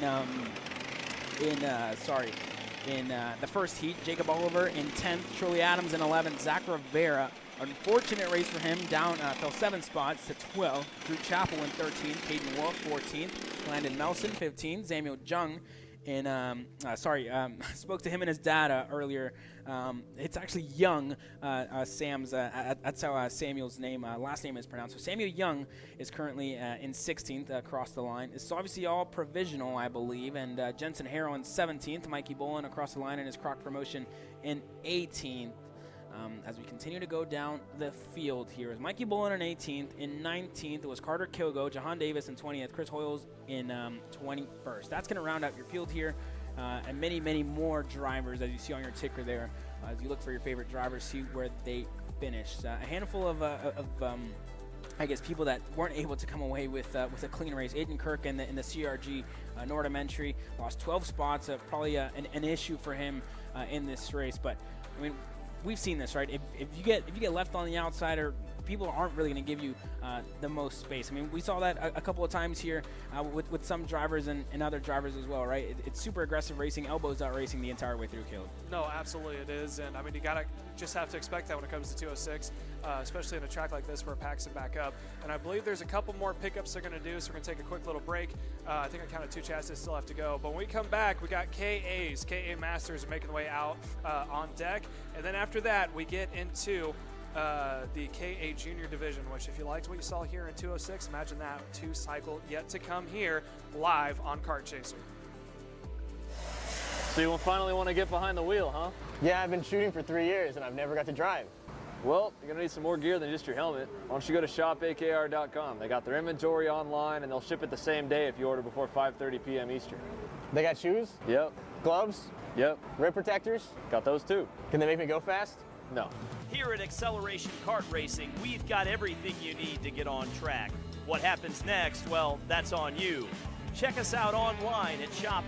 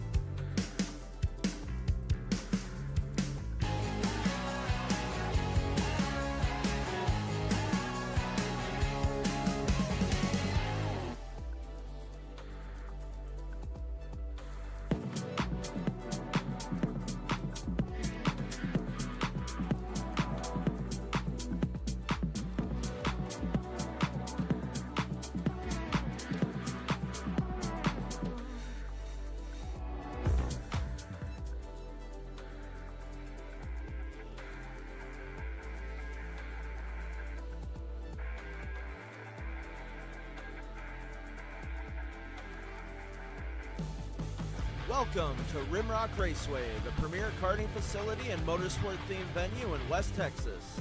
While you're at the track, be sure to stop into Victory Lane and enjoy our full-service bar and event center. We have live music and entertainment weekly, along with Texas's fastest go-karts available to the public. Located on West Highway 80 in Odessa, get your adrenaline pumping at Rimrock Raceway and live life full throttle.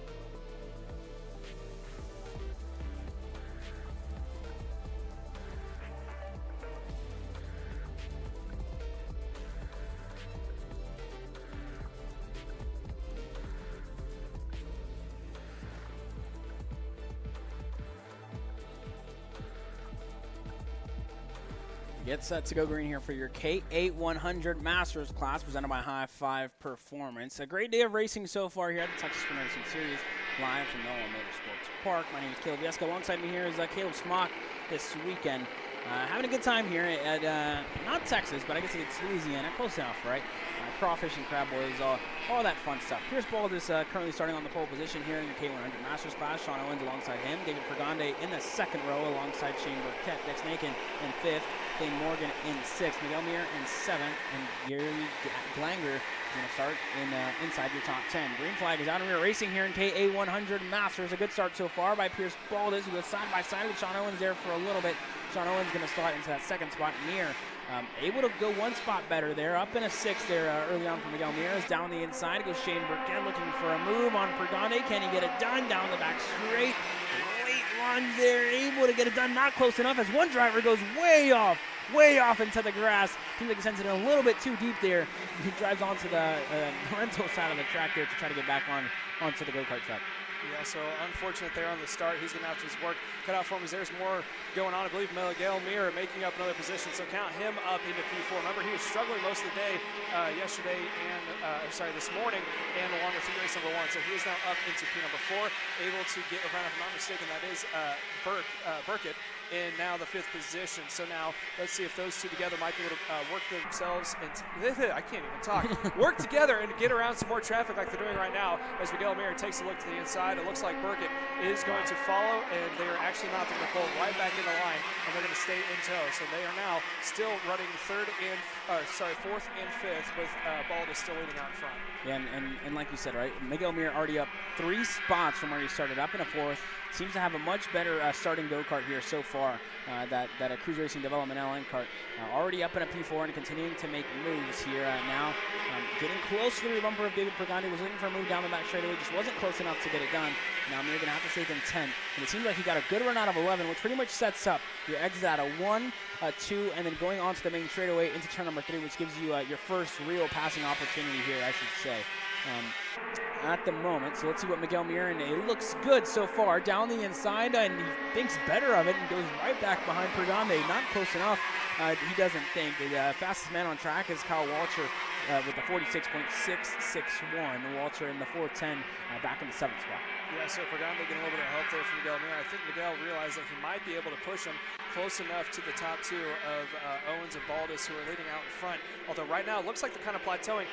I take that back. Never mind. That is Pregande closing back up to the top 2. Miguel Muir is still there in P3. Burkett riding in that 4th position in the wake of the top 4 in front.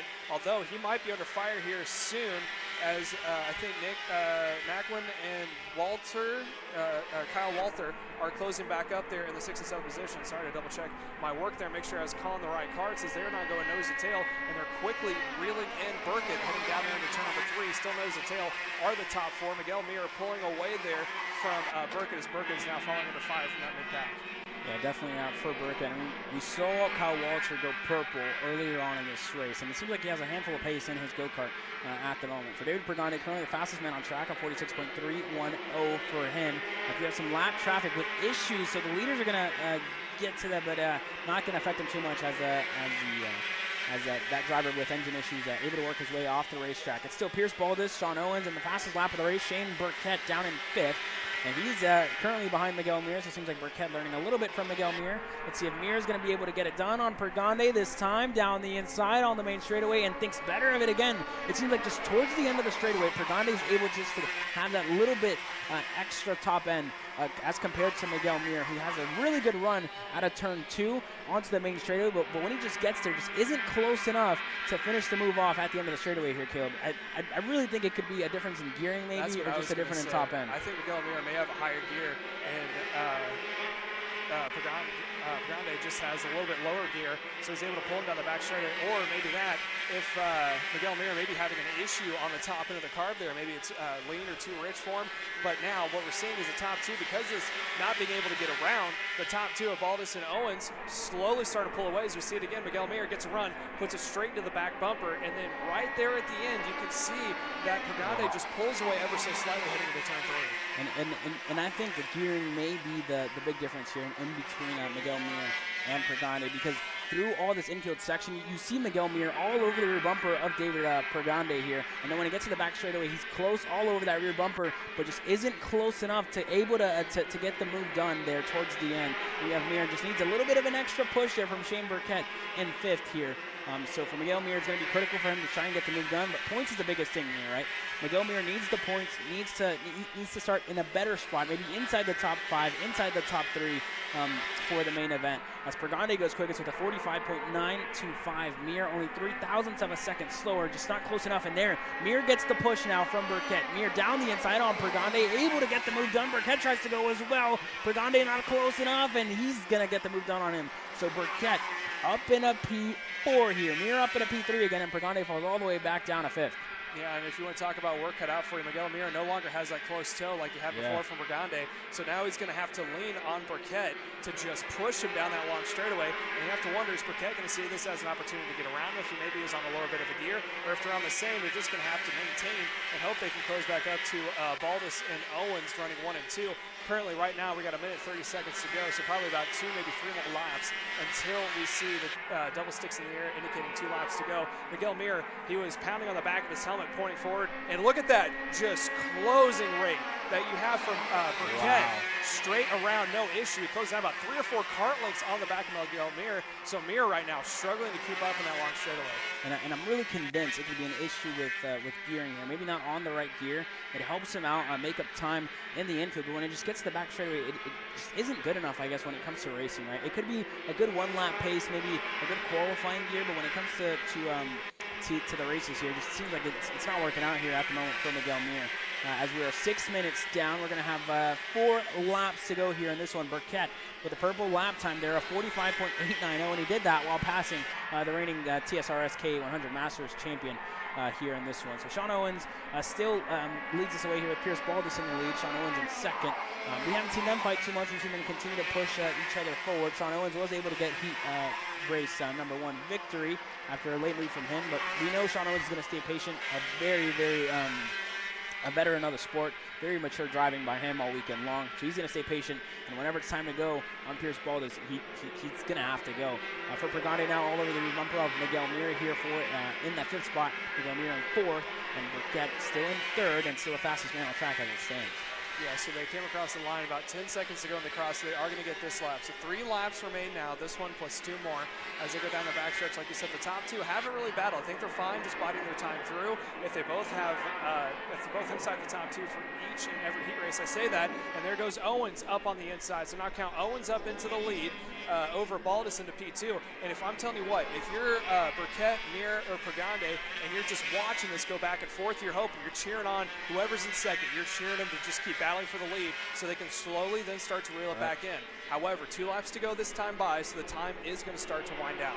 Yeah, time definitely starting to wind down. It's going to be 2 laps in the air, and it's going to officially be crunch time here in this one. As Sean Owens opening up the gap little by little to Pierce Baldus, who currently sits in second. I said it, right? Sean Owens is going to know when to go. He before he made the move down the back straightaway, took a look over his shoulder, made sure that everybody else was too far back to do anything in case him and Pierce had to fight there a little bit. And Sean Owens able to get the move done there. You see Baldus all over the bumper there of Owens.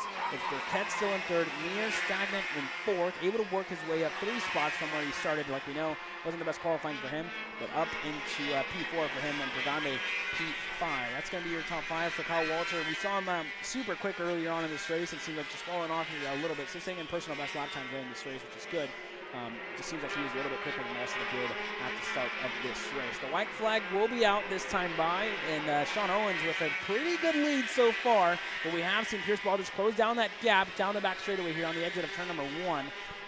We see Baldus get to the rear bumper there of Sean Owens, but Owens able to make up his time down the infield. This time by, can Baldus work his way in, be close enough to make a move, maybe a late move, as now Miguel Mir down the inside for P3.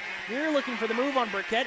Mir able to get clear. So move Miguel Mir, the Cruise Racing Development driver, up in a P3 here at the end of this race. And don't count Baldus out just yet. He's going to, if he can't get it here, he's got one more opportunity. If he can be just a little bit faster than Owens coming into these final couple of corners, makes his way out of turn 9.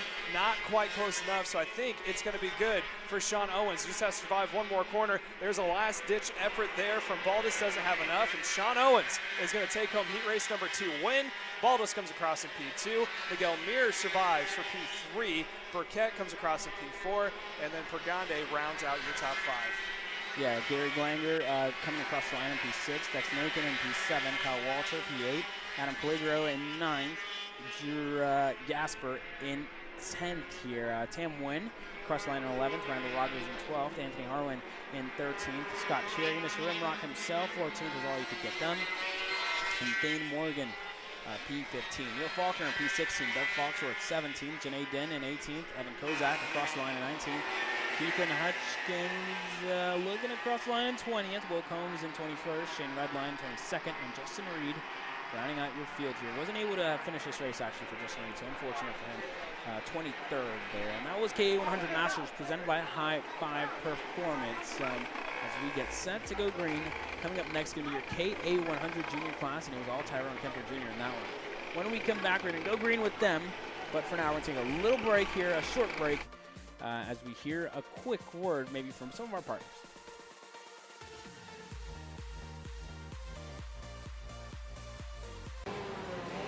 Brandon, why are there all these charges for just over $200 from Acceleration Kart Racing's website? That's because AKR gives you free shipping on orders of $200 or more within the continental US. Okay, but I thought you were just getting a pair of gloves. That's what, 70 bucks? But if I'm getting a new pair of gloves, I might as well get a new pair of shoes to match. And then on top of that, I'll get a neck brace because with the shipping, it's basically free. Yeah, I do not think the math checks out on that. Everything you need, all in one place and shipped to your door for free for orders of $200 or more. Exclusions apply. Spend responsibly. Shop AKR.com.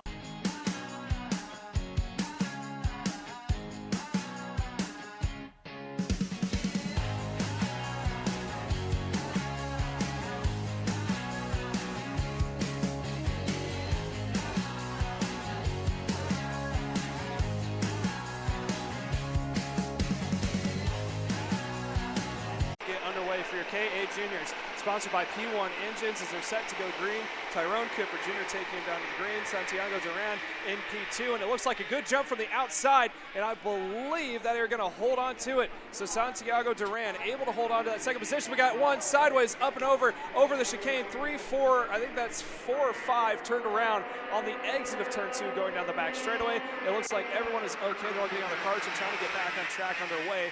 Unfortunate for them is that they're going to have, it's going to cost them when it comes time to the average for the feature come tomorrow. But right now, we're going to focus back up on front. It was Kemper Jr. out in front. P2, I believe, is now Tramble up into P2. Ybarra into P3. We could be wrong, but they're going to get it clarified and come across the line. Actually, sorry, that is not Tyrone Kemper Jr. up on point. He is actually farther back down. That's Santiago Duran up front. Graham Trammell in P2. Ybarra in third. Tyrone Kemper Jr. fell back into fourth from that chaos on the start. Looked like he may have stalled it there on the start on the inside line. Tyler Roberts currently rounds out your top 5. Right now, we're watching a battle for the lead as there goes Trammell up into P number 2. He's going to bring David Ybarra, I believe, came with him into the second positions. We have 2 tangled over and off the track on the exit of turn number 3. That appears to be the 814, if I'm not mistaken. The red speed, I can take a peek down here on my title sheet and see if we can get a name for it here in a second. But chaos here on the start already for the mid-pack and beyond as we continue to watch your leaders now. So up in P2 in that CRG, that's David Ybarra, who started, I believe, in the 3rd position. He's now up 1 into 2nd. Santiago Duran is back into P3. Graham Trammell up into P4. Tyrone Kemper Jr., who was the pole sitter and has had a fantastic weekend so far, he sits in the 4th position, fastest one in the field.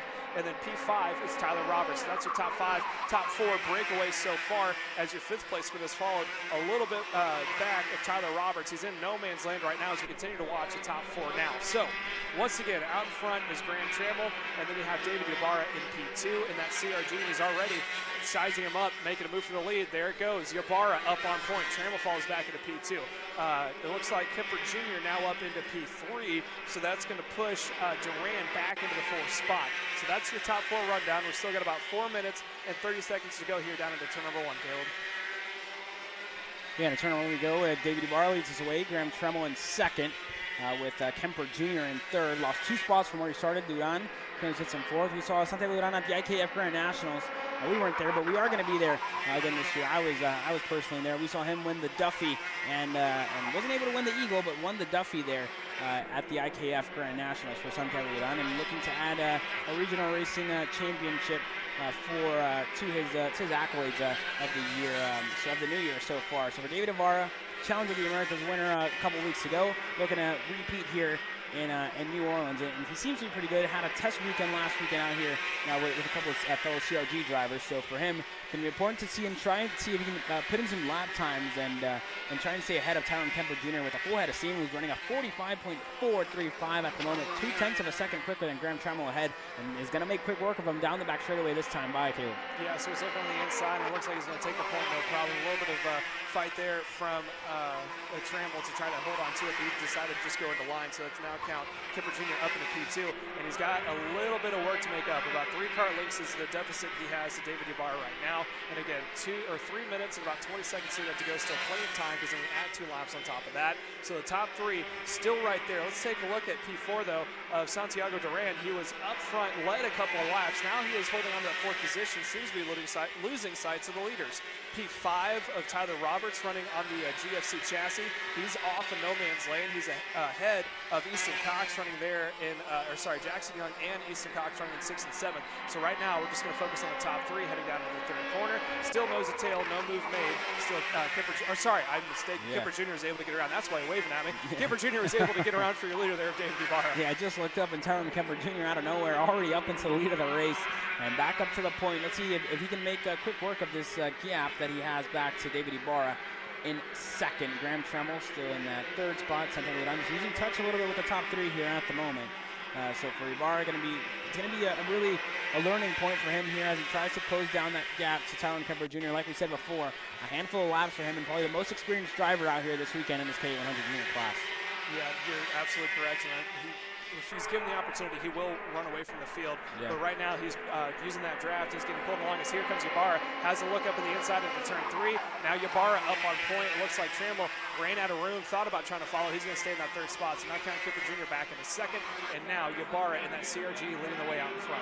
Yeah, great move by Ibarra in the turn number 3. Able to get the move done and back up to the point of the field. So it seems like Ibarra and that CRG Nordam team have figured something out here because this kid's absolutely flying here at the moment. A 45.661 was a little bit quicker than Tyron Kemper Jr. that time by. As Junior now down the inside into turn number 11 and gets back ahead of Ibarra going into that turn. And now Junior, a little bit defensive there by him, not close enough yet. Ibarra was not able to get the move done again. But Graham Tremmel, this is the difference in between the last heat race and this one, right? Graham Tremmel still very much, and these 3 are absolutely connected and pushing each other.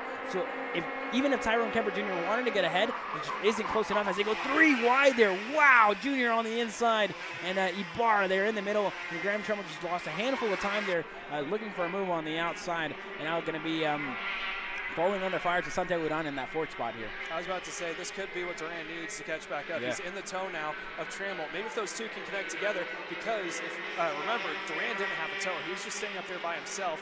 Now that they do have the toe, maybe if Ibarra and Kemper Jr. decide to race back and forth with each other, that could then bring the other 2 back up. And it looked like Ibarra was pointing at the back of Kemper Jr., so I'm not quite sure what that was about, but he has to look on the inside now. Yeah, because I think the issue that Ibarra has here at the moment is that Junior's just going a little bit defensive into turn number 1 here. You see him go a little bit defensive there as well, and Ibarra just not happy with that at the moment and wants Junior to continue to work and push his way forward, because now they're going to fall under fire to Graham Tremmel and Santiago Duran here coming into the closing stages of this race. 30 seconds left in this race. They're going to have 3 laps to go when they cross the stripe. They're going to make it just in time, I believe, for 3 more laps. Still Kemper Jr. who leads, but Ibarra just hasn't been too happy with Junior's defensive driving right now. And I mean, if it's coming down to the line, right? This isn't like he's done it since the start. I mean, yes, they have all been defending, but I understand his frustration from it. At the same time, we're coming up. This is 3 laps to go now. Next time by, they're going to get 2 to go. And let's see how much of a defensive Kemper Jr. goes on now. He's holding the middle parts of the track, and he's going to pop back up high. It doesn't look like a blatant block that he's doing. It looks like he's just defending his line and coming back up. He's not following wherever Ibarra goes, but what do I know? I'm just commenting. I could be completely wrong about all this right now. But now we're still continuing to watch the top 2. Meanwhile, Trammell and Duran have slowly faded away from the top 2. So if the top 2 continue to block and defend and battle each other back and forth. They could very well get pulled back up into it. But right now, 2 laps to go. They got the work cut out for them. Correct. Yeah. They, for right now, at the moment, Ibarra and Kemper seem to be in a class of their own, as the 2.6 don't come out that time, as the 7 minutes were up. I think we may get the white flag next time by. Not too sure. 2 laps this time by, I'm sorry, as we just got confirmation here. 2 laps this time by for those 2 drivers of Tyrone Kemper Jr. and David Ibarra when they cross the stripe. Fastest lap of the race currently belongs to Tyrone Kemper Jr., a 45 flat, and Ibarra just a 1/10 of a second slower than the lap times that Kemper Jr. is putting in, but Ibarra very much in tow here, which is what's keeping him here in this fight. Yeah, it's absolutely keeping him in the tow, and as well, they've pulled away from both Trammell and Duran. So, and actually, here's Duran will have a peek on the inside. I think they've accepted fate and realized that they're not going to have enough time to catch back up. So now Duran's just battling. He's trying to go just for the points there for the finishing position. So he's now finds himself up on the podium. 2 laps to go, though. I don't think Ibarra is close enough to make a move on to Kemper Jr. There's no need for Kemper to defend now with the amount of gap that he has. But how about that for a run? He was proving me wrong. Here comes Ibarra. Has a look on the inside. Ibarra up on point. And now Kemper Jr. goes back into P2. So possibly this could bring the other 3 running behind him back into it. But that's still a decent amount of time to make up here in about a lap and a half. Yeah, a lap and a half to go here in this race. As 2.64 in the air last time by. Ibarra able to get the move done. Like we said, the toe able to keep Ibarra in play here as we see more moves for the back. Derek Wargo actually racing here, and a cracked chassis in the first heat race put him out of that one early. But in this one, it seems like he found a new chassis, able to get running as now Junior down the inside into turn number 1. Tyrone Kemper Jr. Is he close enough to get it done? Still side by side. Junior able to get ahead, and Ibarra falls back to the 2nd spot. Can Ibarra get right back up to the rear bumper of Tyrone Kemper Jr.? Has to run down the back straightaways. Is he going to be close enough this time by? Junior going defensive. Ibarra looking for the outside over-under move. Not close enough as of yet. Into turn number 4 we go. 5, 6, and 7 coming up next. Ibarra down the inside into turn number 5. What a move there by the CRG Nordum driver. Able to get to the point of the field, and this is all going to bring back Duran and Graham Trammell right back into play. Still Ibarra here as it stands. Junior in 2nd. Is he close enough for a move into turn number 11? A little far back, but he's going to send it anyway down the inside and able to get clear for Tyrone Kemper Jr. He's going to take heat race number 2 victory. What a move there in the final corner for Tyrone Kemper Jr. Able to take the win with David Ibarra finishing 2nd. Yeah, that was an impressive move. He sent it in very late there in the final corner and early as well. As, we got one turned around on the exit there. So the back markers, that was an 812 that was involved. And I believe that is the 820. So both of them got tangled up. That is Mason Berry got tangled up there along with Joey Dome. So unfortunate to see there on the final end of it on that last part of the race. But checkered flag is out. That is it for heat race number 2. Tyrone Kemper Jr. brings home another heat win. So he is, I think, almost solidified himself well inside the top 5 if he has an okay heat race and maybe struggles a little bit. But he is on track here to try to do the perfect sweep of the weekend. But we are going to come back. We have shifters going out for their 2nd heat race, and we're going to have that, then followed by 206 Cadet, 206 Senior. We're going to round things off with KA Senior, all coming to you live from the WRP Racing Network.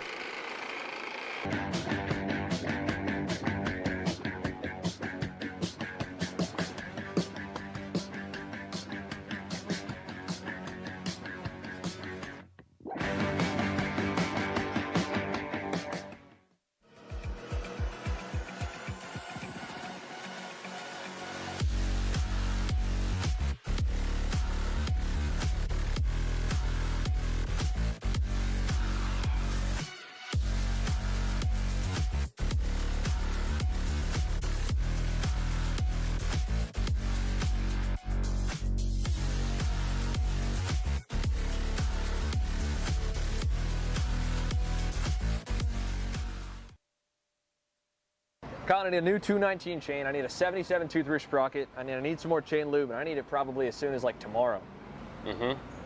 Dude, are you even listening? Like, we need this to run this weekend. Want anything else? What do you mean? I already got it in the Kart on Acceleration Kart Racing's online store, bro. All orders over $200 get free shipping. Oh, throw in a set of tires. Done. Everything you need, all in one place and shipped to your door for free on orders of $200 or more. Exclusions apply. Shop AKR.com.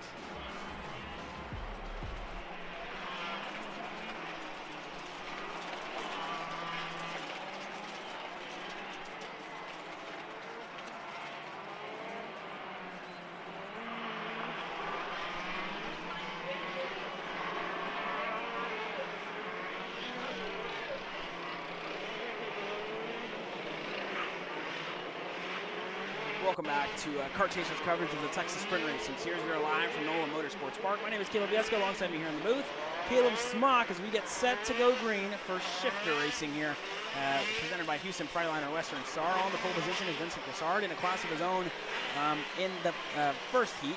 Starting on the pole position, alongside him is going to be Noah Zars in the front row, Rod Clinard in third, Dominic Trolio in fourth, Zachary Mabry in fifth, Iran Pedraja in sixth, Justin Humphrey in seventh, Justin Dietrich just a race to 50, and a Cameron Reed starting Shotgun Charlie on the field in ninth here. As we get set to go green, it's Vincent Cassard here, and I'm sorry that we have a pole here in the way, but it was still, it seems like Cameron Reed stalled out here, and I think she's going to get the green flag. Cameron Reed stalled out at the start, but Vincent Cassard able to get the whole shot here early on with Rod Clinard as well. Great start for him, able to work his way up into P2 here at the moment, where he started.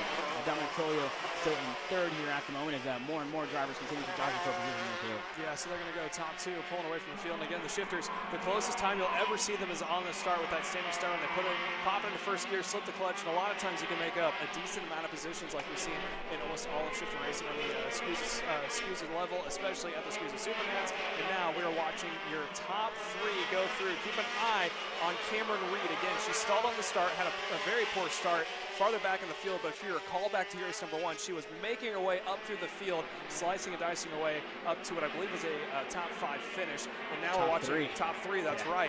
And so now we're continuing to watch the rest of the field make their way through, and that mid-pack continues to run nice and packed up, so to speak, so far. Top two continue to pull away.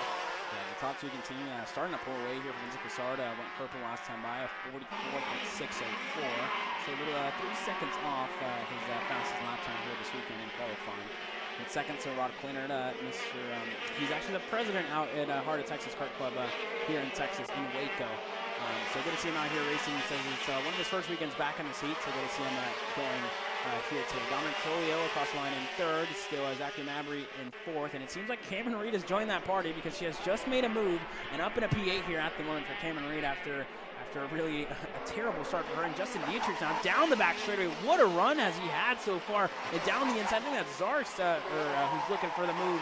Wow, a lot of moves here. Justin Dietrich, Cameron Reed, all going side by side here at the tail end of the field, Caleb. Yeah, who was the latest on the brakes there when they went 3 wide into turn number 3. So that backpack continues to battle on. Like you said, Cameron Reed now up 2 positions, hard into the back there of, I believe that may have been Justin, gave a little bit of a head pop there. That's Noah Zars, if I'm not mistaken. Noah Zars in the Sodia Racing Arcane, who was slated to start further up the field, lost 7 spots from the start, I believe, here. If that is, yeah, it's Noah Zars. Yeah, correct. So Noah Zars, that was him, and Cameron Reed getting into the back of him here early on. Yeah, and that's the thing with shifters. You got to be comfortable with doing the shoving because that's just the nature of these cars. You're going to suck it to the back of the bumper just so much when you're deep on those front brakes. They can allow you to brake so deep into the corner, a lot bigger than some people will even realize. So now let's see, can she get it done here going into turn 8 this time on Zars? She went to the back bumper last time. This time backs it off just a little bit earlier on the brakes, but stays right on that back bumper, trying to size them up and make way quickly because as we saw, like you said, top 3 is what she was able to do last race number 1. No doubt she could do that again. Right now she's getting held up there a little bit by Noah Zarsk in that Sony Kart. Yeah, it's going to be important. I mean, we've seen Cameron Reed have a great run out of this corner here on the edge of turn number 2. Once in the back straightaway, she's just not close enough this time by. Zarsk now all over the rear bumper there of a driver ahead down the inside. Not close enough. Closing the door. I think that's Zachary. That's either Iran Pedraja, I believe, in P5 there at the moment, that closed the door there on Noah Zars, who looked for a late lunge there, just wasn't close enough to get it done. And Noah Zars going to look to make quick work of Iran Pedraja, who currently sits in P5 here. Just not close enough to get the move. Oh, Iran Pedraja a little bit wide there, and Zars looking to send it down the inside. Not close enough. Oh, wow! Cameron Reed and Justin Dietrich gets caught up in that incident as well. Cameron Reed just put the bumper to I think that was Noah Zars there. A little bit late on the brakes for Cameron Reed, and Noah Zars out of this race. Justin Dietrich as well, and another driver on the main straightaway. That's the L Len card of either, I think, Dominic Trolio, who has issues here early in this one. Yeah, so that was a very chaotic last couple of corners indeed as they make their way now into into turns 8 and 9, now coming over. They're going to burn one more lap. We've got, I believe, 2 minutes and 50 seconds so far yet to go, as we are 4 minutes and 30 seconds in as it is, making the way across the start-finish straight. And there's still a little bit of a battle happening out on track as we're waiting for the timing system to quickly update. If I'm not mistaken, that should be the 42 of Pedraja and Cameron Reed going back and forth now, running in the 4th and 5th position. So, like we said, a little bit of chaotic there in the last couple of corners. Now it seemed to calm down just a little bit. We're going to see if Cameron Reed can't reel in Zachary Murphy. Last time by, she did a 43.6. Zachary Murphy did a 42.8. Cameron Reed was also in traffic for that. So this next lap by will be a telltale of how much she is pulling in, closing the gap, I should say, to Zachary Mabry. Yeah, for sure. So Zachary Mabry currently sits in that 3rd spot. 3 CRGs. It's a 1, 2, 3, 4 for the CRG Nordum team here. Vincent Cassard, Rod Clinard, and Zachary Murphy all under the same 10. The 99 of Cameron Reed as well currently sits in P4. She's under her own 10, the Reed Motorsports camp. Unfortunately for Cameron Reed, I believe she may receive a post-race penalty after that move on Noah's Ark that put him and Justin Dietrich out of the race. Justin Dietrich really just a passenger in that one. Unfortunate for him, and I'm not sure what happened to Dominic Trolio. He seemed to have some engine issues earlier in the first heat. So unfortunate for him, but in this one it seems like issues again, and not too sure what happened, if he made contact or if he just stalled that. Or some engine issues again for P7. So unfortunate there for Dominic Trolio as Vincent Cassard sets a purple lap time of 42.164 there for Mr. Cassard as he continues to go quicker and quicker as the time. And this is where strategy starts to come into play, right? I mean, you want to take care of these tires with 1 minute left in this heat race. I mean, you know, I'm not sure if they get a new set of tires for the main event. But if they do, I mean, it's just important to really say this for tomorrow for heat number 3. Yeah, I mean, we only have one more heat to go, and like you said, if you're Vincent out in front, you can start to back-to-back time. It's at 4.2 seconds over the rest of the field. 43 seconds yet to go before we see 2 laps to go. So this time by is not going to get it. So he's going to be 3 laps to go across the stripe here. And like we said, Vincent out in front, Rod P2, Zachary Mabry in P3, Cameron Reed into P4. And let's see the time difference between the two. Is Cameron Reed closing in on Zachary Mabry? Last time by was yes. This time by, again, she was up 3/10, but with 2 laps to go, probably not enough time to close it in that much to make a giant move here up in the podium. Yeah, so I just got confirmation that they do not get a new set of tires for the main event. So it's important for these guys to really look after their equipment, right? I mean, it is a grassroots regional series, but we are seeing a lot of national level drivers out here, right? So although it is grassroots, you know, want to keep it as cheap as possible for these drivers and have 1 set of tires for the weekend. It's going to be important for these guys to really manage tires when it comes down to it, right? So for guys like Vincent Cassard, I mean, you're in the lead, you have a handful of pace in your cart, but you really just don't want to burn up your stuff here early on in the weekend, right? It's only really day 1 of racing. You've done 2 races so far. You have 2 more left tomorrow. So it's going to be important just to really take care of your stuff when it comes to tomorrow.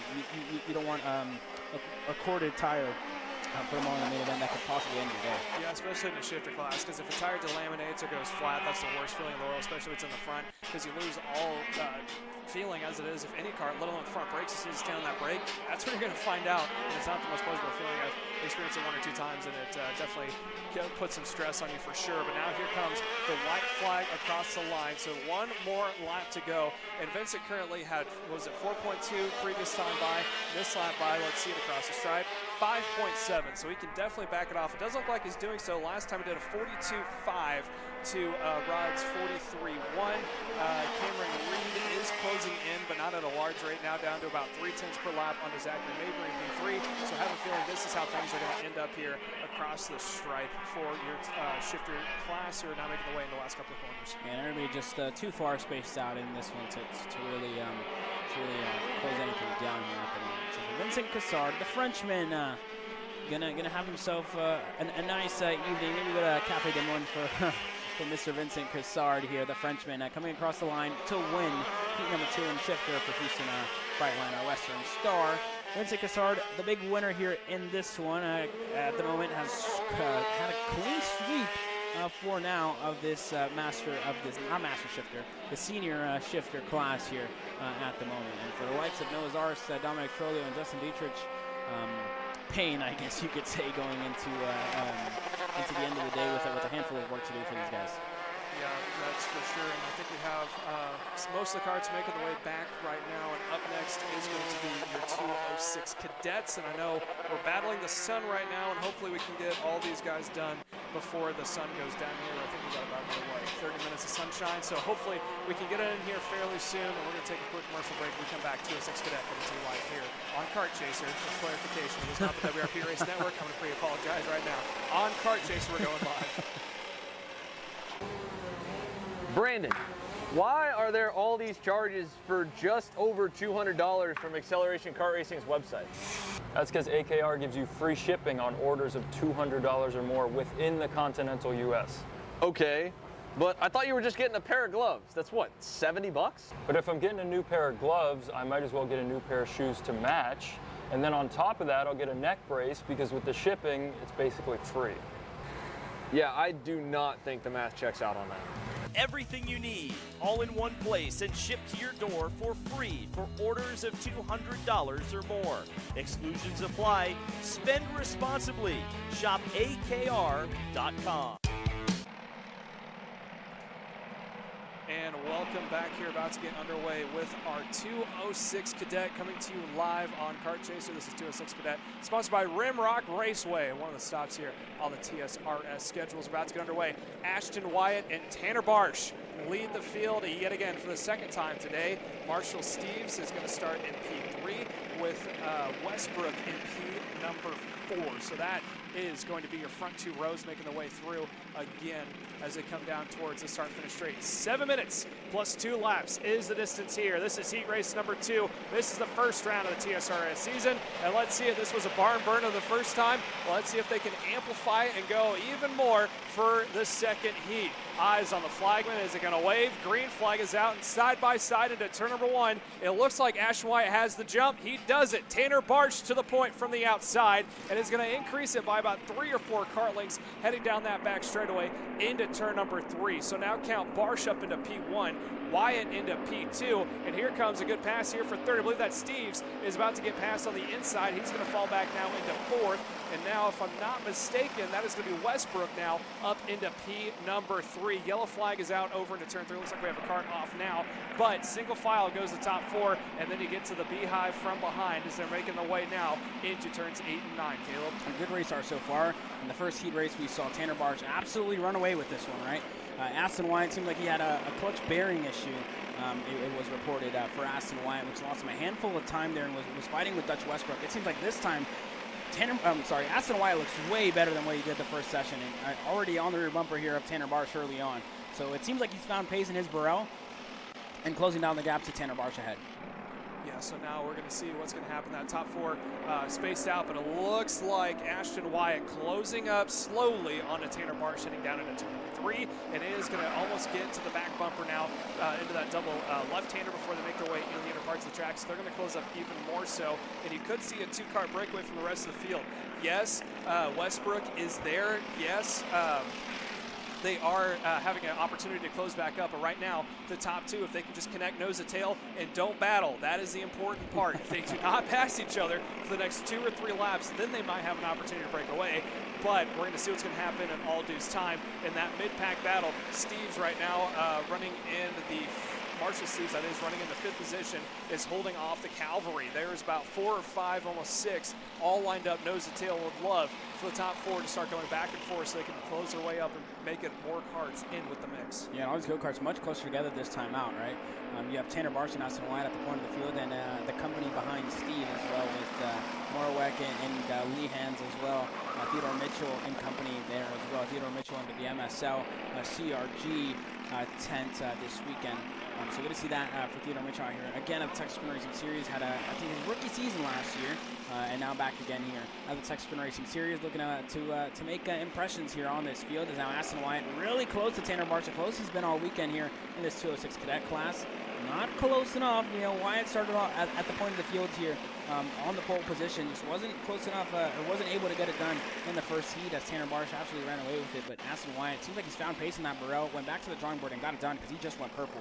A 51.042 for Aston Fast and Wyatt. Yeah, now he is actually going to take it to the point now as he goes up on the inside. Tanner Barsh is going to be on the defensive going into turn number 1. He is going to yield now. Tanner Barsh is into the second position. And this is exact opposite of what I said they needed to do to pull away from the field.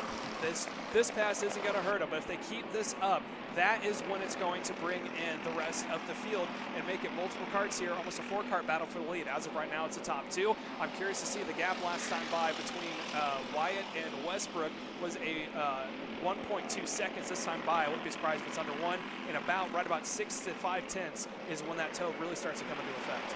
Yeah, you took the words right out of my mouth, right? So that toe is going to be super important for Barsh if he wants to stay with Aston Wyatt.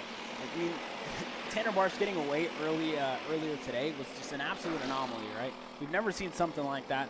Tanner Barsh just found pace and was able to pull away from Aston Wyatt, who was holding up pretty much at Dutch Westbrook, who was quick. But it seems like whatever issue that Aston Wyatt had after the first heat race, seems like that's been solved because he currently leads here. And for the first time, I would say he leads us away, well, is leading a race today and for the weekend. He was able to get the pole, just wasn't able to make any sort of impression on Tanner Barsh. Like we know, he had issues. They got it fixed now, and Aston Wyatt's at the point of the field. Yeah, the time right now shows about 4 minutes and some seconds, so about less than 3 minutes yet to go here, plus 2 laps. Top 2 make their way across the line down into turn number 1.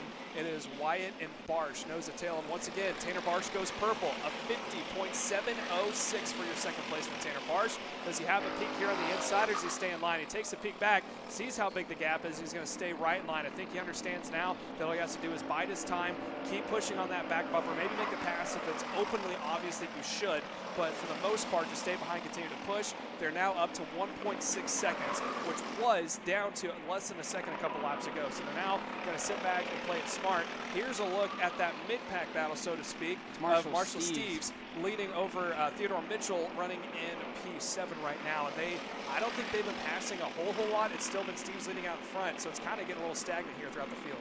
Yeah, for sure. I mean, these guys jockeying for position here a little bit. I think Mitchell was in 7th last time they crossed the line. He finds himself in 6th now. So the MSL driver able to work and go 1 spot better that time by. What does it look like for Marshall Steves and company? So Steves at the point of this group with Mitchell in 6th, and Lehan's currently, who was in that 5th spot, was passed by Steves and Mitchell earlier on. So Lehan is going to fall back to that 7th spot. The battlefield lead's still stagnant as this group continues to fight here a little bit. And Theodore Mitchell goes back to the head of that group. So Theodore Mitchell up in a P5 now. A good drive up the field so far for Theodore Mitchell. 2 spots made up now, and a good drive so far for that CRG MSL driver. In the gap from the top 2, last time by, Tanner Barsh went purple in P2 with a 50.551. Ashby with a 50.589. Currently, the gap they have over your third placeman of Westbrook right now. Last time it was over 2 seconds. Wouldn't be surprised if we're looking at about 3 this time across the line. Let's see it. 3.75 is the advantage that Ashton Wyatt and Tanner Barsh have over the rest of the field. So very good run so far for the top 2. The time is coming down to it. We're about 6 minutes and 15 seconds, so 45 to go before they get 2 to go. It's going to be close. I don't think that they're going to get 2 to go next time by. It's probably going to be 3 laps to go this time across the stride. Yeah, so don't pay attention to the ticker on the left side hand of your screen. We still have 30 seconds to go, and I'm pretty sure we're going to get another lap of racing here. They are going to catch up to some lap traffic with Garza. It's going to be Tanner Barsh against Aston Wyatt for the end of this race. They are going to make it across the line, so 7 minutes just, they're at 6:50 at the moment, so still not quite done yet. Aston Wyatt and Tanner Barsh still lead us away here with Dutch Westbrook and Milo Podoraki in that 4th spot. Mitchell still leading that second group up at a P5. Caden Lehan's in 6th. In 7th, still Marshall Steves, Taylor Morwick in 8th, Jensen Willander in 9th, and Tyler Street rounding out your top 10 here. Not a move made as of yet for Tanner Barsh. Wasn't close enough. Is going to decide to keep pushing when they do fight. I mean, we've seen in a handful of other classes, right? Whenever they start fighting at the front, whatever group is right behind them is able to get close enough and attempt to move on the front too, and maybe even snag a podium or a win from one of these guys, right? So that's the last thing that Aston and Tanner are going to want here today. Tanner Barsh into turn number 11 now, continuing to push Aston Wyatt. 2 Burrell drivers, not teammates though this weekend. Well, teammates under the Trackside Karting Services team, but haven't been working together because they're fighting with each other here. A 50.355 for Tanner Barsh that time by. The 2.64 in the air, and it's officially crunch time for Tanner Barsh and Aston Wyatt. Is Tanner Barsh going to have the run to make the move into turn number 3, Caleb? I think he has the run to make it. I don't think he's going to take it. I think he's going to wait another lap to make it over here into turn 3. He doesn't do it now, so he's got 2 more good opportunities, which is going into turn 8 and then also going into turn 11, the final corner. Personally, I think he's going to take it into turn 3 on the last lap. He's glued to that back bumper now as they make their way through that quick little chicane-ish type turns of 5, 6, and 7, heading over to 8 and 9. Does he take it here? No, but look at Wyatt. He goes on the defensive, that is, of Ashton Wyatt goes on the defensive. Now coming in the final corner, does he defend here? A little bit, but takes a normal racing line for the most part. Now across the stripe, a white flag in the air. Look for turn number 3. I have a feeling Tanner Barsh is going to make a move. Yeah, so that's going to be the biggest passing zone that we see here, and the easiest one to make for Tanner Barsh. If he's close enough here, I'm pretty sure they're going to go side by side here down the straightaway. Aston Wyatt going to go defensive, goes to the bottom. You see there Tanner Barsh on the top. See if Tanner Barsh can get around the outside. Can he get it done? Aston Wyatt going to stay down on the bottom, able to stay clear. Aston Wyatt still in the lead here, going into turn number 4. 5, 6, and 7 coming up next. We've seen some moves here in turn 6. Aston Wyatt goes defensive, doesn't want to get the move done there. Into turns number 8 and 9 we go. A little bit of a short shoot here. Aston Wyatt still going defensive. Is Tanner Barsh close enough to get an over-under move done? Not as of yet. It's still Aston Wyatt who leads. Barsh in second and looking everywhere and endlessly for a move. We've seen a move here in turn number 11. Tanner Barsh down the inside. Aston Wyatt went low. Tanner Barsh goes lower. Aston Wyatt gets the better run though, and Aston Wyatt takes the win here in 2:06 Cadet. Aston Wyatt back on the top step here in this heat race. So Aston Wyatt P1, Tanner Barsh across the line P2, Dutch Westbrook P3, Milo Podoraki P4, Theodore Mitchell P5, Marshall Steves P6, Tyler Morwick P7, Caden Lehans in 8th, Jensen Willander 9th, Silas Root in 10th, Simon Klein in 11th, Benson Hale 12th, Tyler Blackwood 13th, Keelan Short in 14th, Wyatt White in 15th, Brennan Barsh slated across the line in 16th, and Vargas slated across the line in 17th. There's still more racing everywhere here on this track as Barsh and company are set to cross the line this time by. What does it look like for Keelan Short and Barsh? I think Short able to get the better. Barsh able to move up to P15. So Short P14, Brennan Barsh P15, Vargas across the line in 16th, White in 17th, and Rodolfo Garza and Micah Massad not able to finish this race here today. As the sun starts to come down here at NOLA Motorsports Park, we don't want to run out of sunlight here. So we're going to get these classes going and go green here shortly for our next race. That was 2:06 Cadet presented by Rimrock Raceway. Your big winner there, Aston Wyatt. Coming up next is 2:06 Junior. And then after that, the main event of the evening, your KA100 senior class. So up next, 2:06 Junior presented by Seville Electric. We're going to take a short break here so I don't lose my voice when it comes time to races. We have actually... Screw that break. As I'm looking at race director Neil Strickland here next to me, he looks at me saying if I'm actually going to take a break because we have go-karts on track now and we get set to go green for the second to last race here of the night. We have 2:06 Junior presented by Seville Electric. It's Robert Arena starting on the pole position with Chris Tracy starting second. Derek Wargo in third. Shelby Ramirez starting fourth. Jacob Oakes starting fifth. 5 go-karts here today. We saw a good first race. Derek Wargo able to come away with the win in his comp cart with a handful of other drivers, right? We saw Rana lead a couple laps. We saw Tracy lead a couple laps. Rana finished second, but Wargo was the big winner there. Ramirez seemed like she struggled a little bit at the end with her with the pace in her go-kart towards the end of the heat race. She was very strong at the beginning, but seemed like towards the end it just fell off a little bit. So for Robert Arena and company, it's going to be important to try and keep that pace up in that go-kart, right? We have 2 comp karts in this field. It's Derek Wargo and Shelby Ramirez starting 3rd and 4th on the second row. And we have the 2 GFCs of Robert Arena and Chris Tracy, and Jacob Oakes in P5. Hasn't had the pace, but it's a good learning experience for Jacob Oakes. I believe his first Texas Sprint Racing Series event that he's done. So a rookie here at the Texas Sprint Racing Series, but we love seeing new faces and we love seeing more and more people get involved here in the sport. As Texas is a really, really welcoming crowd. As we get set to go green here, into the tram lines we go for Robert Arena and Chris Tracy as we get set to take the green. 206 Junior presented by Seville Electric, and we are racing. A good start so far by Robert Dorena and Chris Tracy, who's able to slot back in a fourth. Derek Wargo in second. Shelby Ramirez up in a P3. A good start so far. Arena in the lead. Wargo now in second and closing down that gap to Robert Arena. Not close enough yet to attempt to move in. I don't think they're going to want to. As Chris Tracy now looking for a move down the inside on Shelby Ramirez. Is he able to get clear? Not as of yet. Still side by side. But he does get clear. So Chris Tracy up in a P3 here. Derek Wargo side by side for the back of Robert Arena for the lead of this race. And Shelby Ramirez still in P4 here, continuing to jockey for position here. Yes, they're going to continue on now. Like you said, top four are the only four that are nose to tail currently making their way through out of turns number 8 and 9, heading over the final corner. Now looks like we had one turned around there over on the backstretch.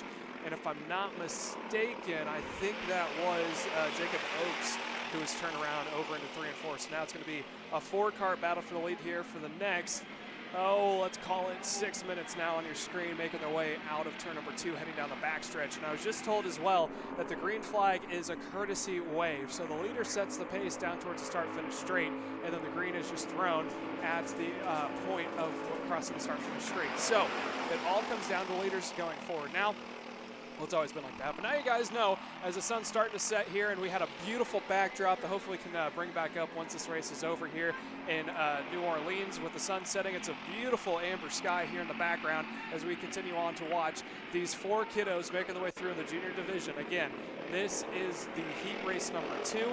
As there are 5 on track, but there are 4 that we're watching in your view as there's a passive lead. There goes Wargo, who had a cracked frame, goes up into the front. So Wargo now goes on point. That's Robert Arana now going to fall back into P number 2. Again, 5 carts out on track, but this is the 4 that we're watching that are all nose to tail. Yeah, nose to tail for these top 4. We've seen Derek Wargo at a multitude of Cup Karts North America events, and I'm pretty sure we're going to see him out next weekend in the Drive Your Line Comp Kart there at the point of the field. It's Chris Tracy now looking for a move down the inside on a teammate of Robert Arena. Tracy down the inside and able to get clear. So Tracy up in a P2, Robert Arena down a P3, and Shelby Ramirez has to watch there from not the sidelines, but has to watch there from a distance and see these guys continue to fight it out there ahead of him. Yeah, so there's still going to be nose to tail. Wargo continues to be out on point in front. Like you said, Chris Tracy now goes to the point. Tracy able to get around Derek Wargo. He now goes up in front, splitting the comp cart there of Wargo in P2, as that's now going to be, like I said, Tracy out front, Arana in P3.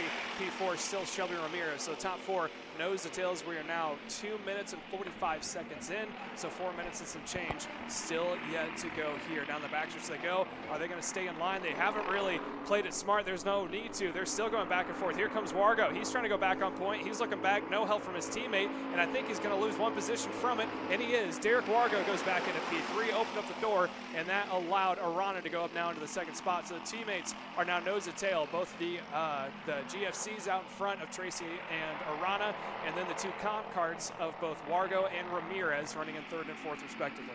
Yeah, it just wasn't close. Derek Wargo was just wanted to make the move for the lead, and then was just left there all on his own. Arana was like, you know what? I'm not going to push you, dude. I got my teammate right in front of me. I'd rather push him. So the 2 teammates are going to continue to work together, right?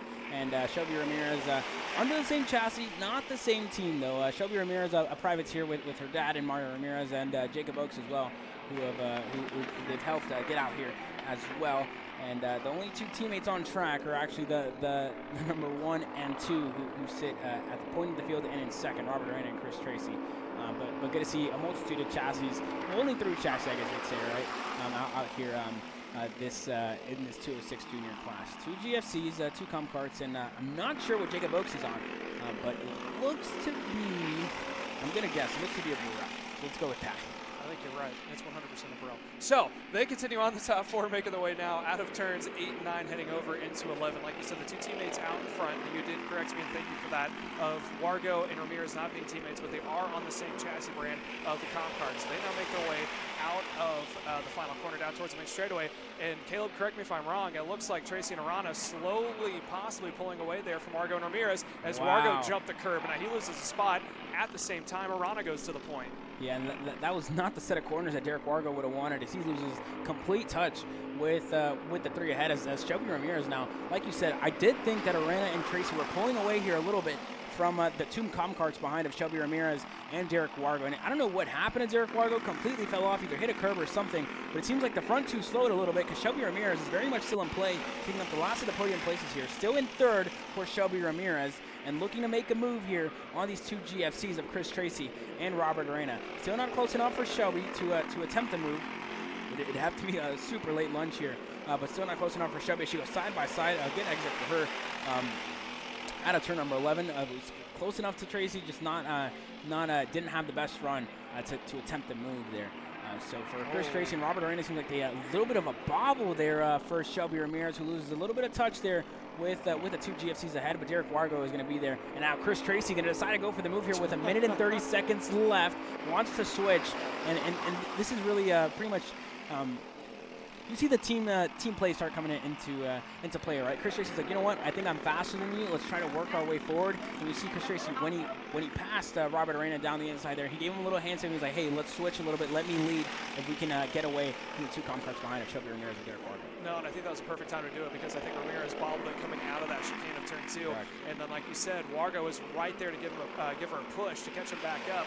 But while that happened, they had that breathing room. They said, all right, we can switch it. We're not going to lose a whole lot of time. Let's try this and see if it's going to work any better. That toe is still there. Ramirez is still within a second, so she's getting a little bit of toe there from the top two. So now we're going to see if these two working together can be even faster. And as of right now, it looks like Arana by themselves are faster than their teammate down that back straightaway, and they barely close up to the back bumper making a turn. Yeah, so it seems like it was a good choice too, right? Because whenever Arana was leading this train, it seemed like Tracy was falling under fire to Shelby Ramirez and Derek Wargo. And after the bobble from Shelby, Tracy looked over her shoulder. He's like, you know what? I think it's my time to go. Let me lead, and let's see if we can work our way ahead and have a comfortable lead ahead of P3 and P4 there with Derek Wargo and Shelby Ramirez. It seems to be working out for them. Shelby Ramirez just a little bit out of touch here with the two GFCs. Who are still leading as we have 10 seconds left on the clock, 5 seconds now. The time run down, 3 laps to go officially here this time. And looking at the data sheet right now, Shelby Ramirez just went purple, so she's the fastest car on track of that 50.802, about a 10th fastest leader of Chris Tracy. However, she's got Chris Tracy's teammate of Robert Arana in P2 in between, and you can look back there, and Derek Wargo is pointing forward to Ramirez, saying we got a chance at this. We're not at 2 laps left. We close the gap back up. However, it's one thing to catch back up, it's another to get around. And right now, that top 2, there's so much of a space there. If they get around Arana, they're basically going to write their own check into not getting on the win. Due to the fact that there's that gap right now, it's going to bobble them down with 2 laps remaining at the line. It's definitely a game of chess that they're playing right now. And there goes Wargo down the inside on Shelby Ramirez. Can she get the over-under? Not good enough for Shelby Ramirez. And the big thing for Derek Wargo here, he was able to get a Heat race number 1 victory, and then not able to get the pole qualified 3rd here today. So Derek Wargo is really just focused on points, right? Derek Wargo wants points, wants to finish as good as he can. Already has a first to his name. That's going to be the most amount of points that he can get. And then Derek Wargo in 3rd is just going to do him 1 better, right? With Arana and Tracy. Arana currently in 2nd. I believe Arana finished 2nd in the first Heat race, and Tracy finished at 3rd, if I'm not mistaken, here, and Ramirez in 4th. So it's going to be important. Wargo definitely going to be looking to have a handful of points here. Looking at this one, it's Chris Tracy. He's going to have to claw back. He did finish 3rd, so they're going to be should be tied on points respectively. And Robert Arena with 2 P2s should be good for him to here as well. Yes, we're coming up now to the white flag this time by still Chris Tracy leading the way, and like we said, Shelby Ramirez falling back into 4th as Derek Wargo now up into P3. And I'm usually the optimistic type. I love to see a good dogfight battle for the win, but I have a feeling it's just going to be down to the top 2 of Chris Tracy and Robert Arana. I don't foresee a chance that Wargo or Ramirez have enough to close up that gap here in this last lap. I could be wrong. 9 times out of 10 I am, but I have a feeling it's going to be Tracy and Arana going tooth and nail here in the final couple of corners. Yeah, for sure. It seems like Tracy just has a little bit of an upper hand here on Arana. It seems like Arana just catches in this infield section. So Tracy, again, could be a difference in gearing in between these guys, or just a difference in runs and lines. It could be a multitude of things, right? But at the moment, you see Arana on the rear bumper here of Chris Tracy. Coming into the last couple of corners is Tracy going to defend here in turn number 11. Doesn't go low, and Robert Arena down the inside in turn number 11. Seems like Tracy wasn't expecting it. It's going to be a drag race to the line. Who is it gonna be? And it's Chris Tracy taking the win here. Arena almost had it there. Almost caught Chris Tracy asleep there, but Tracy able to get the over-under move done. Arena P2, Derek Wargo P3 with the fastest lap of the race. Shelby Ramirez P4, and Jacob Oakes rounds out your fields here in 2:06 Junior, presented by Civil Electric. Chris Tracy, your big winner Coming up next, the main event of the evening. Caleb. I know you're not 21 yet. You can't legally gamble. If you were a betting man, who would you put your money on here in this next one coming up? Because you have about 15 different choices you could go with. Yeah, I mean, this is tough, right? I'm not like Alex Searle, Emery Lida, or David Land, who make predictions week in, week out that end up being wrong half the time. So I don't want to make predictions here. What I can say, I will have some suspects that I think are going to be quick. I think Vasquez is a guy that you have to talk about, right? Jesus Vasquez was super quick. I think Robertson has found pace this weekend. Really has found a good amount of pace. Has a good engine package this weekend. So good to see him running well this weekend. So it could be anybody really. Peyton Phillips, I think as well. He's the reigning champ. So I wouldn't sleep on Phillips. I think Friesen starting on the pole. Hopefully he got his engine situation figured out. But it can be a multitude of drivers today. If I have to pick one, and if you insist. I think, I don't even know if I should say this, but I think Alex Stanfield has something in the bag for us here today. You stole it out of my. I thought I was going to be the one with the aha moment. I agree with that completely, Alex Stanfield. But since you took mine, if I have to pick one, I'm going to go with Aiden Rudolph. He showed a lot of speed in Heat Race 1, and he has been very quick. And the thing is, too, a bunch of drivers who are on new teams, they have something to prove. They don't want to come in the new team and be like, okay, I can finish mid-pack. They want to come out and say, yeah, first race, new team, new me, new year. We're going to stick to our diet for a New Year's resolution. We're not going to give it up after spring break, and we're going to go for it here in Heat Race number 2. And if you guys looked on your screen, there was a beautiful backdrop at Sunset here.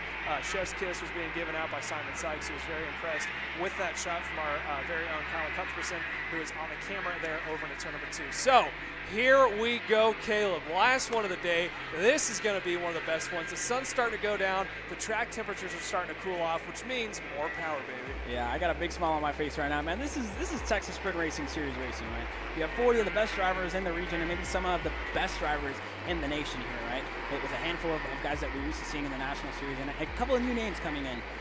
We know Beckett Friesen and Jesus Vasquez Jr. starting on the front row here. Robertson and Skinner as well. Nash and Rudolph all to play for here to end the day today. KA100 Senior into the tram lines we go for the final time today. Green, green, green. And Beckett Friesen has a great start so far. And Vasquez Jr. has an even better one around the outside. Wasn't close enough. Gets sent off to the wayside. Vasquez Jr. through the grass off. And it wasn't the best start for him as Braden Robertson now down the inside as we have more drivers off the racetrack here to start with. A couple of the Iron Rock Motorsports drivers. Oh! Beckett Friesen contact. Blake Nash contact. Peyton contact. Wow, contact for a multitude of drivers. Wow. Blake Nash out of the race. Beckett Friesen out of the race. A handful of drivers with an early end to their day here in the final heat race of the session. I said it earlier today. The key for victory here was to keep your nose clean. And guess who's in the lead of the race now? Braden Robertson. Behind him is Landon Skinner, Aiden Rudolph up there as well, and my pick, Alex Stanfield in P4. Yeah, the yellows are out. I don't know if they're going to do a full course caution or what, because that was a heavy wreck over into turn number 3.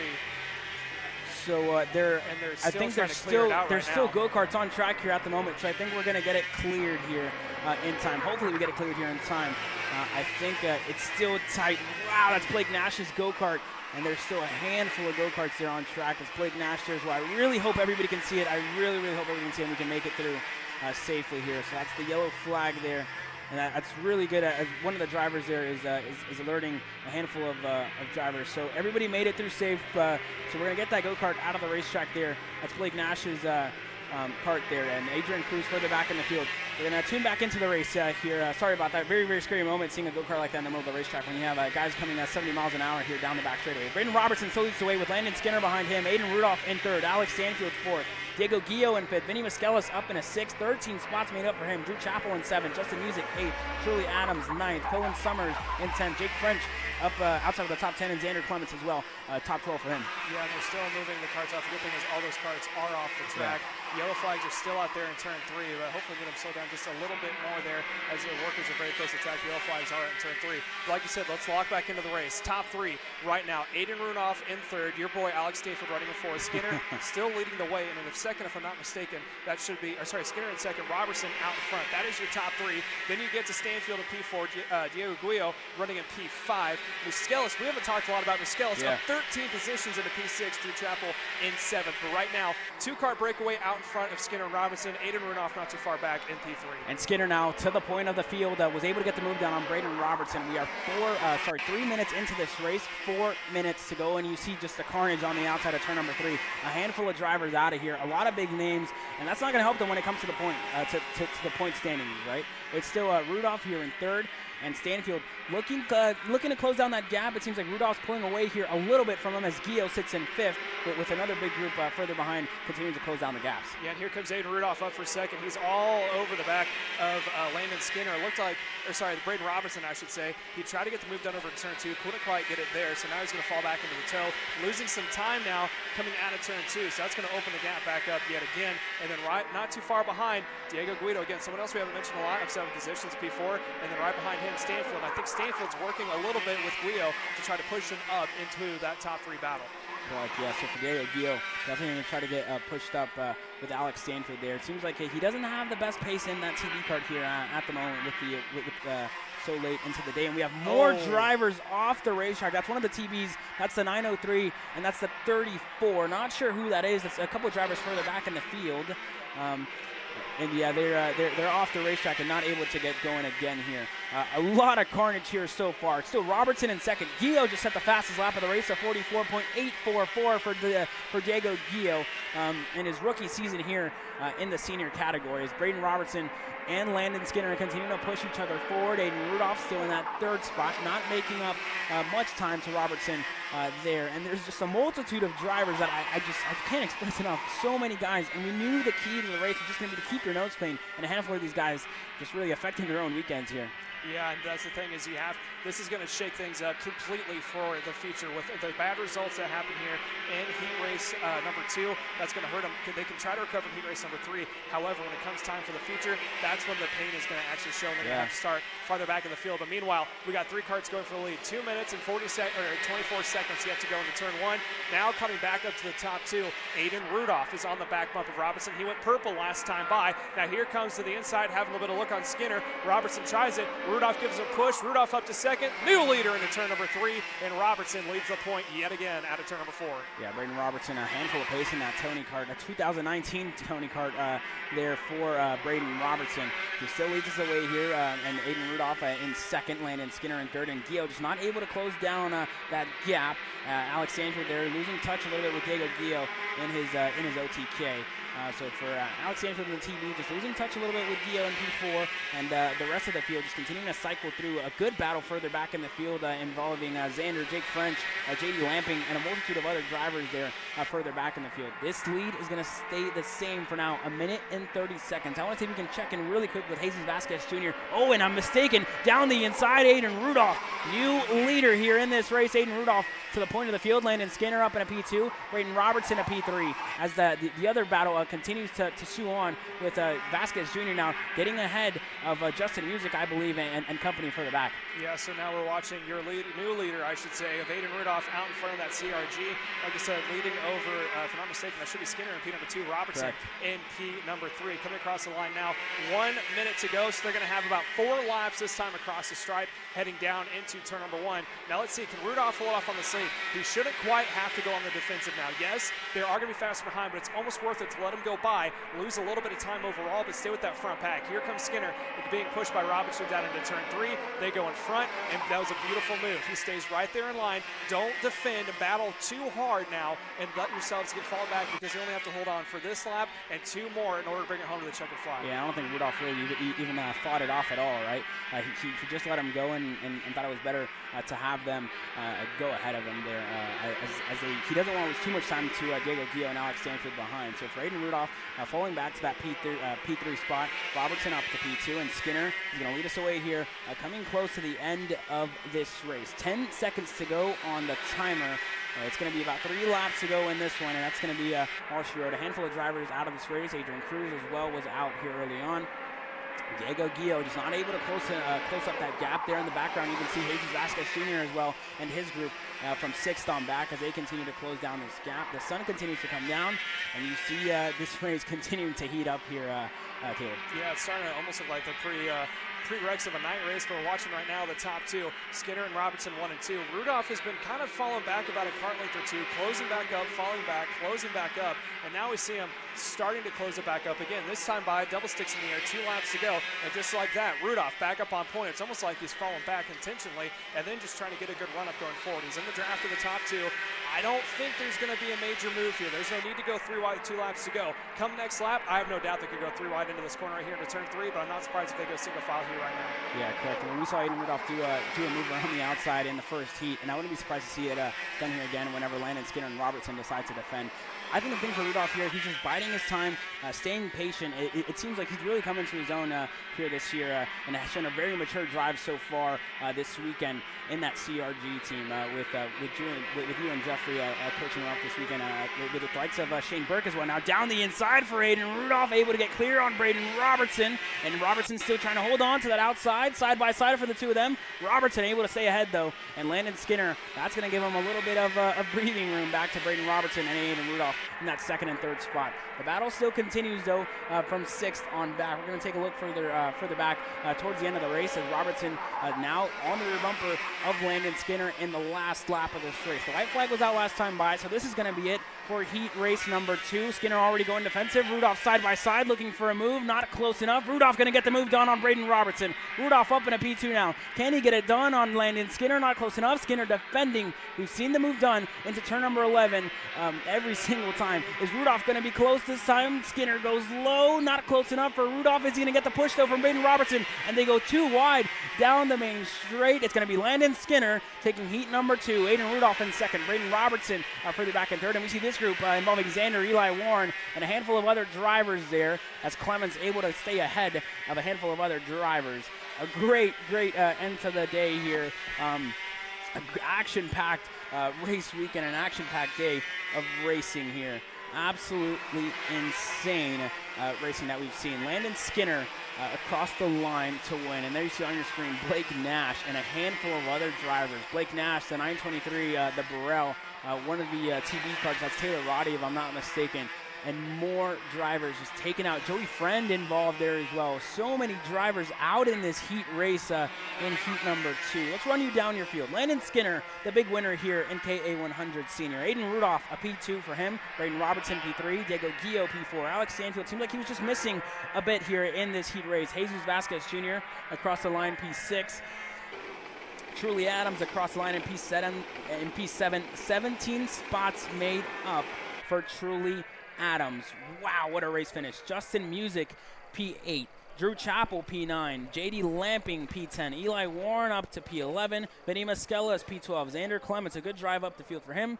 13th. Michael Leavitt, 14th. Jake French, 15th. Peyton Phillips, 16th. Sebastian Trejo, 17th. Abraham Gibb, 13 spots, 18th. Cohen Summers, 19th. Addy Bamrou, 20th. It's going to be Kurt Goodson, Cole Rogers, Jake Faulkner, Wyatt Renfro, Dennis McCarthy, and Chase Duplee rounding out your field here. The only finishers here in this race. Almost 10 go-karts out of this race here in this final, not in this final, in this in the final race of the day. The likes of Benjamin Edegroff, Ian Howe, Joey Friend, Dallas Dunlop, Adrian Cruz, James Good, Beckett Friesen, Blake Nash, Preston Pico, Alex Pope, Carter Knight, Sawyer Roussel, Taylor Roddy, and Ryan Clark. A handful of drivers not able to finish this second heat. It's been an absolute wonderful day of racing. We've been at it since 8 a.m. here in the morning. Myself, Caleb Yeska, Caleb Smock. I'm confusing myself with 2 Caleb shoes weekend, you know. We have Brandon Simone on production here alongside Simon Sykes, Kyle Cuthbertson, and Nicholas DeAndrea. From all of us here at Kart Chaser and from all of us here at the Texas Sprint Racing Series, it's been a wonderful day of racing. We're glad you have been able to join us. And as we watch the beautiful sunset go down here at NOLA Motorsports Park, final thoughts here, Caleb, of the day of racing that we just had in this K100 Senior second heat. I think tomorrow is going to be a very interesting day. I feel like some teams are going to have some long nights, and I feel like it is time for dinner, Caleb. Yeah, the time for dinner it is as we get set to go home and recharge the batteries as we get set to go green tomorrow again for warm-up at 8 a.m. sharp here. You're going to have free coverage in the morning once again, and for the qualifying session, not qualifying, sorry, heat session tomorrow as we get set to go. But for today, that's going to be all for us here at Kart Chaser. From myself, Caleb Vieska, and Caleb Smock, thank you for joining us here at the Texas Sprint Racing Series Winter Warm-Up live from NOLA Motorsports Park. Thank you, and good night.